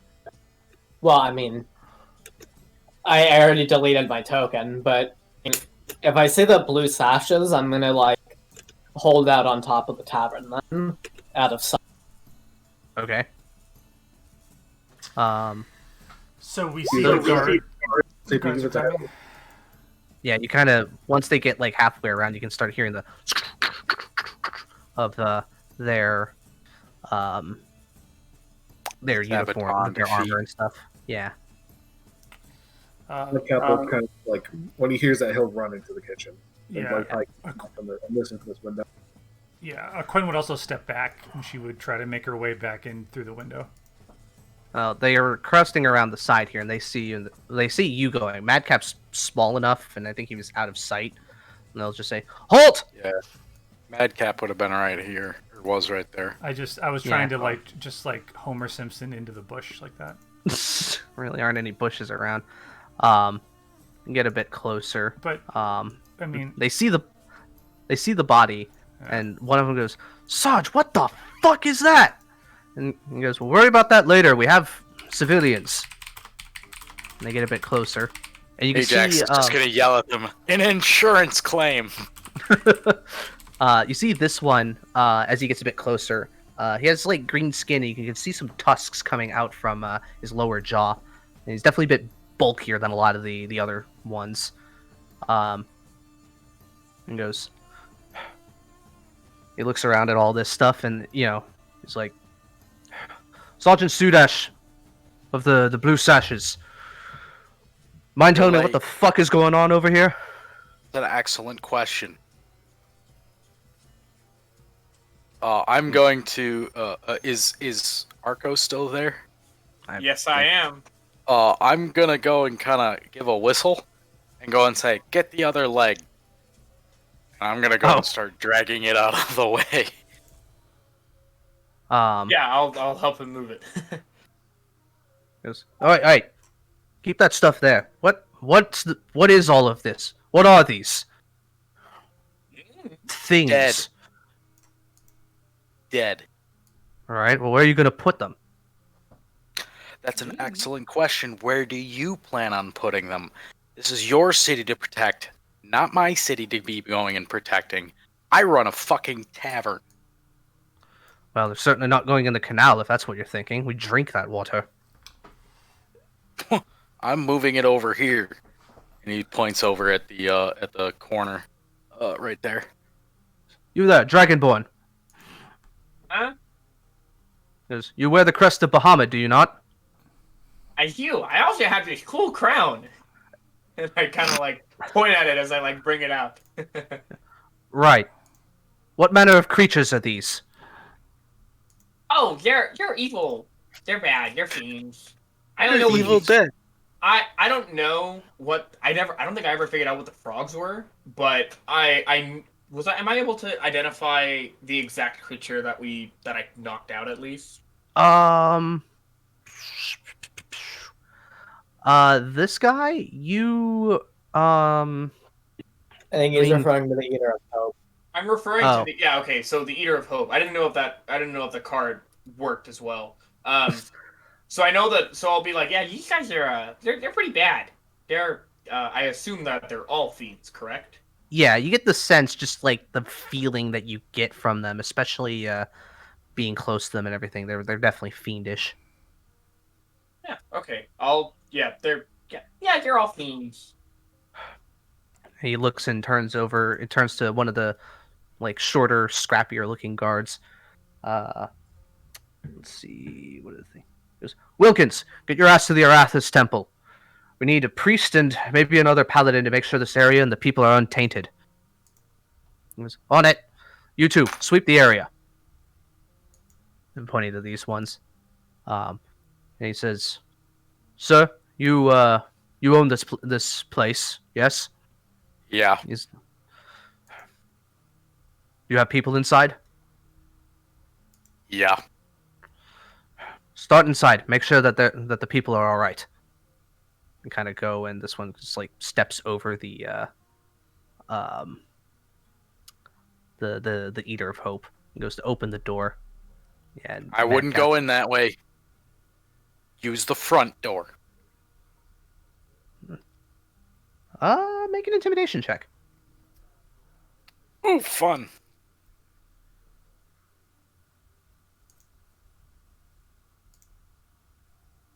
When they say they're going to go inside, Madcap would do his scramble up the chimney and get on the roof, and kind of like lay low. All right, you see Pigeon Man hiding out somewhere. Rolled a little bit better, but it's like, fine. All right. He goes to follow the other guy who's going this way. Good, because more probably would have caved in his skull. Yeah, probably. Yeah, they go in. They're gonna go in. Number 2. Yeah, so everybody kind of goes here, and the guards kind of check up on them while the rest of them start sweeping the area, and he sees that there are all these other dead ones in here. Oh, Brom probably would have hit the first guard coming through, by the way. All right, let's see what happens. The signal has not been given of clear. Well, let's just see. Come on. Why won't Yes, but Omega Protocol means defend everything to the last draw. There's no question. Just whatever comes through the door. You hear lay it out. Crack! You hear like this, like the sound of metal hitting the floor as Brahm with his warhammer hits the one guard coming through really hard and knocks him on his ass, and then is like, "Oh shit! Sorry." He kind of puts the warhammer down and goes, "Sorry, we have a protocol. We're not supposed to let anybody in." Have him just roll fucking persuasion real quick. He's not very good at it. This is why he was a fist fighter. Yeah. Well, thankfully, I'm ruling that the guard had his shield up just in case, so that took the brunt of the damage. But and the guard. Fuck. All right. So the guard, just like. Honestly, I can't blame you. As he gets back up, just be a bit more careful. I'm gonna let you off with a warning this time. He's like, yeah, you got it. He just kind of stands to the side, just like the rest of the and then eventually everybody is in, and they go about doing everything else. So, leave it at that. Well. They seem a bit indisposed. Milady, what, are you alright? He's talking to you, Quinn. Oh, okay, so... Where'd the fourth guard go? There's two... He ran off. He went, he was told to go to... He went to go get help. Yes. Yeah, so she would have, she would have her cloak down and, or her hood and attempt to... appear kind of frightened, and she'd say, "These horrible things. Are you sure they're dead?" He looks around and looks at the blood. She goes, "I don't know. That's a lot of blood. I'm gonna say it's safe." Oh my goodness! Then she'll just sit down and say, "You should check inside. There could be more." Right. If it's just it's only Sudesh there, right? Yeah. Well, Madcap will kind of like squat on the edge of the roof and just like loudly clear his throat. He kind of looks up. He goes, Yes. Well, I should have known you had your hand in this. Kind of shrug a little bit. Say we didn't instigate. I would hope not. Not against things like this.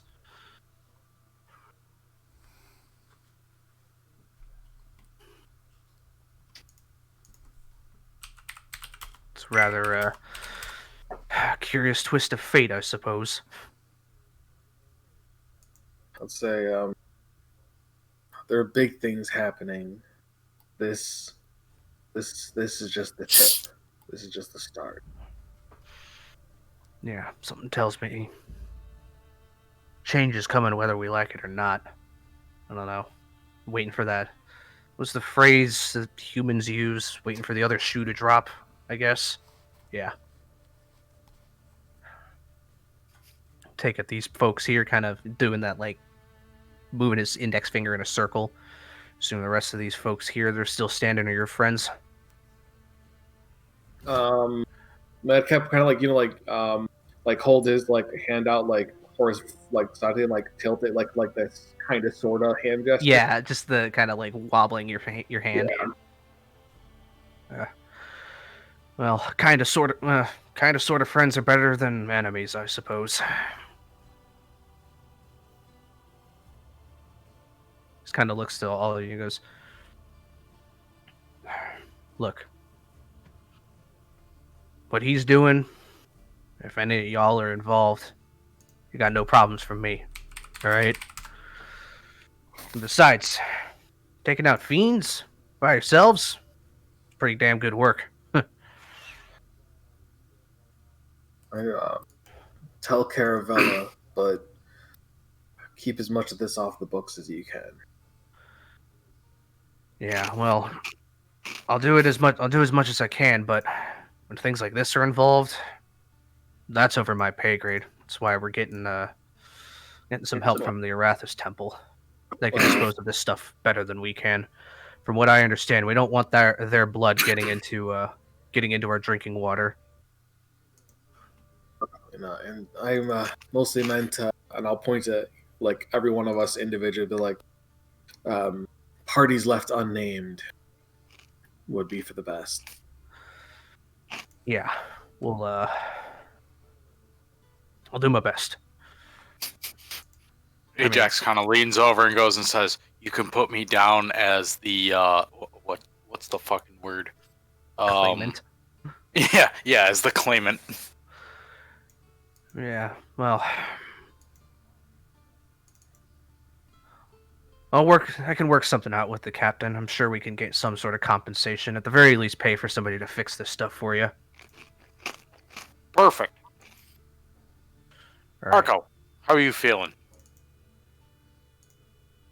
Arco is pretty okay right now, health-wise. Yeah. Let me. Oh, by the way, the two of you who are cursed, that passed after a minute, so I kind of figured it would, just in case. I just assumed you just forgot to take it off. Yeah, I just forgot to say something. Exactly, Arco has 25 hit points out of 39, so bad. a little bit better than half.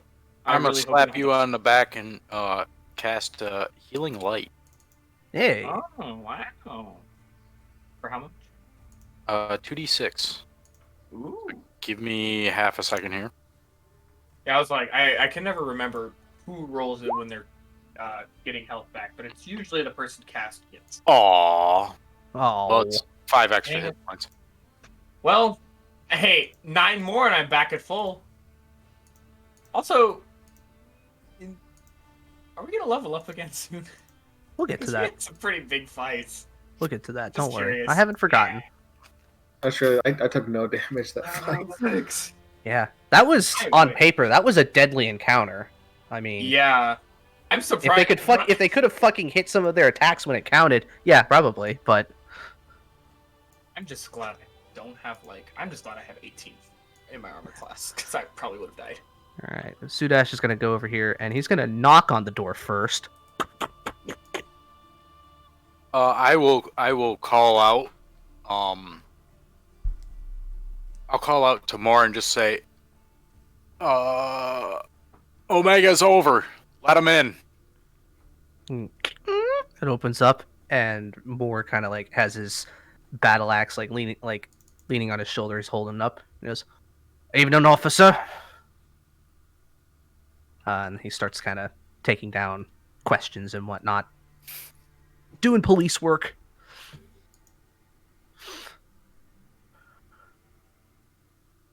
Doing the fuzz work. Yeah.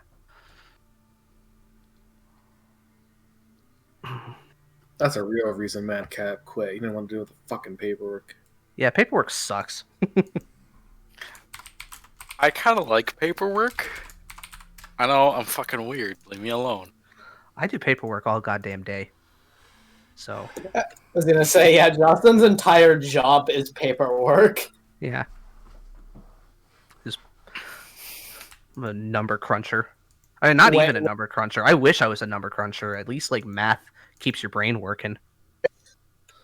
You know, like, when are you gonna just write that macro to do your work for you? I would if it wasn't so... One, if I knew what the fuck I was doing, and secondly, if it wasn't for the fact that every single line on the Excel sheet could require an entirely different macro, That's actually pretty easy. I actually wrote macros to go and write up a fucking contract for people, so it's very. But I mean, like, I have to go through and like, okay, I have to. It also has to like. I would also have to have something that can work through other programs because I have to. I'm constantly going back and forth between Excel and my browser to get like tracking information or stuff from my email from Outlook. The email you wouldn't be able to do, but you could go and pull stuff from other file sources. Yeah, I mean, but like I used to go and do all that shit in Excel. It's so much fun. Yeah, it would be rough, but yeah. Yeah. I mean, I have so my economics class, I have a macro that auto writes all the tax forms that we do. I just have to throw in the information, right, and then it just writes it out for me.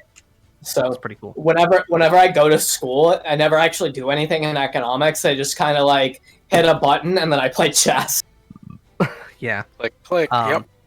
Problem solved. All right. So Ajax and Lantern, you're moving the bodies, right? Yes. Where are you moving them to? Basically just out of the line of sight from over here. Okay, so kind of like around the corner here. Yeah, I mean, this one, I'd imagine we'd go and probably move to here or here. Yeah, and then this one probably the other. Yeah. Yeah, I'll say with the two of you being the strong boys, it's not hard to drag these things. It's just, it's like trying to drag it's like trying to drag a water balloon that is made out of like It's trying to drag sacks of cement.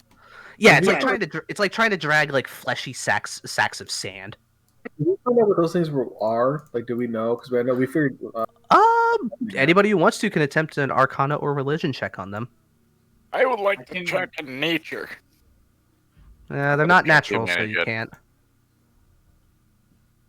And what are we rolling on? The slows.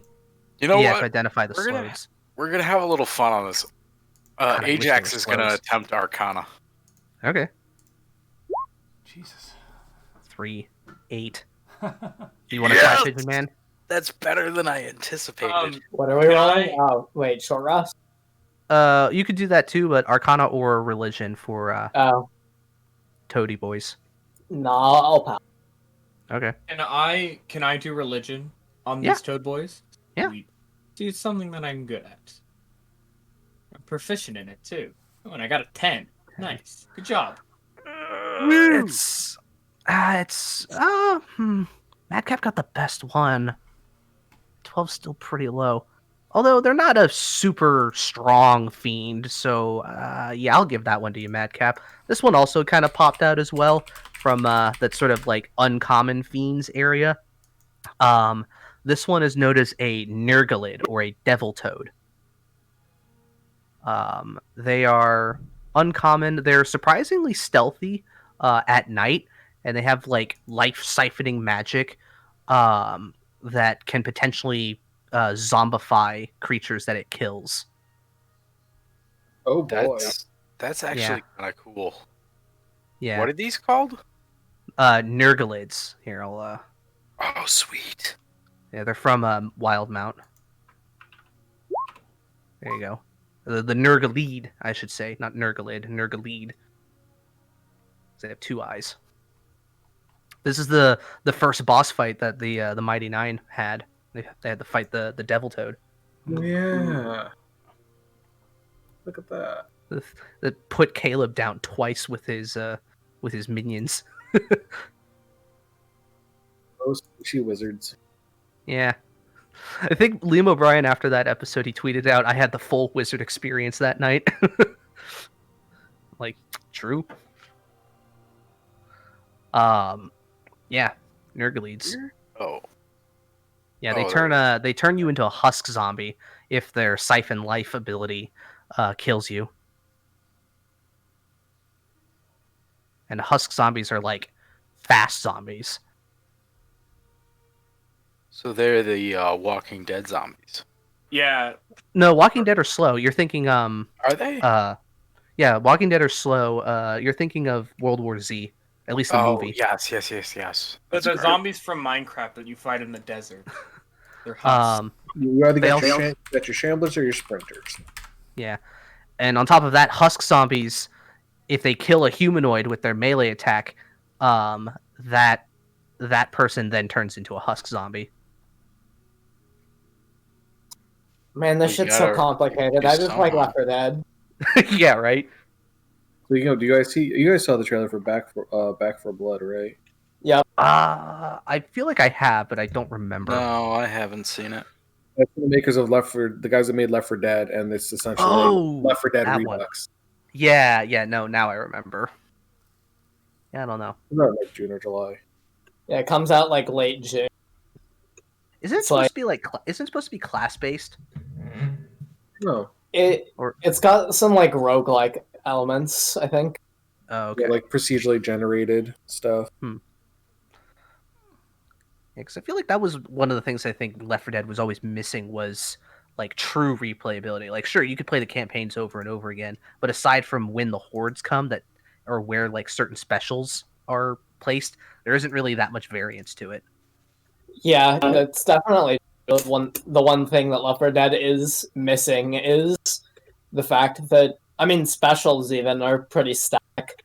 It's only really just like, where does the witch spawn? How many witches are there? What difficulty are you on? And is there a tank this level?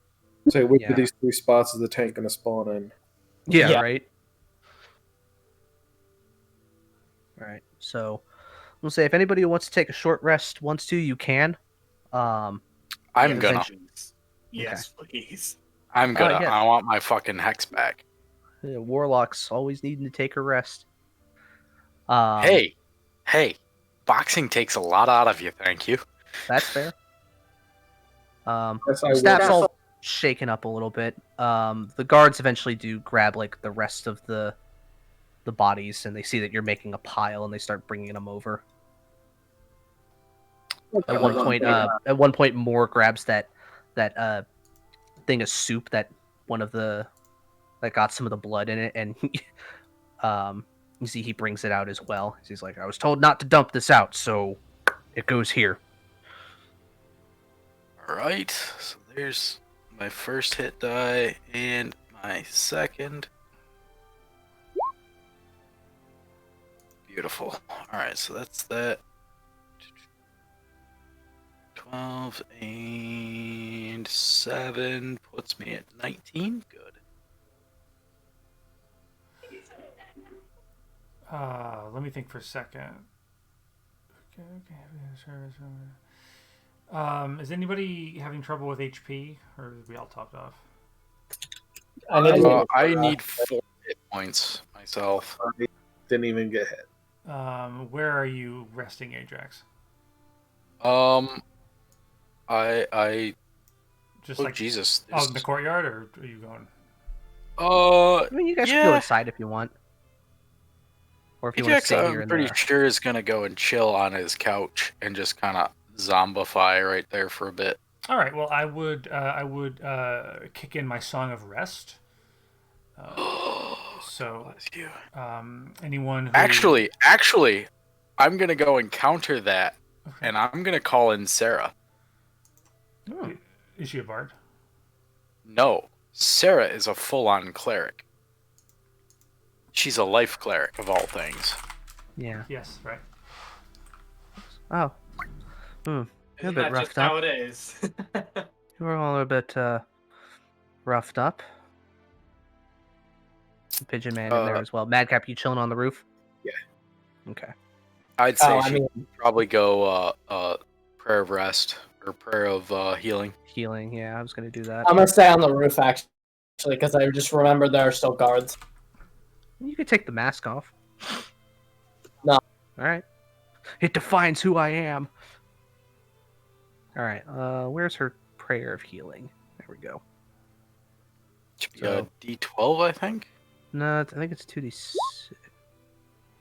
Is it 2d6? It's 2d8. It's 2d8 over 10 minutes. So she just kind of, she kind of pulls out that holy symbol of Ray and just kind of clutches it, and she, over the course of 10 minutes, she speaks this this hymn that would be sung in temples to her, and you feel a wave of healing energy as you get an additional 12 hit points restored to you. Yay. I don't know why we did any work. This place is fully staffed with heroes. Well, the bulk of the staff are bards, but I do have a cleric and 2 fighters. I got a sorcerer. I got a hot take for him. Yanine is a rogue. No, actually, she is a whispers bard. Oh, that is. They're all really low level though. Wait a minute. So we should except for Sarah, she has a lot of experience, but she's completely unarmored and she's really slow because she's old and stuff. So she's not going to last very long in a fight. She's a very much retired. Fighter. Joff is a sorcerer. More in. I thought he was an artificer. I thought he was an alchemist. Oh, maybe he is. Yeah, no, I he's an can't alchemist. remember off the top of my head. All right, so alchemist, either way.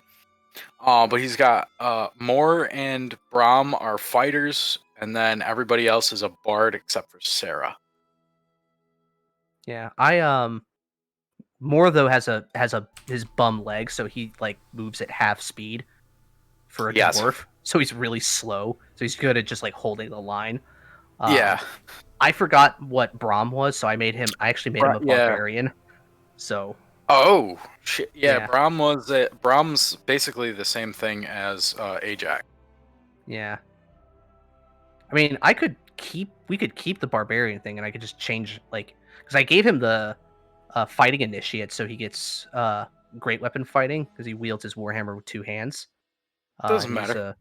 But I mean, either way, I wasn't really. I had that around just for flavor. I just, if worse came to worst, if they had to fight, they can. But they're not going to go out there seeking fights. They're going to defend.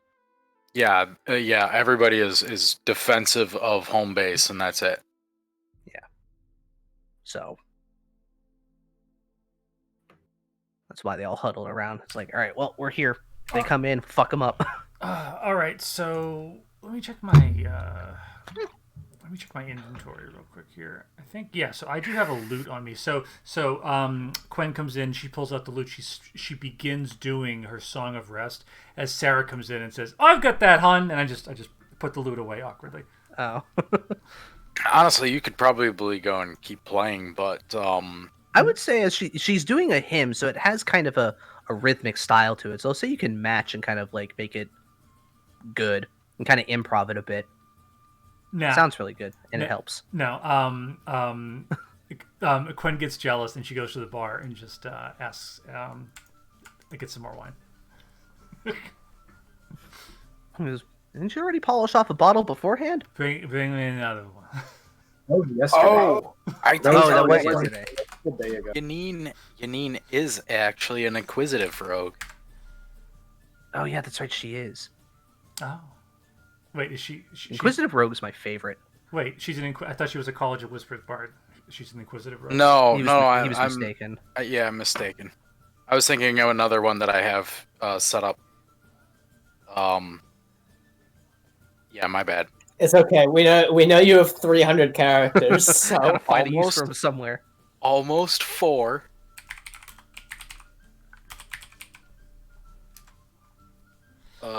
Let's see. This is why Vorm decided he's a tavern owner, so he can burn through his backlog. Yeah, it pretty much is, yes. But 390 to be exact. Oh my fucking god! Each and every one of them has a character, has a miniature designed for them. Jesus. Yanine looks at you, Quinn, just goes, "Now you need something stronger." She gives you some mead. Yes. At this, there is a knock at the door, and you would see a wood elf male walk in, and it is my uncle, who is is actually an Arctic druid, and he comes up and sits down next to me. Yeah, and chills the mead. There you go. I like it. Yes. So, anyways, he's gonna cast Insect Plague. Sorry, go ahead. No, it's Frost Fingers. You hold your glass of wine or whatever, and just cast Frost Fingers on it. Yeah, problem solved. That would work. So, the guards. No, I never talked about Madcap's parents. Can I have like a level 10 druid for his mom and his dad? What would his dad be? Quinn's estranged husband is actually a College of Glamour Modron. So I love it. We haven't discussed it, but obviously everyone's met Justinian's mom. She's actually a level 20 sorcerer. Man, Divine Soul. I mean, see, with the staff, I kept their abilities just for the sake of defense, so that like if you guys weren't there and if something happened, they can handle themselves generally. Something like this, probably not, honestly, but most if of their goons came in, they'd be able to beat them up. Most of their spells is more for flavor. Yeah. Than it for talking up customers and for weaseling out tips and shit like that. Yeah, the bards are pretty much all like completely utility. They have like no offensive abilities at all. Oh sure. Yeah. So. Great. So, anyways, that aside. Yeah, I would enjoy the mead at the bar. Yeah, it's pretty good. Ajax, like his players, enjoying some rum. Yeah. Eventually, that other guard comes back. Brahm sits down over there, and he brings in a priest wearing like kind of full robes for the Arathis clergy, with a kind of large medallion of a set of scales, very similar to the mark that you have on your hand, Ajax, and a paladin with a similar symbol on his tabard. The paladin looks to be a dwarf, judging by the size and stockiness. He's an iron dwarf, and he's just coated in fucking plate mail. I mean, he's pretty much wearing like dwarvish plate mail with a tabard on the front of it. So it's like 2-inch thick steel. Yeah. Yeah, probably. Okay. And these patrons are still here. They're just kind of like, you tap that them was on weird. the shoulder, rings like a bell. So, like, I don't want Matthew doesn't want to get involved with all the happenings going on. But something that I've been planning to do that kept slipping in my mind. I would want, because I have my telepathy thing that I never use. I want to like mentally tell the witch to take Sudash aside at some point and fill him in on the fact that these fiends and demons are originating from the lighthouse. and Caravella should get some shit, some people on that. Okay.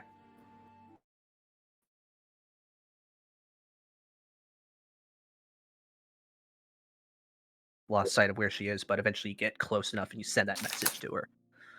You're kind of like, Gwen, I'll say you're about like halfway into your cup of meat at this point when you hear Madcap talking into your mind.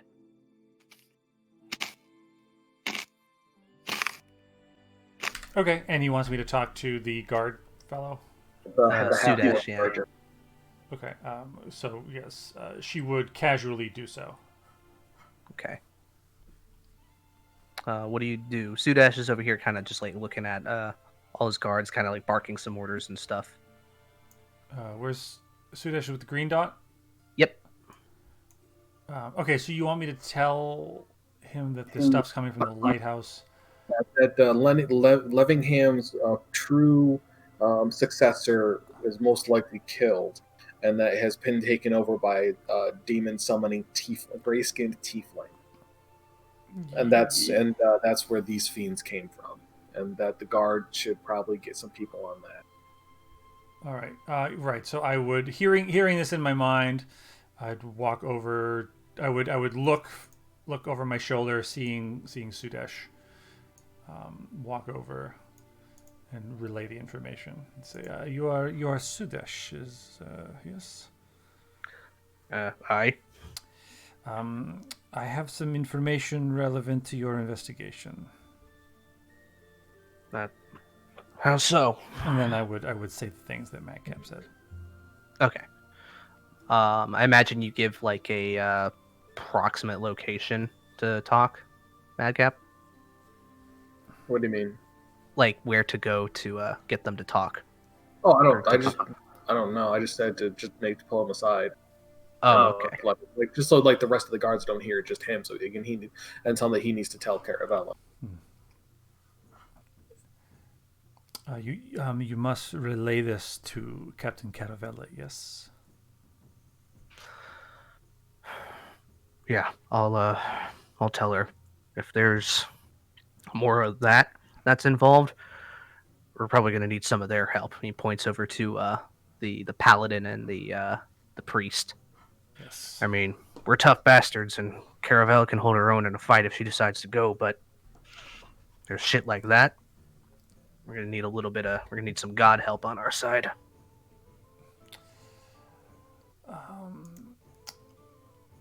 Hold on, I have a good quote.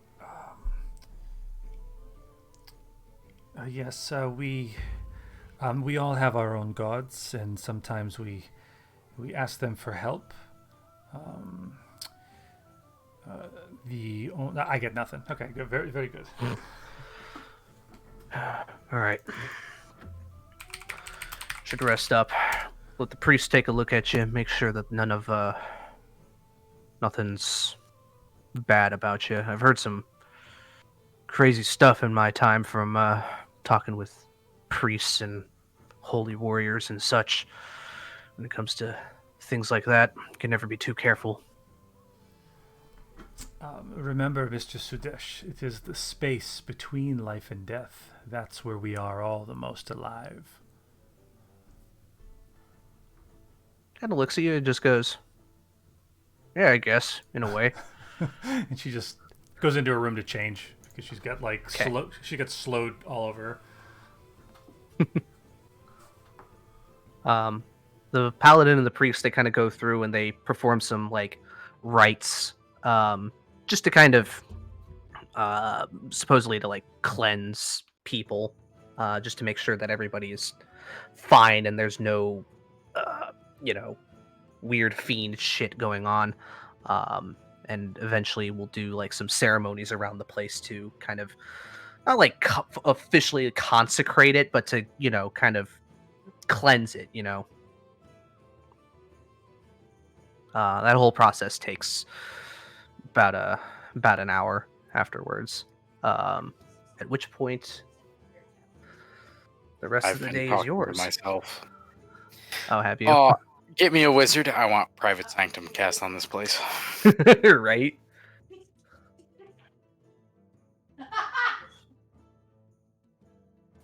Nice. Oop, it helps if I go. Yeah, there we go.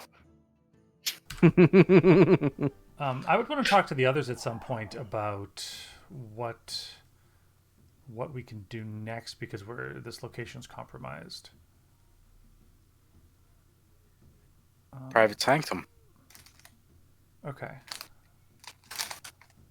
Does private sanctum have like a size? I think so. Like a set size? The area is a cube that can be as small as 5 feet or as large as 100 feet on each side. Lasts for the duration. So yeah, what we need to go and do is we just need to fucking get like area or private sanctum cast on this room, and then nobody could ever go and spy. Well, it only lasts for 24 hours though. So I need to go and get a fucking better cleric to go, or wizard to go and just cast it on there every day for a year. That's true.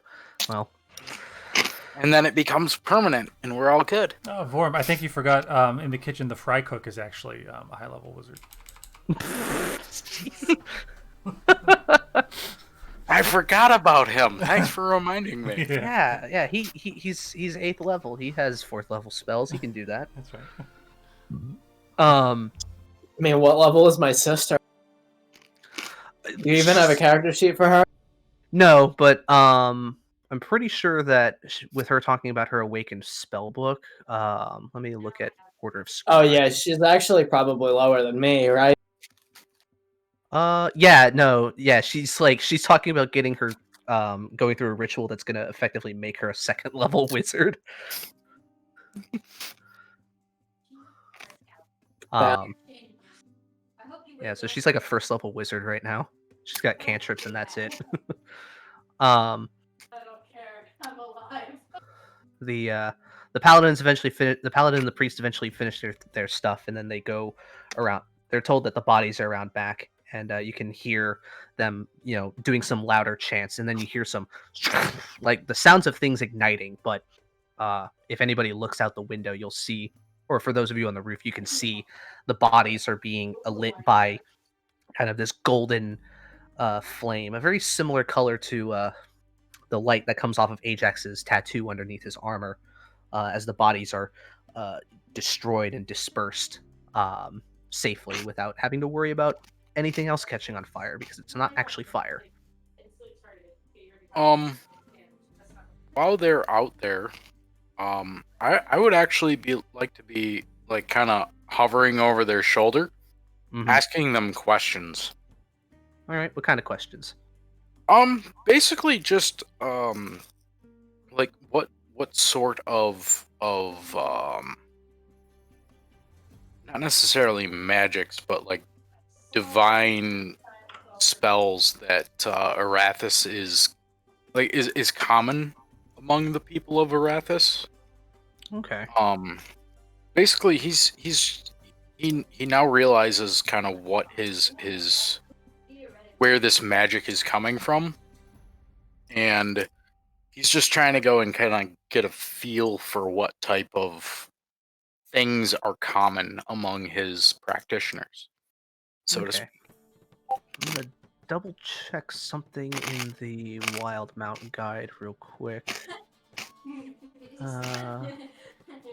But like, how long is this like entire like process taking? Investigation. Hours at this point, especially once the paladin and the cleric arrive, because they have to do their like ceremonies with everybody. They kind of do the thing around the for the building, and then they go back. They go around back for the bodies. While we're just chilling up here, Pigeon, do you want to help go for the next part of the journal? Yep. I will assist you in your role. Okay. So while they're doing that, the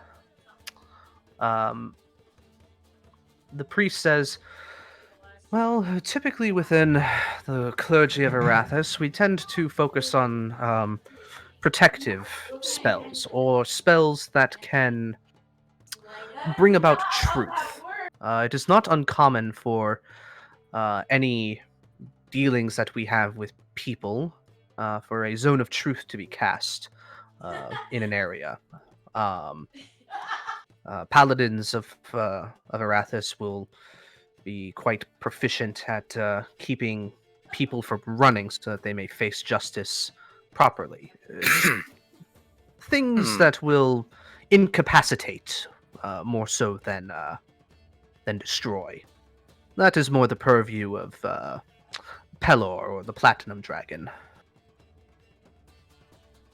They focus more on cleansing of evil rather than righting wrongs in a way. But we are also proficient at gathering information and ensuring that truth is told. Huh. Ajax kind of nods and kind of slinks away, I guess. At that, hey, he doesn't sound very impressed at this point. And he scampers off. Okay. All right. With Pigeon Man, so you guys did 6 entries there. So the next bit you're working on for the journal is the one that uses the Whisper Crown encryption. With an 18.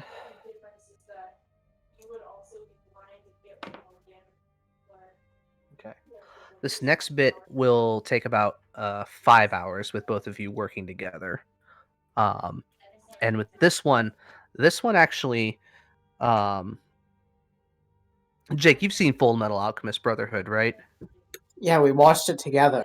That's right. You know the part where they take the one guy's journal and they start taking the pages out and laying it around so that they find out the transmutation circle that's in the shape of the country.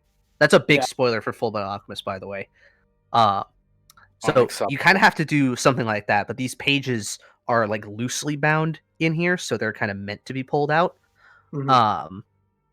And you are laying some of them around and following the instructions, and this one creates a map of a very crude map, but a map nonetheless of the island of Toxa, and it shows a landing point marked right around here-ish at this tip, and then a kind of crude pathway with some landmarks on it that lead to the center of the island. And the center point says Old Temple ? And then below it, it says Lower Reaches, find mahogany door with gold hinges. This is the safe place. Madcap, what are you thinking about our potential road trip? Or water trip, I guess. I'm not keen on being away from the city that long, but someone's got to go.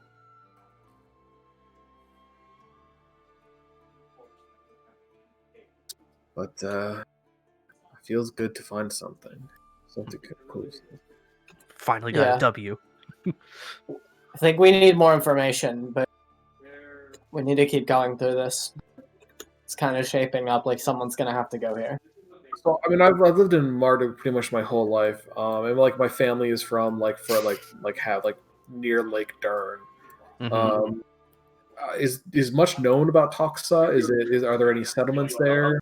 Yes, sir. No, the islands surrounding Marduk, outside of like really small, maybe like fishing villages, to help diversify where people fish to feed the rest of the people on the mainland. There's really nothing. Toxa in particular has been explored very roughly and throughout most of the edges, but it was a long time ago and it was determined mostly uninhabitable, at least from the records that they have. So nobody's really gone there for much. There were some thoughts of considering making it some sort of like naval outpost or something, but that never went through, and that was years ago.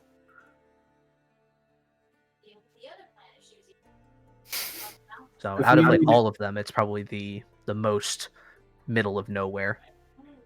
Now, if we needed to get there, would it be better to take a boat from Marduk or head up the coast to Theris and get a boat from there?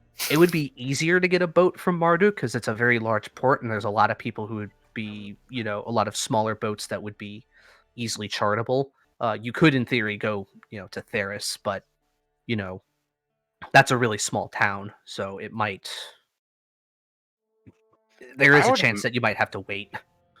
I would imagine that the bulk of the patronage in the Gull would probably be sailors, given its civilized do they own a boat? argument. That's fair, but they might at least be able to go and at least point us in the right direction for one.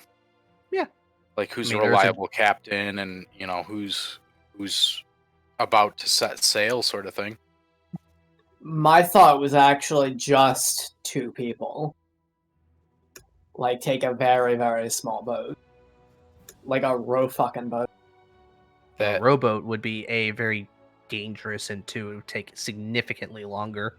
If you had at least something that had at least one sail, you'd be able to get there in a matter of days. You'd probably want a sloop or something. Yeah. There's a specific people specific 2 people I had in mind as well. I'm talking in character to Madcap, though. If you don't want to leave this city, and I'm not completely comfortable with all of us leaving, I mean, I'm comfortable with leaving, but not for long. God, what's his fucking name? Arco and I could go. He's not the brightest by far, but I really think if I were to leave with anybody, I'd want it to be him.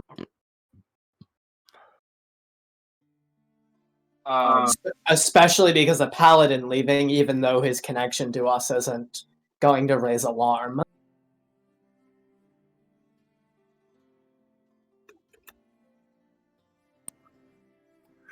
He would protect you, but we're talking about like splitting the party, like splitting the party. Like splitting the party almost. Holy shit. Yeah, not even like going down 2 different roads. Like, yeah, I'm like, wow, we're like breaking up the band here. Yeah. That's kind of been our game plan, like this entire fucking campaign. Just have an excuse to make things harder on yourselves. Yep. Like I was saying, I don't know. I feel. Who knows? I mean, there's no telling what you'll find. As I said, I suspect that perhaps we'd even find Levingham himself there.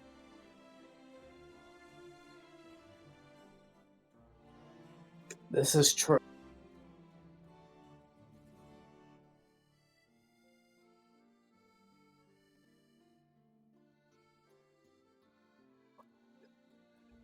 I think before we finalize anything, though, we have to get started on the next one and find out more. We have to find out if Levingham even actually left. Is there more in the journal? Yeah, there's more in there, but there's nothing left from the whatchamacallit, the first part, which has most of the text entries. Yeah, but there's more we haven't deciphered. Yes, there is more in the back half. There's a lot.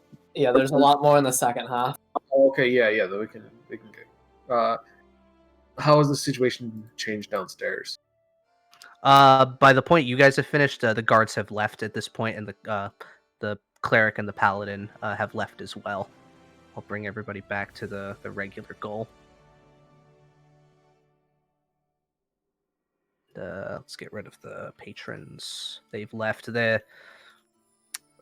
Ajax, Sarah would have come to you and just be like, while they were doing that, just be like, "What do you say we close down the place for the night? Repairs.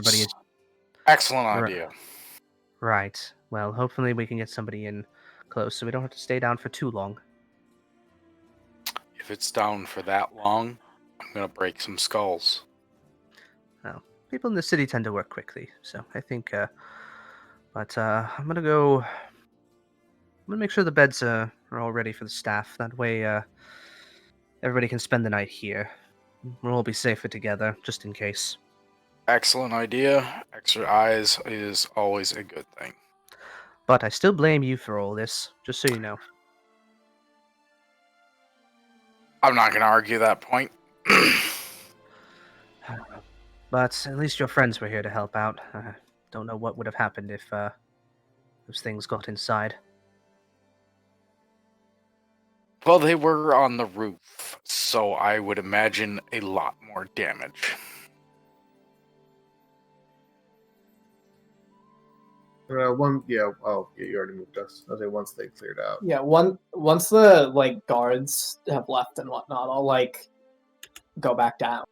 Mm-hmm. Yeah, I'd say you probably, Pigeon Man, you probably could have like slinked your way back into the room here, Oh, true.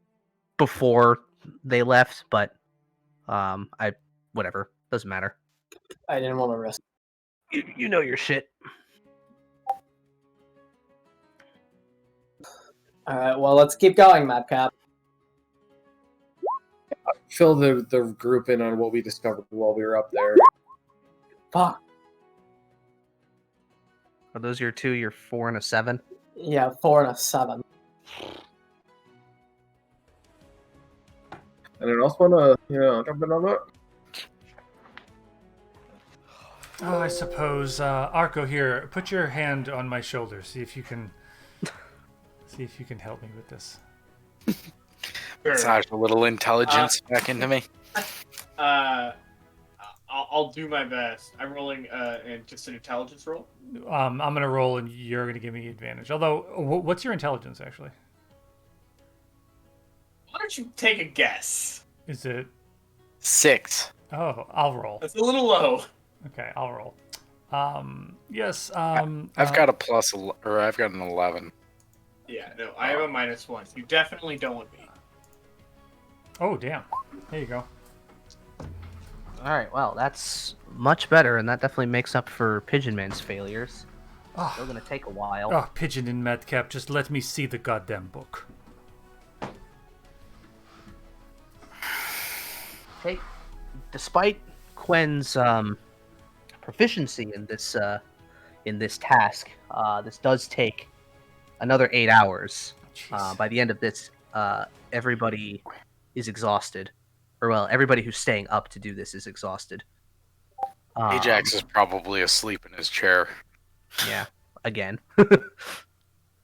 Hey, he's a soldier. He knows how to sleep. Anywhere, yeah. But you do manage. This one takes up a lot of, like, you have to take out a lot of pages. Like, at this point, you have to put this one up on the wall. See, here's your Charlie Day moment. I was just gonna say. And you're kind of connecting everything and doing the translating. This one is large, and even then, based on the diagram, it does look as if it's unfinished. You get the sense that this is a mapping of some of those underground tunnels that the owlbear had mentioned, and where a lot of it leads. And based on the distance, it looks like it ends very far out of the city. At least, just there isn't like a guide to show exactly how long stuff is, but like to give you an idea, on one side, like the left side is in like the top corner says Marduk, and it has kind of like, you trace out some kind of like drawing of a castle, and then it shows a series of tunnels with a couple of like blank offshoots that lead into lower sections and spreads all the way across. And then at the end, closer, not necessarily at the bottom left corner, but definitely on the left side, is a large kind of circular chamber that has basically like a very crude drawing of a devil. Like it just has like horn. It's like a circle with like horns that curve out the side of it and a big angry face on it. It's a devil emoji. Yeah, it's a devil emoji. Basically, it's ye old devil emoji. Written there is the word Tarask, and it's a large chamber. And it doesn't look like there's a single thoroughfare that leads to it. There's a lot of winding paths and alternate chambers and everything. There is none of the other chambers are labeled as well. It just has some spots where it says cave in, avoid, stuff like that. There is one final note though that is written in one of the other corners. I had it and then I lost it. That reads, Form's gonna go get dinner.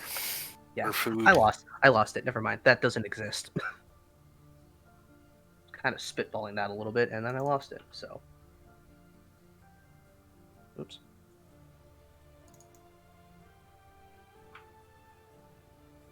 So yeah, you have like kind of I can draw these a bit better when I have more time, but basically you have this very rough map that shows, approximately where you should go, but it does show lots of signs of danger, and it looks like it could be very easy to get lost down there.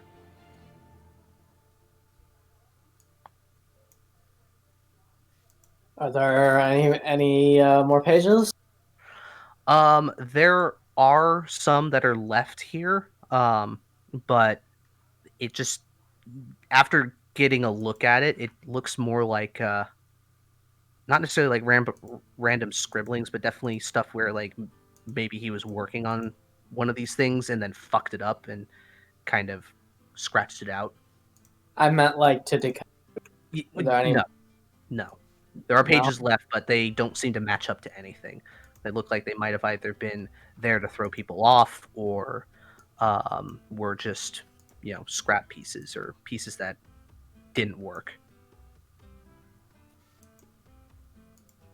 Well, fuck.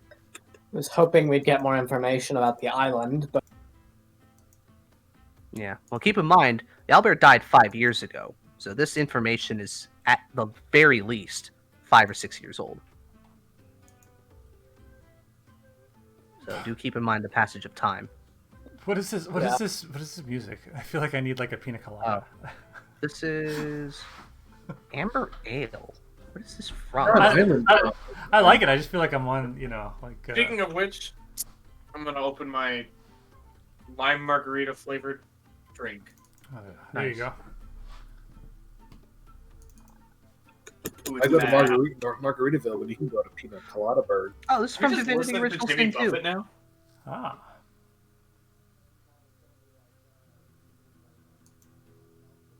Hell yeah. I'm not good at that game. Game? Divinity 2. Oh, game's so good. You own Divinity 2?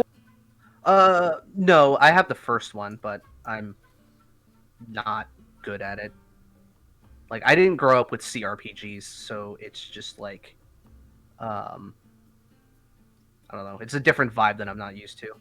I think it's kind of weird because I grew up on shooters, and I'm a lot better at RPGs than I am at shooters. CRPG. I hear the term. It's like it stands for like classic RPG, right? It's like it's stuff that's based off of like Baldur's Gate and Planescape and stuff like that. Like those old top downs. Computer role-playing game. Yeah. So that's literally every RPG ever made. But it's used colloquially as a for the top-down, turn-based or semi-turn-based RPGs. Anyways, but yeah. So the Owlbear's Journal has been. I'm looking at CRPG on Steam, and holy shit, there's just a ton of garbage in here. Oh yeah, no, the genre is full of a lot of garbage too, but like there's a lot of diamonds in there too.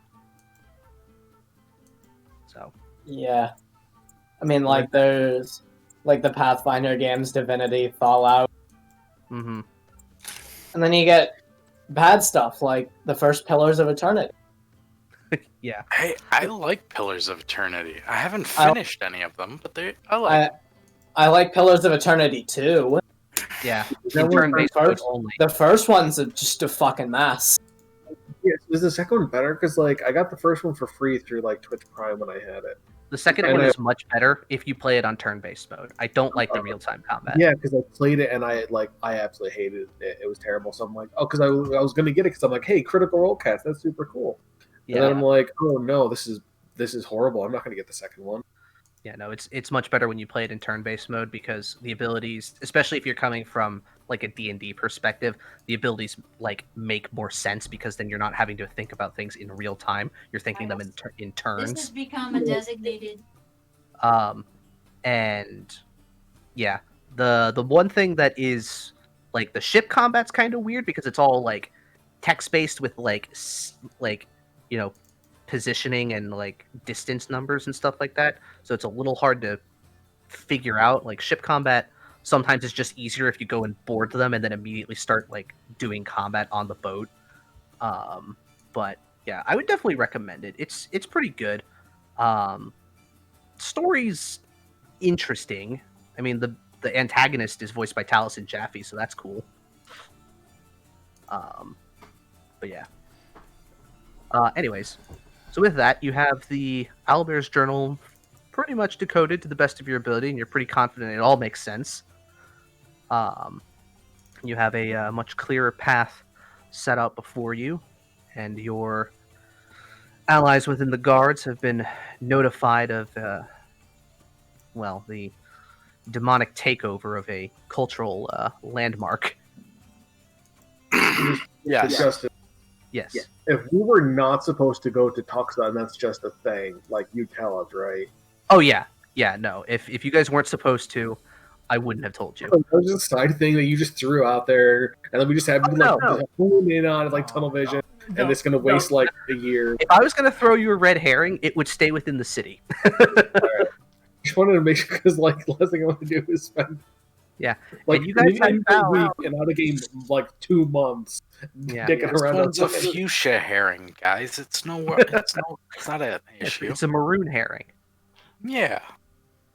I mean, I don't know if it's technically counts. I don't know if it technically counts as a red herring, but I think the ash counts as a red herring, the drug, because it's like it's not the actual problem. It's just a symptom. It worked fairly effectively for. Well, it got everybody together. It got everybody together. But as far as no, it worked great as a weapon. Yeah, that's true. Yeah, just make your enemies trip balls. Yeah. I mean, also, I guess it's funny that the red herring of the story was the thing that was red. Yeah. Wow. All right. So with that, I think we will end the session. Good job, folks. You survived an encounter that was on paper deadly, and I think it was way easier than I thought it was. It was a piece of cake. I mean, Madcap, not a scratch on. Yeah, but you're a monk. Like that's kind of par for the course. You're very good at not taking damage. Well, I built him to take damage. I built him to get his ass kicked. That's also true. I mean, you're a health tank and a dex tank as far as this party goes. So, all right, guys, I'm gonna head out then. Also, before you go, Cake. Yeah. Everybody's level 6 now. Yay! Yay! Oh yeah. Okay. Oh fuck.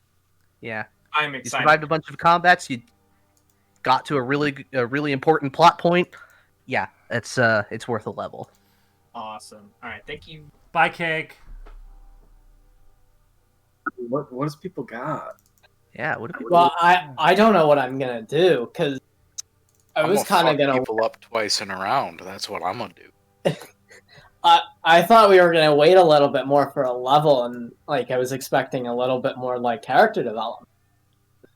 Well, I think you guys are probably gonna work off your exhaustion. This would be a good time to do that. Well, yeah, that's not what I mean though. Is like I wanted to do for 6. Is like can't do that right now. take a level of bard or? Nah, I was actually gonna dip into fighter. Oh yeah. Damn. Because I fucking love rogue fighter. Yeah, rogue fighter's pretty nasty. So what are we doing? So like we're at the table and are we discussing the next plan? Yeah.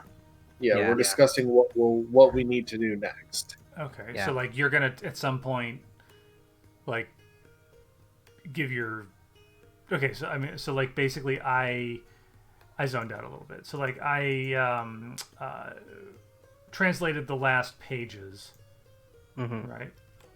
Yeah, you kind of put the puzzle pieces together and found the larger map that seems to show approximately, where to go from the city down into the tunnels to where the chamber is.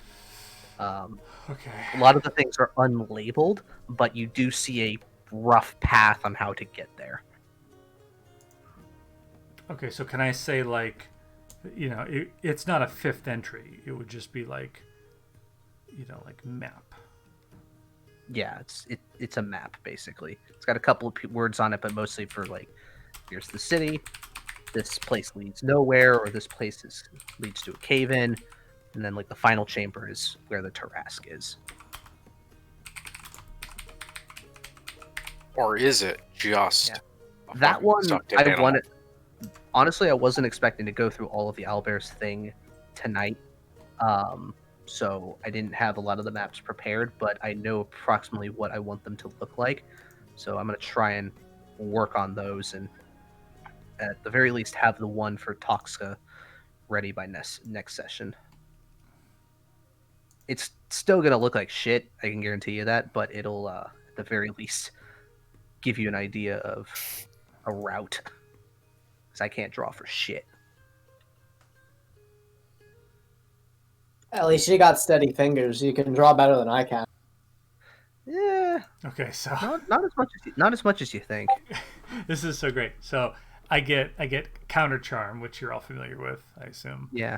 And then this is the one I've been waiting for is Mantle of Whispers. Oh yeah, where you can assume somebody's form if you kill them. Yeah, so I can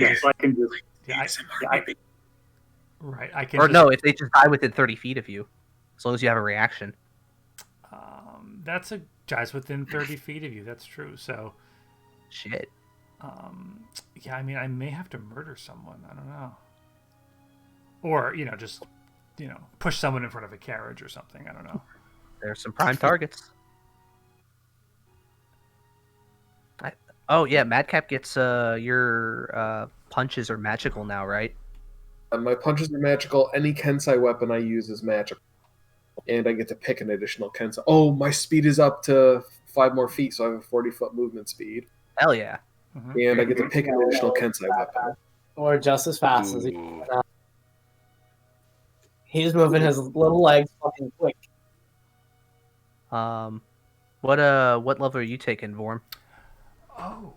I'm debating taking 5th level fighter, but I just remembered what I have slotted for my Eldritch Invocations, and I don't know, fucking Fiendish Vigor and Devil's Sight sound kind of fun. What does Fiendish Vigor do again? I can cast False Life on myself at 1st level without expending spell slots. Oh, that's pretty cool. That just gives you 1d4 plus 4 temp HP. Mm-hmm. It lasts for an hour. That's pretty cool. I don't know. I feel like you'd get a lot more utility if you go Warlock, because you get your invocations. Mm-hmm. But you definitely go. Plus, I get a second spell slot too. Yeah, and you get your second spell slot. But then you get more power if you go 5th level fighter. Yeah, and he's primarily a fighter, so because he only gets one warlock level every, I think, 5 fighter levels. So, because I have him planned out to fucking level 20. Oh, okay. But he ends in the very end. He would be a 17 level fighter, along with a 3 levels in Warlock. For fancy bonus. What pack did you have him picking? I think. Hang on, let me see. Ooh. Pact of the Chain, actually.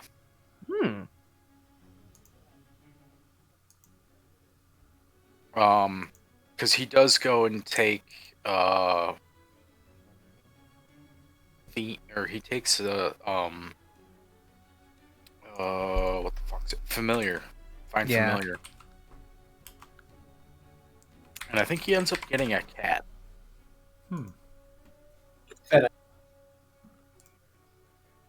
But it's like a void cat, basically. I also get Death Strike. When you hit a target with a Kensai weapon, you can spend 1 key point to cause the weapon to deal extra damage to the target equal to your martial arts die. You can use it once on each of I mean, there is also for the optional one, the Pact of the Talisman. That'd be pretty cool too. Ooh. See, that wasn't a thing when I went and pulled Ajax together. Originally. Okay. So I haven't really looked into it. That's like the what was it? The Horcrux. You get a talisman. Basically, when you fail an ability check, you can add a D4 to the roll, potentially turning it into a success. Too bad. You can use it a number of times equal to your proficiency bonus, and you get them all back on a long rest. Not bad. It's definitely a little more. It's definitely a little more passive than like Pact of Chain or something like that. Yeah, but with that saving throw, or it was saving throw, you said? It says ability check. Ability check? Yeah, but with that along with his fucking fighter. Oh yeah. Grappler, make on average your grapples more successful. Yeah. All right. He might end up going that route, but that's just a thought. I mean, you do a little you. ways away. Yeah. But yeah, just let me know what y'all are doing. If you get new spells, let me know what spells you're getting. I think I'm gonna go and pick the fighter for. Are you picking a spell? Yeah, Bards learned a new spell. Yeah, I'm looking at the list right now. And remember, I did say you can also use the expanded list as well. So. Oh yes, thank you. What is that again? More options is always good. Chronomancy, you said? No. That'd be cool. It'd be cool, but you have to be a wizard. Okay.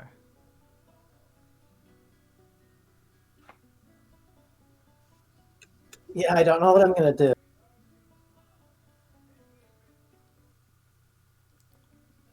So, what is the expanded list? I'm looking on D&D Beyond. You have to go to optional class features. Okay. Yeah. Yeah. So first level, you get color spray and command. I posted into. Yeah. There you go. I just took a screenshot from the PDF. Thank you. Shut up, cat. Shut up, wood cat. Yeah. Ooh, Dream of the Blue Veil. I'll take that. I do get 4th level next level. I know that's a ways away. It's still fun. But yeah, there's Ajax Endgame. All right there. See how nutty this is. So I need to pick a new Kensai weapon, but I don't know what to pick. Yeah, I mean, you kind of have your dream weapon right now, anyways. Well, yeah, I mean, yeah, his hand axe is his thing. He has a short. His other one is short bow, so he has a better ranged weapon. Just in case, yeah. So I'm between like blowgun because it would be funny to be rolling 1d6 damage for a blowgun. It's supposed to do 1 damage. Yeah. That's just there's all sorts of reasons not to do that. That or the whip because that would have reach, but he has his axe which he throws, so it doesn't like. Yeah. Do you mind if I don't pick yet and just save that? Yeah. Do your level up and then just think on it, and just when you have an idea of which one you want to take, just take it. Yeah. The whip would be pretty cool though, because like you could that'd be useful for like I don't know if you ever encounter a situation where you want to be kind of close to the thing, but you also don't want to be too far away, or I don't know.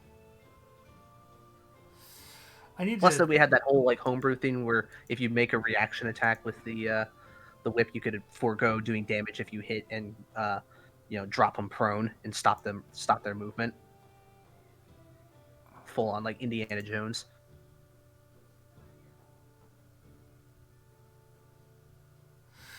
Justin. Yes.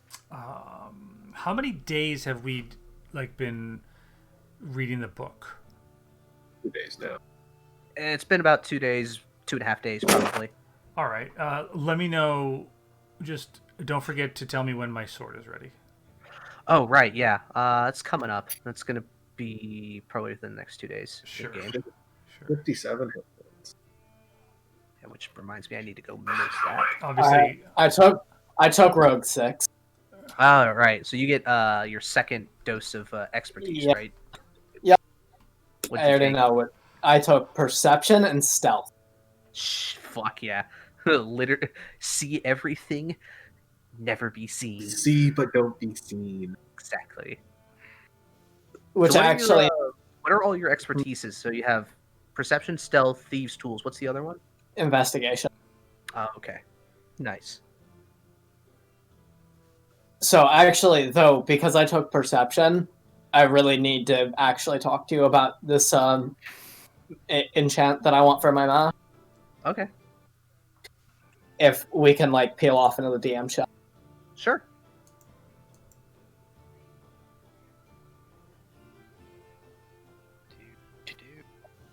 I need him to move me there. Oh, I can. Yeah, can you move me? Yep. Oh, there you go. Problem solved. Sorry, I can't keep listening. I know. It's it's okay for a couple. After 2 hours, I'm like, this is parsley, sage, rosemary, and thyme. See, the problem with my spell list is there's so much stuff that seems great, but it's all just wisdom saves. Wisdom save, wisdom save, wisdom save. So it's just it's the same kind of thing, just reflavored.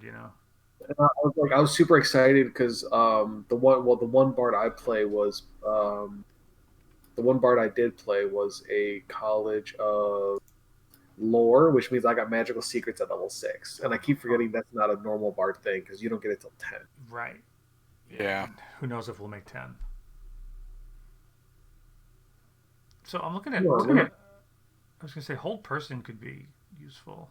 Hold person is really good. I mean it. Yeah. It sucks that they get to save every turn, but 1 or 2 turns of someone being paralyzed, they're fucked. Yeah. Yeah, but if he goes and holds person, that goes and opens the door for me to get in there and just automatically grapple almost. Oh, yeah. Oh, I mean, it's an automatic grapple, and every melee hit is a critical.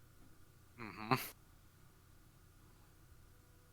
Yeah, I'm looking at that, and I'm looking at. See, invisibility could be situational. We have run into invisible imps and stuff. That's for a second slot though. It's a little. I'm just looking at the list, and honestly, Dispel Magic is a prime spell. Is that the one? I mean, I'm just saying it's a great spell. Yeah, I got 3 level 3 slots now too. So I think because it'll stop any magical spell of the level you cast it or lower, and if it's like any magical effect or magic item or whatever. But if it's something that's more powerful than your spell level, you make a charisma check on it. Yeah. But because you have Jack of all trades, you add half your proficiency to it, so it makes bards better at it than anyone else. To what? Dispel magic? Yeah. To checks made for Dispel Magic. Oh yeah. All right. So I'll take that, and then I could swap another spell. I'm notice I'm not using Hideous Laughter much. I might swap that out. May not hurt. Yeah. I mean, you used it once, maybe twice. Yeah, it's just knocking somebody prone, kind of like hold person, very useful. But I'm finding myself using like for the same wisdom save, I can do 3d6 damage to them.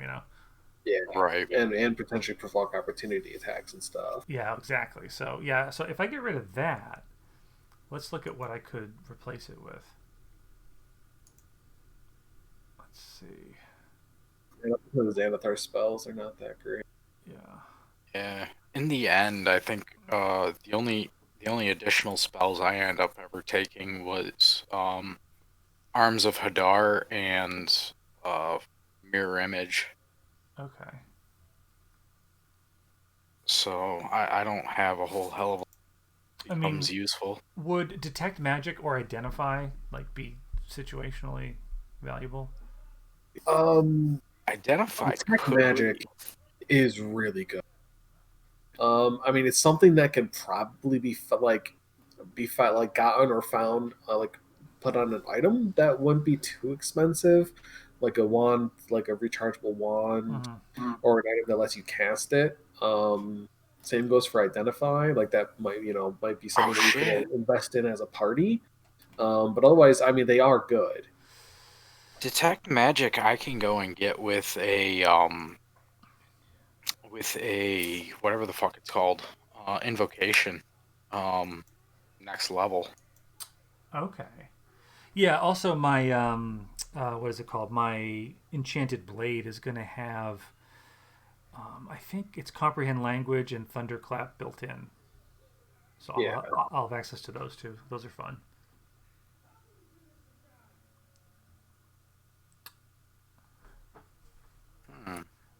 We don't need any more healing.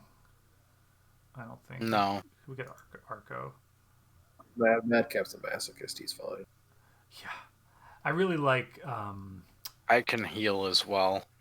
Not very often, but. Yeah, I hang on to Healing Word because it's a bonus action, so I can throw some HP around. But especially with Dustin's house rule of being able to cast the spell at level 1. Yeah, it's a pretty cool. It's pretty cool. Yeah. Like if it wasn't for that, I'd be like, it's still okay. Yeah. It was just a shame that the party got fucked up so early on that because otherwise you have bards have their bonus action for inspirations, but the party just got jacked up with that first move. Yeah, we did. Silence. I could take silence. Silence is underused, I think. Seriously underused.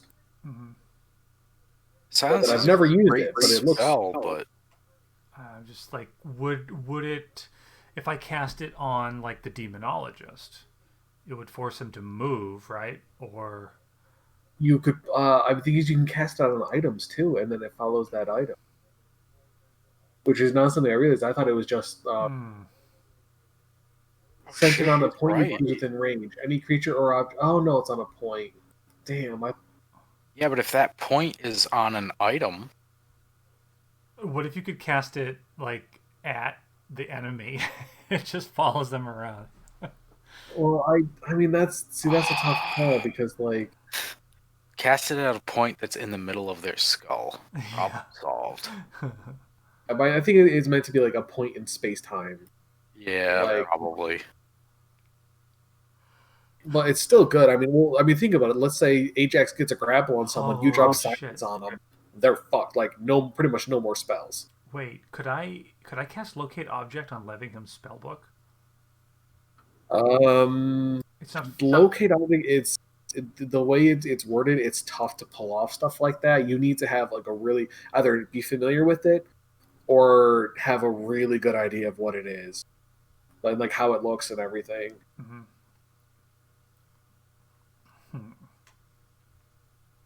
Yeah, that is one of the drawbacks of it. The spell can locate a specific object known to you as long as you have seen it up close within 30 feet at least once.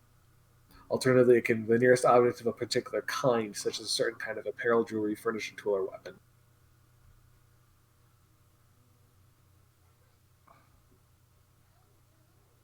Oh, damn. I now realize that I have fucking light already. I don't need Devil's Sight. Did you guys ever use Warding Wind? No, that was That looks super cool. That was new. That's in Xanath. Well, not new, but newer since I played a bard, which is Xanathars.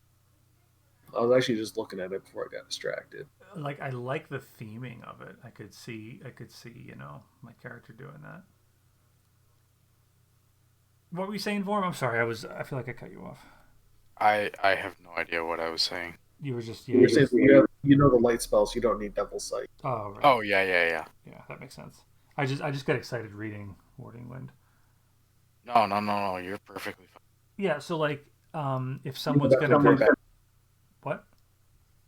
I gotta go pee. I got your beer back. Oh, so like if someone's gonna melee me, then it's difficult terrain to get to me, and if they're gonna ranged attack me, they have disadvantage. That's amazing. Yeah. And then it also deafens. Oh, it deafens me though. Let's see. Oh shit! I totally forgot. I made a spell. It doesn't silence me, but you made a spell. Yes. That I would like you guys to look at. Oh.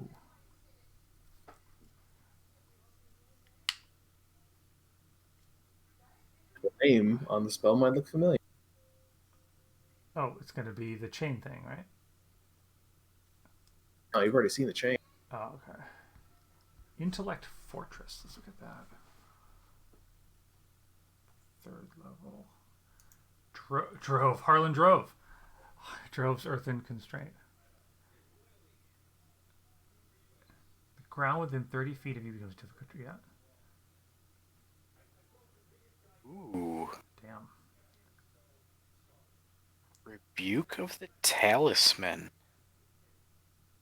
When a wearer when the wearer of your talisman is hit by an attacker you can see within 30 feet of you, you can use your reaction to deal psychic damage to that attacker equal to your proficiency bonus and push it up to 10 feet away from the talisman's wearer.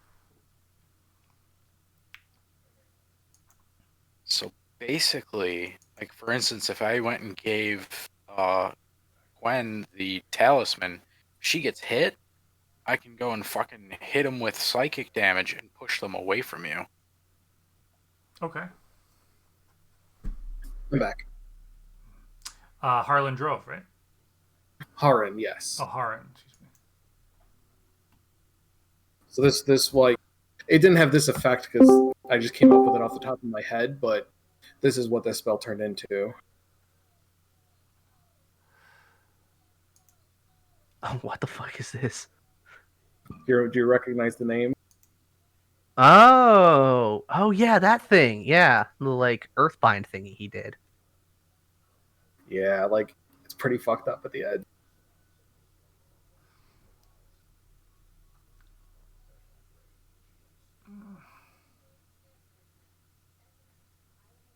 Oof, yeah, that's pretty bad. Oh god. Very, very good call for the talisman option, actually. Yeah, I feel like that one's like out of all of the packed options, that one's kind of the sleeper hit. Like it's a lot better than I think people give it credit for. I like it. I also had if you take a look at it, the invocation that you get for it is actually kind of nice for going and keeping people away from your casters. Yeah. Oh yeah, what does that do? So if you're within 30 feet, you can see the enemy. If it strikes the person wearing your talisman, so like if I went and gave Gwen my talisman, and she got hit by an attacker that I can see within 30 feet, it will deal psychic damage to my proficiency level to that wearer, and it will push them 10 feet away from her. So it'll effectively go and defend her against strikes. And then if you went 7th level and more lucky, you get protection of the talisman, which gives the talisman feature to anybody who wears it. Yes. It's pretty cool. Well, no, it gives it to whomever is wearing the talisman. The 7th level one lets it work on saves and in addition. Oh, on saves. Yeah. Yes. Okay, I misread that. There's another one too, I think. Yeah, it's level 12. Oh, you teleport to them. To whoever's wearing your talisman, you can just teleport to them. That's pretty cool. Is it like unlimited range or? Same plane of existence can be done a number of times is equal to your proficiency bonus per long rest. Jesus. Yeah. So like if in our world, if somebody was on mainland Draconia, like to the far north, and one of you was here, and you could just go right to them. Yeah, send Ajax alone to Toxa, let him get the book, and just pop right back. Yeah. Hopefully, honestly, he doesn't die along the way. that would be. He's got his own healing. Plus, he's got second wind. Yeah. So hopefully, he can just outrun him. What do you think? One way to get severely jet lagged, though. Oh, easily. Cobra and Vorm, what do you think of Knock for an option? Knock is cool, but we have the human version. Yeah, that's the pigeon version. Yeah, Leg can do it. Okay. We have Leg, plus we have just fuck up the door. What I did, Justin, was I took. What did I take? I took Dispel Magic. Good choice. Yeah, and then I believe you are allowed to trade one spell. Yeah, that's how I've always done it. Is that fair? Yeah, the rules. Yeah, I'm ditching Tasha's Hideous Laughter, and I'm just debating on what to replace it with. Okay. So that's what I'm kind of knocking around. I still kind of like the idea of Hold Person. Yeah, Hold Person's good, and then we were talking about Silence. Silence is another good option. And then we were looking at Detect Magic. Well, like I said though, with Detect Magic, I can pick that up with not Devil's Sight. Oh yeah, you already said that. Yeah, I can pick that up Eldritch with Sight. the next level up. Yeah, Eldritch Sight. Eldritch Sight is so because like you can literally just have it on at all times. Mm-hmm. So like that's basically how I rule it with my with the other warlock in my Sunday games. Well, Vorm, I could take it now, and then if and when we make it to 7, I could drop it, and then you have it. That's also true, yeah. Because essentially, what I was thinking of going and doing is just kind of alternating. You know, once we started getting to the point where I could go and I was at the point of level 5. Mm-hmm. I was just gonna kind of go and alternate back and forth, going up until I hit my 3rd level in Warlock. And then I just leave it alone and go all fighter anyway. So, depending on how long the campaign lasts. Yeah, I feel like we'll see. Yeah, I feel like Detect Magic and Dispel Magic will be useful. Dispel Magic definitely. Yeah. I mean, Well, we're starting to run into more magey type of characters too, or enemies. Well, I mean, one of the benefactors is a mage, a decently powerful mage. I don't believe you. Up. I think he's just weak. Oh, it's all an act. Justin, well, while you were gone, we were debating on the efficacy of using Locate Object, and if I was to say, I cast Locate Object and I want to find Levingham's Spellbook. I mean, it could work. You know of the object's existence. However, there is a range, right? It's like 1,000 feet. Mm-hmm. Yeah, you're more than 1,000 feet away from it right now. Okay. All right, boys, pack your bags. Yeah, it doesn't. But you do have a map. It's a shitty map that doesn't technically exist yet, but I'll work on it.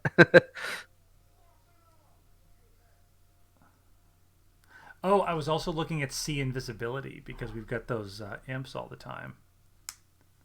And I wonder if any of the benefits. I mean, I wouldn't say all the time, but they are on the table. Yeah, and then wasn't it Kaze also snuck up on me?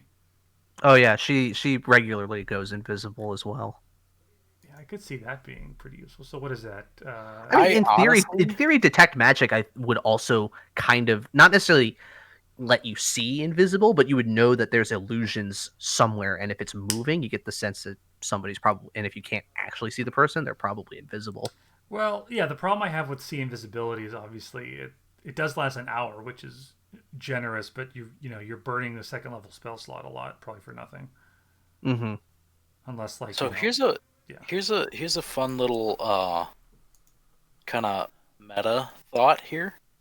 So Kaze is essentially a mute at this point. Yes, she talks through her mind. As far as you can tell, the only way that she can communicate is through writing or simple like communication magic. Well, I hate to break it to you, but Shoshana is a bard.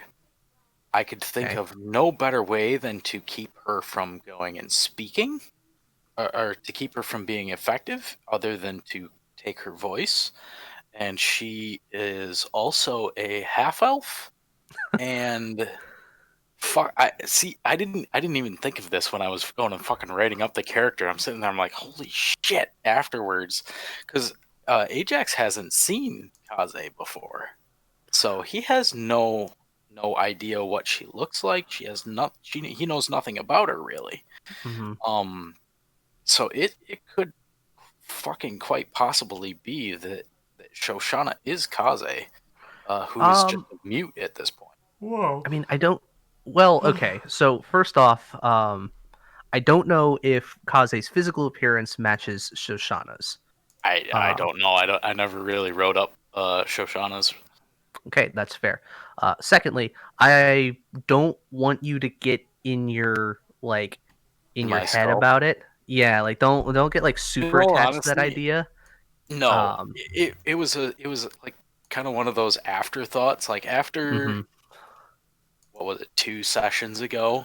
It was kind of one of those like afterthoughts that was just like, oh fuck.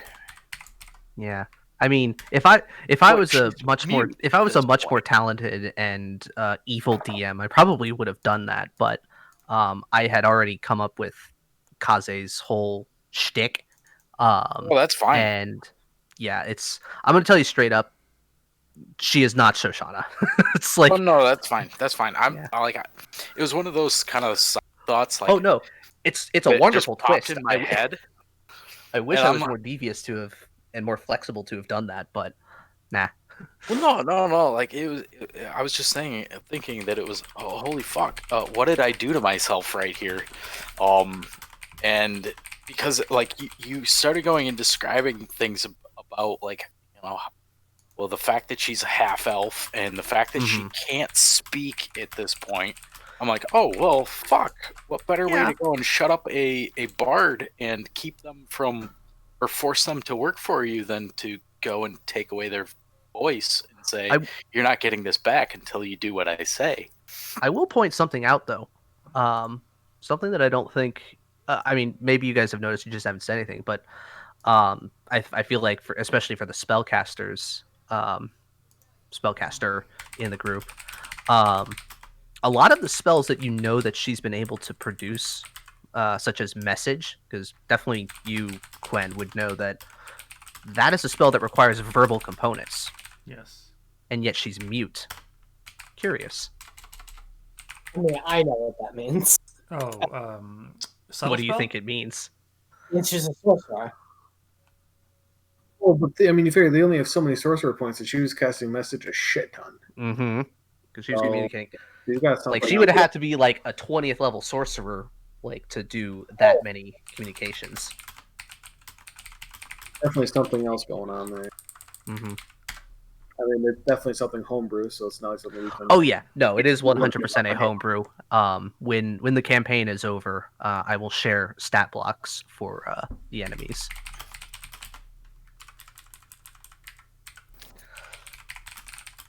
Like, quick, go raid his apartment. You can do it. I actually feel bad anytime I ever accidentally get a glimpse of anything that he's working on. See, you just need a memory like mine, which is, fuck you, I'm forgetting this tomorrow. Because like I've literally gone and looked at shit, and then went and like 10 minutes later completely fucking forgot about, and